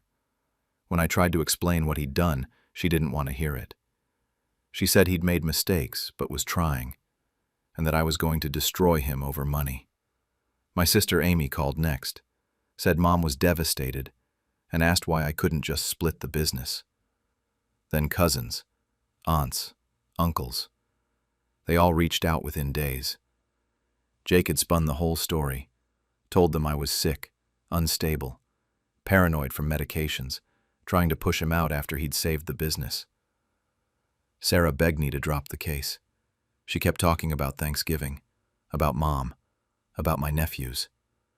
She said I was choosing money over family. I told her Jake chose money over family, and I was choosing survival. Our daughter sided with me right away. She said I'd built that business before she was even born, and that Uncle Jake had always been shady. Our son was more conflicted. 3 weeks into the legal battle, Jake filed a restraining order claiming I'd threatened him. The judge dismissed it immediately after hearing both sides. Then Jake started posting vague things on social media about family betrayal and mental illness. He called mutual clients and told them I was having episodes and might be dangerous. He hired his own lawyer using the business money, my money. Tom subpoenaed the business records and found everything. Jake had been skimming since month 2. Jobs billed at $2,000, reported to me as $1,200, with Jake pocketing the difference. Supplies ordered on the business credit card, delivered to his house. 3 clients had paid cash that never got entered in the books. $15,000 just gone. He'd taken out a business credit card I didn't know about and charged $30,000 in personal expenses. 5 weeks after I discovered the theft, we had Jake's deposition. His story fell apart under questioning. He couldn't explain the forged signatures. He claimed I'd given him the business verbally but had no witnesses. When they confronted him about the skimmed money, he called it management fees. When they asked about the fake partnership agreement, he said his first lawyer had helped him draw it up and threw the guy under the bus. My mother insisted on a Sunday dinner to fix things. I went because she begged. Jake was there with his wife and kids. I brought printouts of all the evidence: forged signatures, stolen money, fake documents. Jake said I was making it all up, that I wanted revenge. My uncle said family doesn't sue family. I told him family doesn't steal from family either. My sister said if I went through with this, I was choosing to destroy the family. I looked at my mother and told her Jake had already destroyed it, and I was just making sure he didn't destroy me too. I walked out, and haven't spoken to most of them since. That night, Sarah gave me an ultimatum: drop the case or she was leaving. I asked her if she really expected me to let him steal my life's work. She said she wanted her husband back and wanted peace. She moved into the guest room that night. The court date was September 15th. Sarah told me that morning she wasn't coming to support me. Tom had everything organized: financial forensics, document analysis, testimony from clients who'd been overcharged. Jake showed up with a cheap lawyer who was clearly unprepared. The judge reviewed the evidence for 40 minutes, then asked Jake directly if he'd forged the ownership transfer documents. Jake's lawyer tried to deflect, but the judge cut him off and asked Jake yes or no. Jake went silent. The judge ruled immediately. Business transferred back to me, preliminary finding of fraud, case referred to the DA's office for criminal investigation. As we left the courthouse, Jake grabbed my arm and said I'd just destroyed his life. I told him he destroyed his own life, and I was just taking back what was mine. The week after court, I got the business back in my name and changed every lock, password, and account. I called every client personally. Most of them were relieved to hear from me. They said they knew something was off, that Jake didn't do the work like I did. 3 clients he'd driven away with poor work came back. The shop was a disaster. Tools missing, invoices unfiled, jobs half-finished. I spent 2 weeks just cleaning up his mess. The DA's office pressed charges: felony fraud, identity theft, embezzlement. They calculated the total theft at $73,000. I went to Jake's arraignment even though I didn't have to. Sat in the back of the courtroom, and he turned around and stared at me. Bail was set at $50,000, and his wife had to use their house. Court date got set for January. My mother stopped calling entirely. My sister sent one text saying she hoped I could live with what I'd done. Uncle Ron, Aunt Linda, all the cousins went silent. The only person from my family still talking to me was my daughter. She visited the shop and told me I'd done the right thing. My son was still wavering. Said he got it, but Jake was still his uncle and it was complicated. 2 months after court, Sarah was barely speaking to me. She'd see Jake's wife at the grocery store crying about how they might lose their house. Sarah would come home angry and say Jake's kids were suffering because of what I did. I told her they were suffering because of what their father did. She said I could have handled it differently, could have been the bigger person. I told her being the bigger person is how I ended up there in the first place. In November, The judge ordered Jake to pay the full restitution plus legal fees. Jake claimed he couldn't afford it.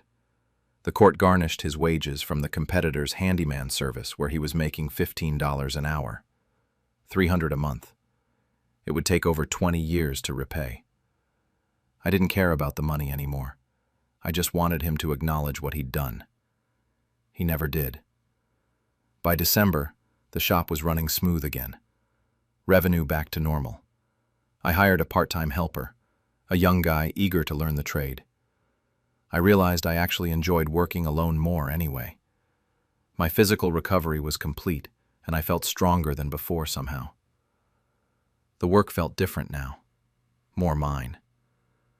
Christmas came up and my mother called. She said she expected both her sons at her house like always. I asked if Jake would be there. She said of course. I told her then I wouldn't be. She asked if I was really going to choose my pride over family. I said I was choosing my self-respect and there was a difference. I hung up. Christmas Eve, Sarah packed a bag. She said she was spending Christmas with my family and I could come if I changed my mind. I told her I wouldn't. She left. The kids called asking where I was. I told them I couldn't pretend everything was fine. My daughter said she'd come see me the next day.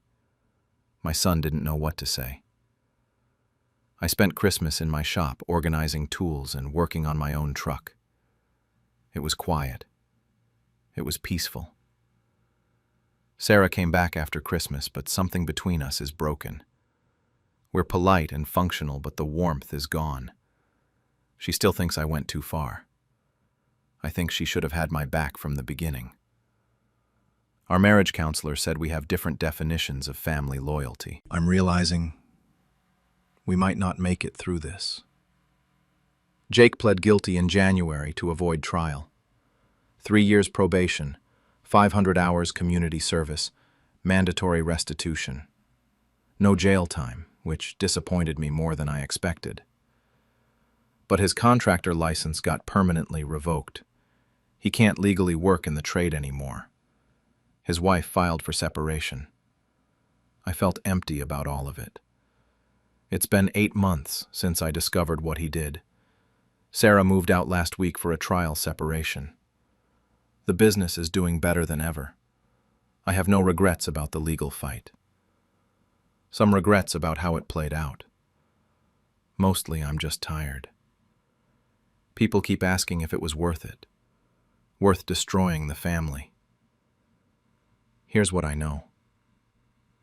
He destroyed the family the moment he forged my signature. I didn't destroy anything. I just refused to pretend it wasn't already broken. The peace in my life now isn't the peace of having everyone around the table. It's the peace of knowing I stood up for myself and didn't roll over. My mother left a voicemail yesterday saying Jake's hit rock bottom and needs help. That he's still my brother. I deleted it without finishing. But sometimes at night I wonder what would have happened if I'd just walked away, given him the business and started over. Would my marriage be intact? Would my family still talk to me? Then I look at my hands, calloused and scarred from 20 years of work, and I know the answer. Some things you don't walk away from. Some things are worth fighting for, even if you fight alone. Turns out, the burden paid for everything, and I took it all back. I'm a 52-year-old father, and I need to get this off my chest because what I did either makes me the worst person alive, or finally someone who stood up for himself. I honestly can't tell anymore. My son Marcus is 28 now. He's been married to Diane for 3 years, and from the moment they got together, I've been their personal bank. I don't say that to be bitter, or at least I didn't think I was bitter until recently. I thought I was just being a good dad. It started small when Marcus graduated college 6 years ago. He couldn't find work in his field right away, so I helped with rent. A few hundred here and there, no big deal. Then he met Diane, and she was working part-time retail, making barely anything. They wanted to move in together, and suddenly I was covering rent for both of them. Then it was groceries every week.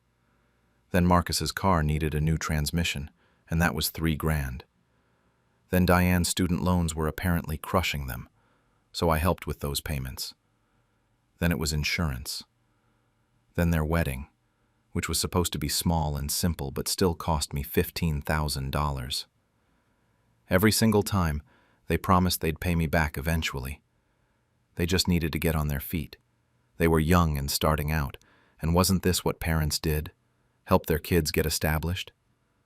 I kept helping. For 6 years total. I didn't keep exact numbers because I didn't want to be that kind of father who keeps a ledger, but if I had to guess, I put over $200,000 into keeping them afloat. Maybe more.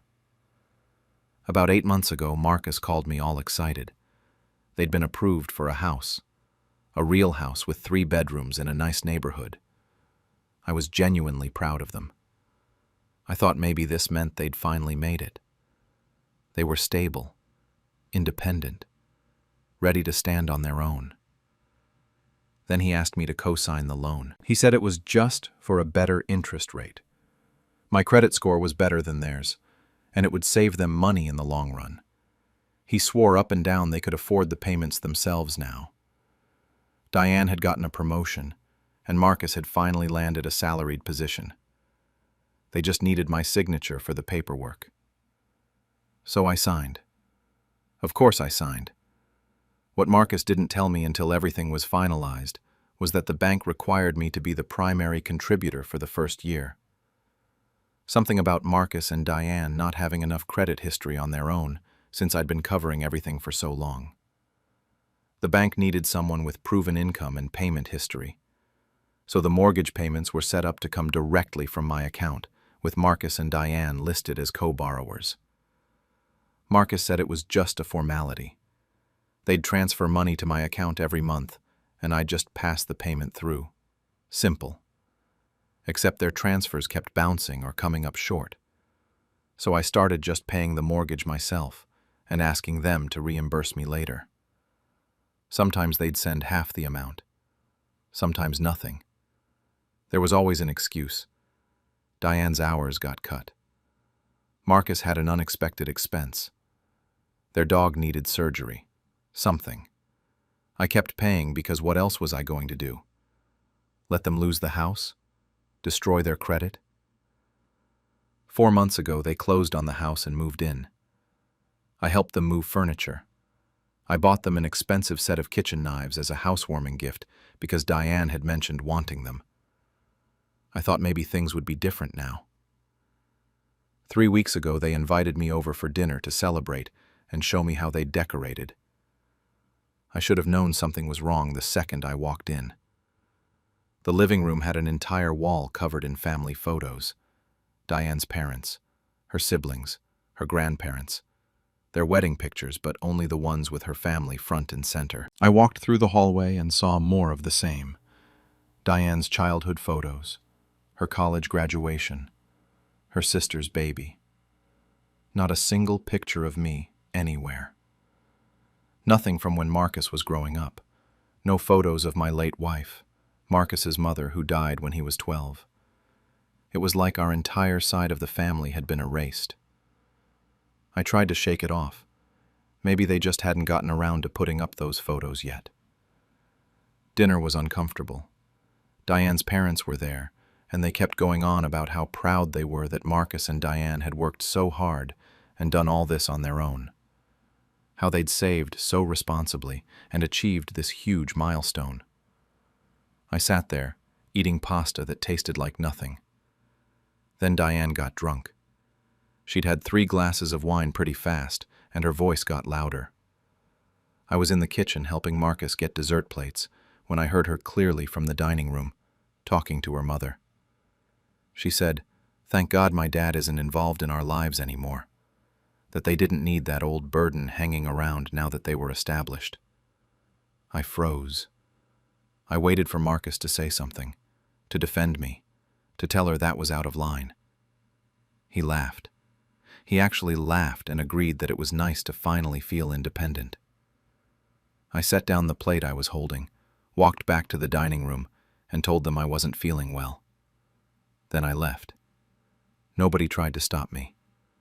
I drove home in complete silence and sat in my dark living room for 2 hours, staring at the wall where I have photos of Marcus growing up. All the memories they'd erased from their new life. Then I went to my office and pulled out the mortgage paperwork. I read every page 3 times, and that's when I realized I had all the control. I stayed up all night reading that mortgage agreement. Every single page, every clause, every detail I'd glossed over when I signed because I trusted my son. The paperwork was crystal clear. I wasn't just a co-signer helping them get better rates. I was the primary account holder. The payments came directly from my account. I had full legal access to modify the payment arrangements. Marcus and Diane were listed as co-borrowers and residents, but the bank had structured everything around me, because I was the only one with actual proven ability to pay. I didn't sleep. I just kept thinking about that word. Burden.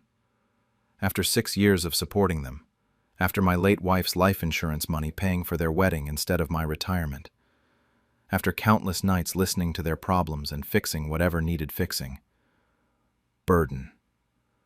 The next morning I called the bank the second they opened. I told them I needed to restructure the payment arrangement, that I'd been covering the mortgage as a temporary measure while the co-borrowers got established, but they'd assured me they were ready to take over full responsibility now. The representative was actually helpful. She explained that since I was the primary contributor and had made every single payment so far, I could absolutely modify the payment structure.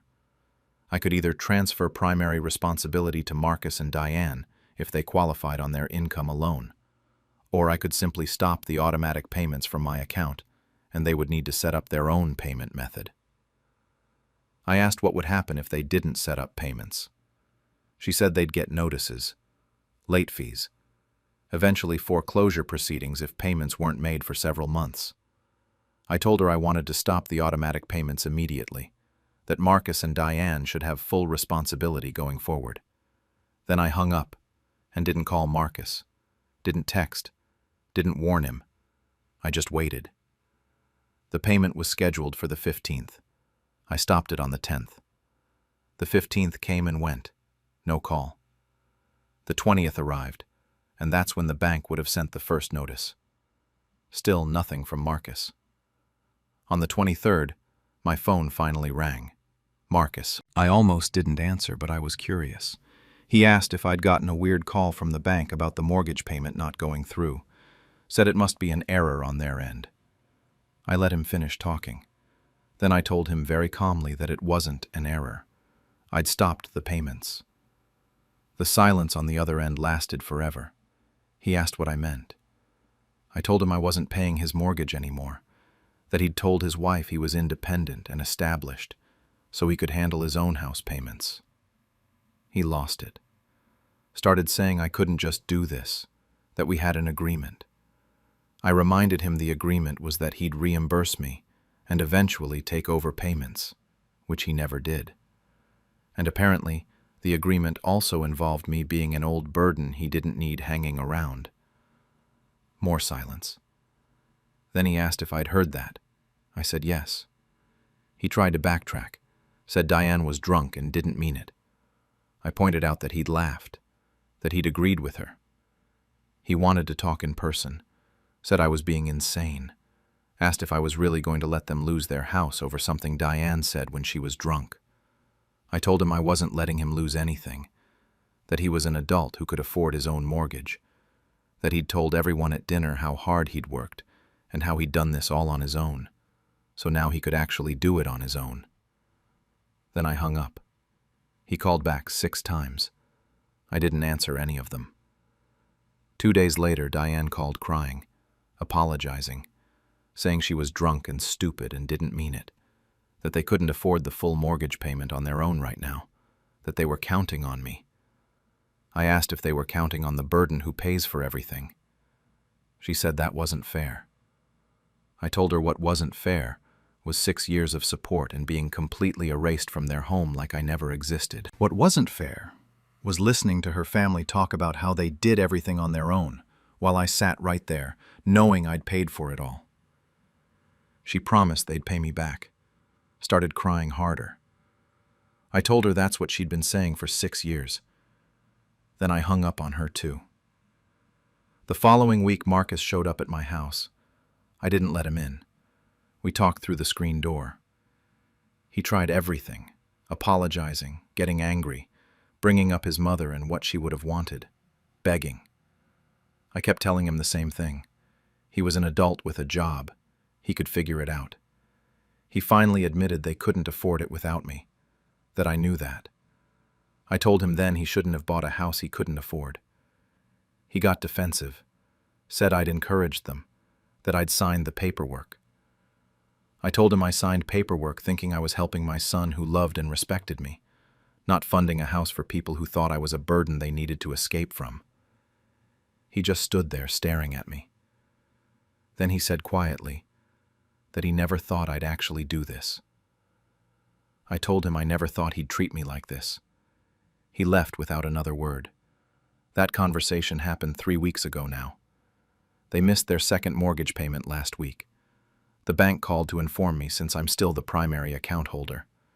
They asked if I wanted to resume payments to protect the property. I said no. From what I've heard through a mutual friend, Marcus and Diane are scrambling. They're trying to refinance, but their credit scores aren't good enough on their own. They're looking into personal loans to cover the mortgage until they can sort something out, but apparently the interest rates on those are brutal. They'd basically be paying twice as much just to stay afloat. Diane's parents offered to help, but they don't have nearly enough to cover a mortgage payment of that size long term. They can maybe handle 1 or 2 payments as a stopgap, but that's it. My phone is full of unread messages, voicemails I haven't listened to, emails with subject lines like, "Please, Dad," and "We'll lose everything," that I can see in my notifications but haven't opened. My sister called yesterday. Marcus had reached out to her to get her to talk to me. She asked what was going on, so I told her the whole story. She was quiet for a long time after I finished.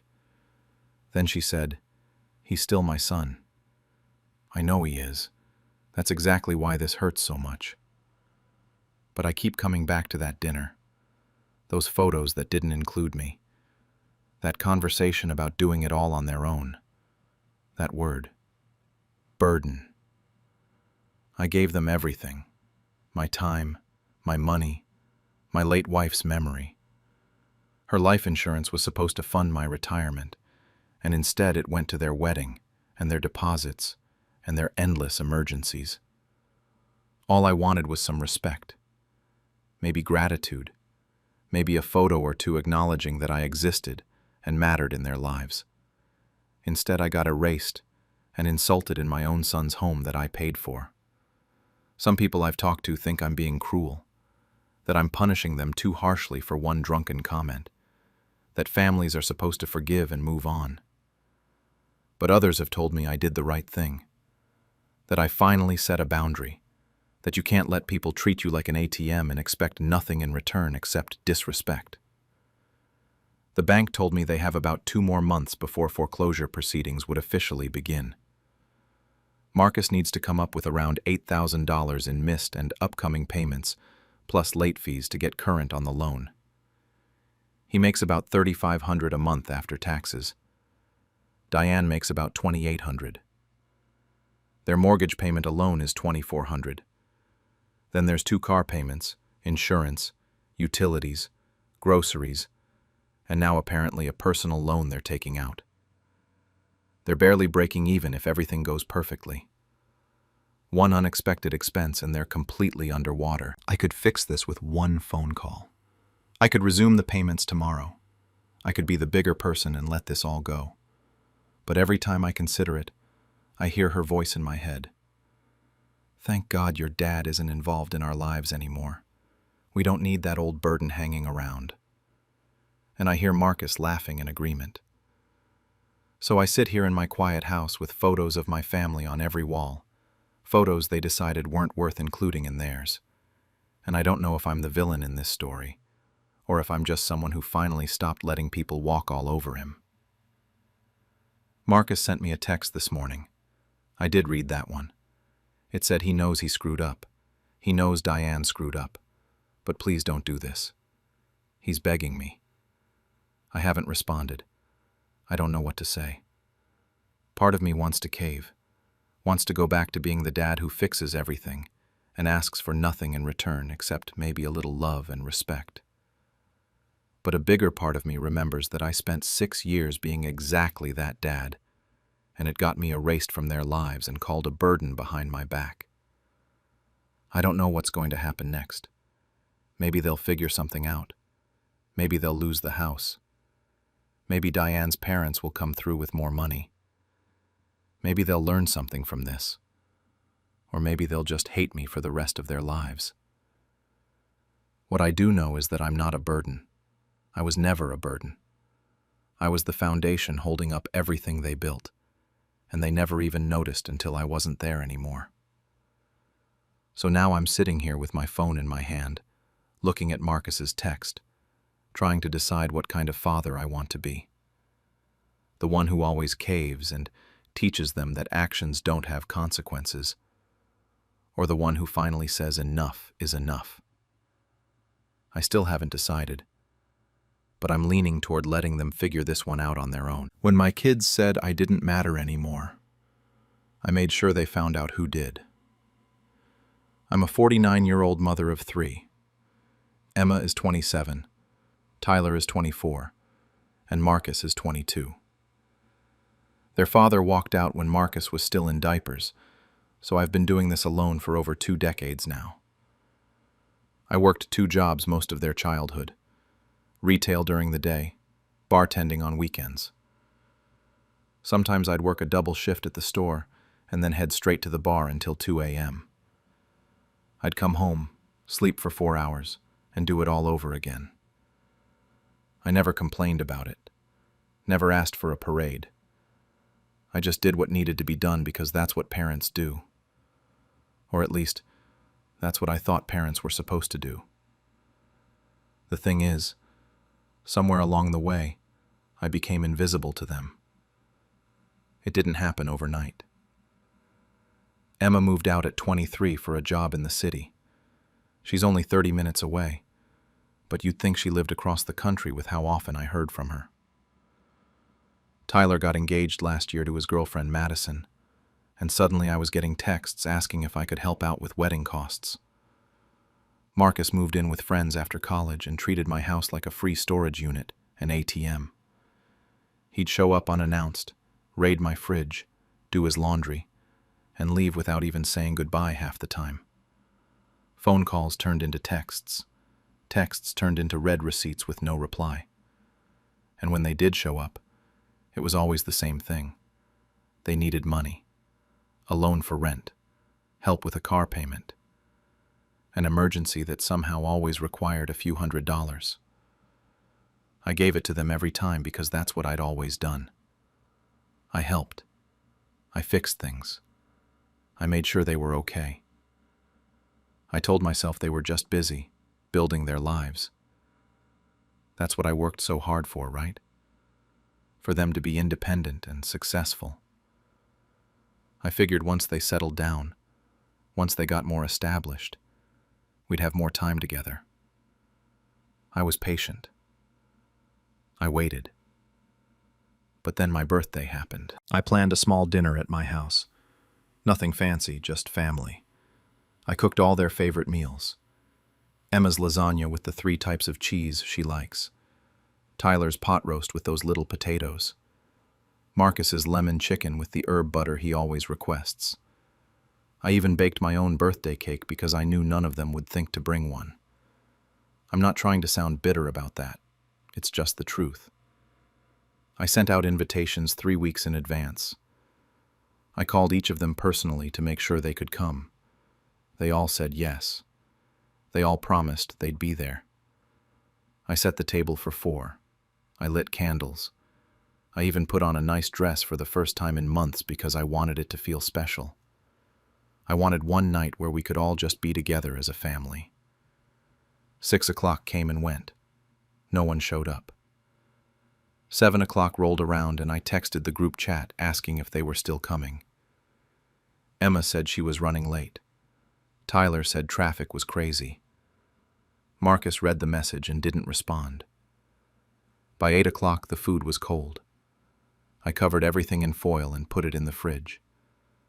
By 9, I'd blown out the candles myself and sat in the dark living room scrolling through my phone like an idiot, waiting for an update that never came. Then, at 10:47 p.m., Emma posted on Instagram. It was a group photo. All 3 of my kids dressed up and grinning at some trendy rooftop bar with string lights and fancy cocktails. Same city, same night. Tyler had his arm around Marcus. Emma was mid-laugh, her head thrown back. Madison was there too, holding up a drink. There were other photos, 10 of them total, actually. I scrolled through every single one. Different angles, different poses, everyone looking happy and beautiful. The caption read, "Family first, heart." I sat there staring at that screen until my eyes burned. I zoomed in on their faces. I looked at the background. I checked the location tag, same city I live in.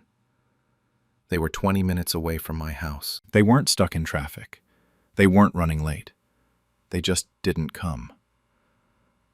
I wasn't in a single picture. Not one.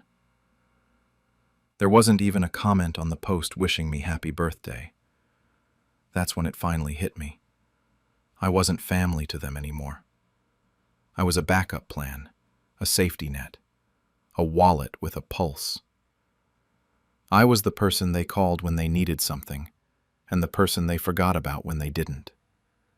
And right then, sitting alone in my dark living room with a table set for 4 and a homemade cake in the kitchen, I decided I was done.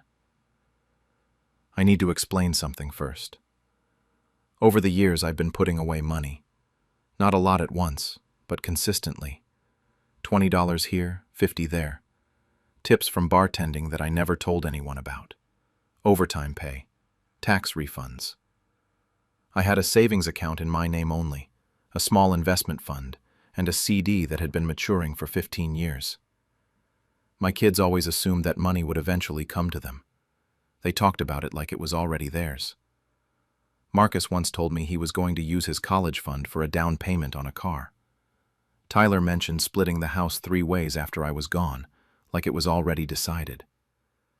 Emma asked me multiple times about my retirement accounts and if I had a will set up. They genuinely believed all of it would just be handed over to them when they were ready, when they got settled, when they needed it. I never corrected them. I just smiled and changed the subject. But after that birthday, something inside me broke. I wasn't sad anymore. I wasn't hurt. I was clear-headed for the first time in years. I started making calls the next morning. First, I contacted a real estate agent. The family home, the one I'd been paying the mortgage on alone for 22 years, went on the market within a week. The agent said the market was hot and we'd probably get multiple offers. She was right. It sold in 3 weeks for way more than I expected, way more than I needed. Then I sat down and paid off every single bill under my name. The medical debt from when Marcus broke his arm in high school and insurance didn't cover everything. The credit card debt from when I paid for Emma's college textbooks because her financial aid didn't come through on time. The car loan I co-signed for Tyler that he stopped making payments on after 6 months. I cleared it all. Every last cent. Then I started looking at condos. I found a small place 2 hours away, right by the beach. 1 bedroom, big windows, a balcony that looked out over the water. It wasn't huge, but it was perfect. It was mine. I put in an offer the same day I saw it. A week later, it was official. I moved out of the family home 3 days before closing. I took what I needed and left the rest. I didn't ask the kids if they wanted anything from the house. I didn't give them a chance to come get their stuff from the attic or the basement. I just packed my things, hired movers, and left. And then I blocked all 3 of them. Phone numbers, social media, email, Everything. I changed my number. I didn't leave a forwarding address. I didn't send a final text or write a note explaining myself. I just disappeared. It took them almost a month to notice. I found out later through my sister, who I didn't block, that Emma drove by the house first. She wanted to drop off laundry. Laundry. At 27 years old, she was still bringing her laundry to my house. She saw the sold sign in the yard and apparently freaked out. She called Tyler in a panic. Tyler called Marcus. Marcus tried calling me and got sent straight to voicemail because the number didn't exist anymore. My sister said they blew up her phone asking where I was. She told them she didn't know. She actually didn't at first because I waited a week before telling her. I made her promise not to say anything. Then the emails started coming to my old account, which I could still access but hadn't deleted yet. I didn't respond to any of them, but I read every single one. Emma's first email was confused. She asked what was going on and where I was and why the house was sold. Tyler's email was angry. He said it was insane that I didn't tell them I was selling. He said they had stuff in the attic and I had no right to just get rid of everything. Marcus sent one line, asking if I was seriously ignoring them right now. Then the tone shifted over the next few days. Emma sent another email saying I had no right to do this to them. Tyler said the house was supposed to be theirs, that I'd always told them it would go to them someday. Marcus called me selfish. That word kept showing up in different emails from all three of them. Selfish. They called me selfish. Tyler's fiancée, Madison, even sent me a message saying I was tearing the family apart and that I should be ashamed of myself. A girl I'd known for 2 years and had maybe 10 real conversations with was telling me I was a bad mother. The last email I got was from Emma. It was long. She said they were worried about me. She said they loved me and just wanted to make sure I was okay. She said if I was going through something, they wanted to help. She asked me to please just respond and let them know I was safe. I didn't respond. I logged out of that email account and never checked it again. I was done waiting for them to care. They only cared now because something they wanted was gone. It's been 4 months now since I moved. I wake up every morning to the sound of waves instead of an alarm clock blaring at 5 a.m. I've made friends with my neighbors. Linda is a retired teacher who lives next door and brings me coffee sometimes in the morning. Greg lives 2 units down and makes these incredible crab cakes that he shares with everyone on our floor. We have dinners twice a week, the 3 of us and a couple other neighbors. I started taking a painting class at the community center on Thursday nights. I'm terrible at it, but I don't care. Nobody's judging me. Nobody's asking me for anything. It's just mine. My sister finally asked me last week if I was ever going to talk to my kids again. I told her they already built a family without me, and I was finally joining mine. She got quiet after that. I don't think she knew what to say. She's been caught in the middle of this whole thing, and I feel bad about that. But I also don't regret my choices. Yesterday, Emma showed up at my condo. I still don't know how she found me. My sister swears she didn't tell her, and I believe her. Maybe Emma hired someone to track me down. Maybe she got lucky. I don't know. But she knocked on my door for a solid 10 minutes before I finally opened it. She looked terrible. Her eyes were red and puffy. Her hair was pulled back in a messy ponytail. She was wearing sweatpants and an old hoodie I recognized from high school. She looked like she hadn't slept in days. She said, "Please, could we just talk?" I stood in the doorway. I didn't invite her in. I didn't move aside to let her pass. I just stood there looking at her. I told her I didn't think there was anything to say. She started crying harder and said they messed up. She said she knew they did. But I couldn't just disappear like this. I couldn't just abandon them. I asked her if that's what she thought this was. Abandonment. I asked her where she thought I learned it from. She didn't answer that. She said she thought I'd always be there. Just like that. Like it was a given. Like I was a piece of furniture that came with the house. I told her I was there. For 27 years I was there. She just didn't care until I wasn't. She tried to say more, but I closed the door. I didn't slam it. I just closed it quietly and locked it and walked back to my living room. She sat on my porch for over an hour. I watched her through the window. She cried for a while. Then she just sat there staring at nothing.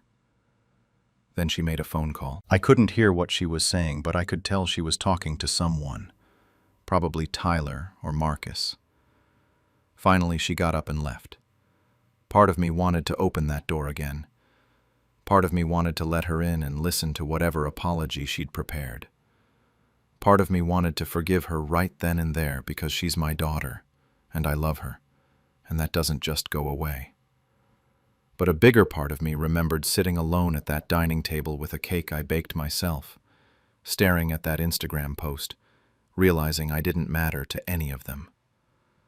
So I didn't open the door. Now I'm sitting here on my balcony watching the sunset over the water, and I keep replaying that conversation in my head. My sister texted me this morning asking if I was okay. She said Emma called her crying, saying I wouldn't even talk to her. My sister thinks I should at least hear them out. She thinks I'm being too harsh. Linda came over this afternoon and I told her what happened. She said I don't owe anyone anything, not even my own kids. She said I spent my whole life giving, and it's okay to finally keep something for myself. Greg said something similar last night at dinner. He said family is what you make it, not what you're born into. I don't know if I agree with that completely, but I understand what he means. Tyler sent me a friend request on Facebook yesterday. I haven't blocked him on there yet because I got a new profile and he doesn't know about it. But somehow he found my new account. I haven't accepted it.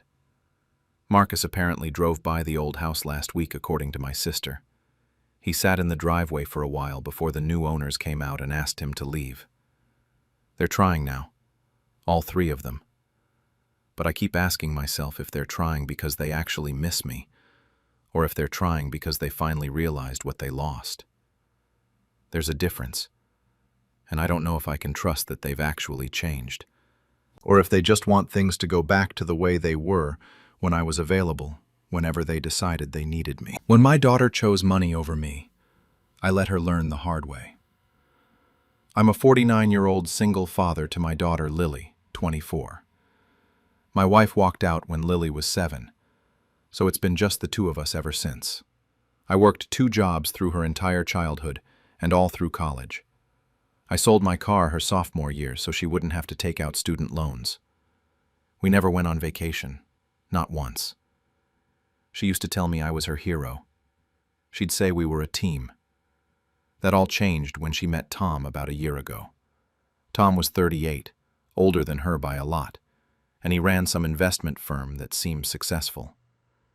First time I met him, he made this comment about how I was in retail management and how that was respectable, but not exactly aspirational. I should have known right then. I watched him order for Lily at dinner, talk over her when she tried to contribute to the conversation. But she seemed happy, so I kept my mouth shut. Within 6 months, everything shifted. She stopped coming over for our Sunday dinners. When she did visit, all she talked about was wealth mindset and people who settle for mediocrity. Then one night she called me and said I didn't understand success, that I'd always just settled. I told myself she was growing up, finding herself. I was hurt, but I let it go. 10 months after they started dating, she called to tell me they were engaged. I was happy for her, really.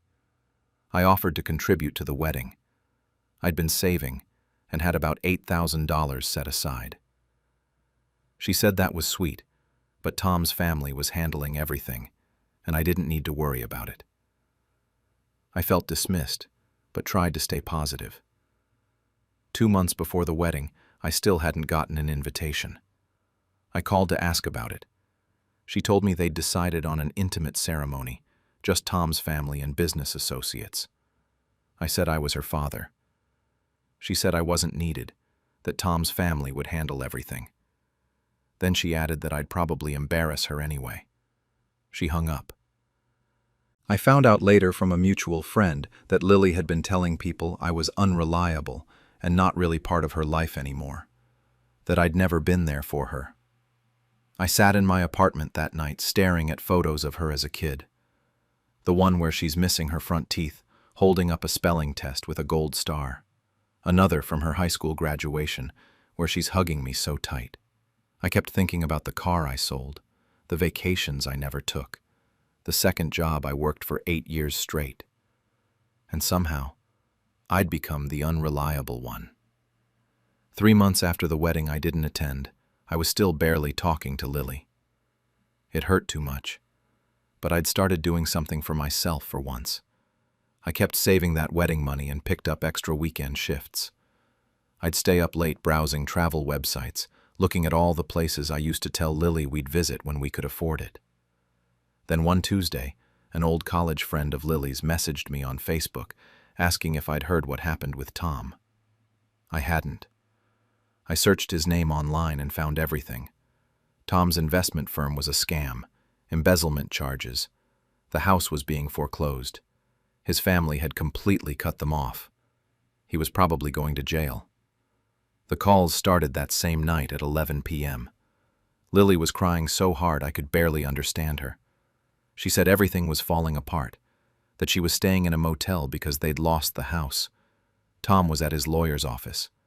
She kept saying I was the only one who ever really loved her, that she saw that now. My heart was breaking listening to her. Despite everything, she was still my daughter. She begged to come home. Then she said if we could get $15,000 together, Tom's lawyer thought they could work something out. She needed my help. I thought about the money I'd saved. It was up to $12,000 by then. I thought about my car that I sold, about working myself to exhaustion for years. I thought about being uninvited from her wedding, about being called unreliable to her friends. Then she said something that just hit me wrong. She said she'd made a mistake and chose wrong, but that I always forgive her. That's what I do. That phrase, that expectation, like I was just supposed to absorb all of this, fix all her problems, be there for her while she gave me nothing in return. Like it was my job to clean up her mess after she treated me like garbage. I told her she made her choice. She started panicking, begging me not to do this. I said she chose money over me, that she chose someone who made her embarrassed of her own father, that she lied and called me unreliable when I'd been the only reliable thing in her entire life. She was sobbing, trying to interrupt me. I told her I loved her and I always would, but I wasn't doing this anymore. Then I hung up. My hand was shaking. I stared at my phone for maybe 10 minutes. Then I blocked her number. That night I couldn't sleep. At 2 a.m. I opened my laptop and booked a flight to Paris. It left in 2 weeks. I used every dollar of that $12,000, and for the first time in years I felt free. Over the next 18 months I did everything Lily said we could never afford. I went to Paris, Amsterdam, Barcelona. I spent 3 weeks in Japan wandering around Tokyo and Kyoto. I saw the northern lights in Alaska and went fishing in the middle of nowhere. I took photos but never posted them anywhere. I met other travelers, made actual friends. I started living instead of just surviving. I quit that third weekend job, kept the other 2 but set real boundaries for the first time in my life. It's been 2 years since that phone call now. I'm 51. Lily sends letters to my apartment. The first one showed up about 6 months after I hung up on her. They come every few months now. I keep them in a drawer, unopened. I've read the first lines through the envelope windows on a few of them. Dad, I'm so sorry. I understand if you hate me. I got a job at... I can't bring myself to read the full letters yet. I started going to therapy about a year ago to process everything. My therapist asks me regularly if I've thought about reaching out. My honest answer is always, not yet. Maybe someday. Some days I almost open one of those letters. Other days I'm angry all over again, and I'm glad I blocked her number. I still love her. I probably always will. She's my daughter. But I've learned something important these past 2 years. I don't owe anyone access to me, not even her. The money I would have spent bailing her out of her mess went to fixing myself instead, to finally doing something for me. People ask if I'm punishing her. I don't think I am. I think I'm finally choosing myself for once in my life. Sometimes I wonder what her life looks like now, if she's okay, if she learned anything from all this. My therapist says I'll know when I'm ready to forgive her, if I ever am. I still have that drawer of unopened letters. Sometimes I look at it and feel guilty. Other times I feel nothing at all. Because sometimes the sweetest revenge isn't anger. It's peace. Or at least that's what I tell myself. Last week I got an email from an address I didn't recognize. The subject line just said, "From Lily, please." I haven't opened it yet. It's been sitting in my inbox for 6 days now. I'm flying to Greece on Tuesday. Maybe I'll read it when I get back. Or maybe I won't. I honestly don't know yet.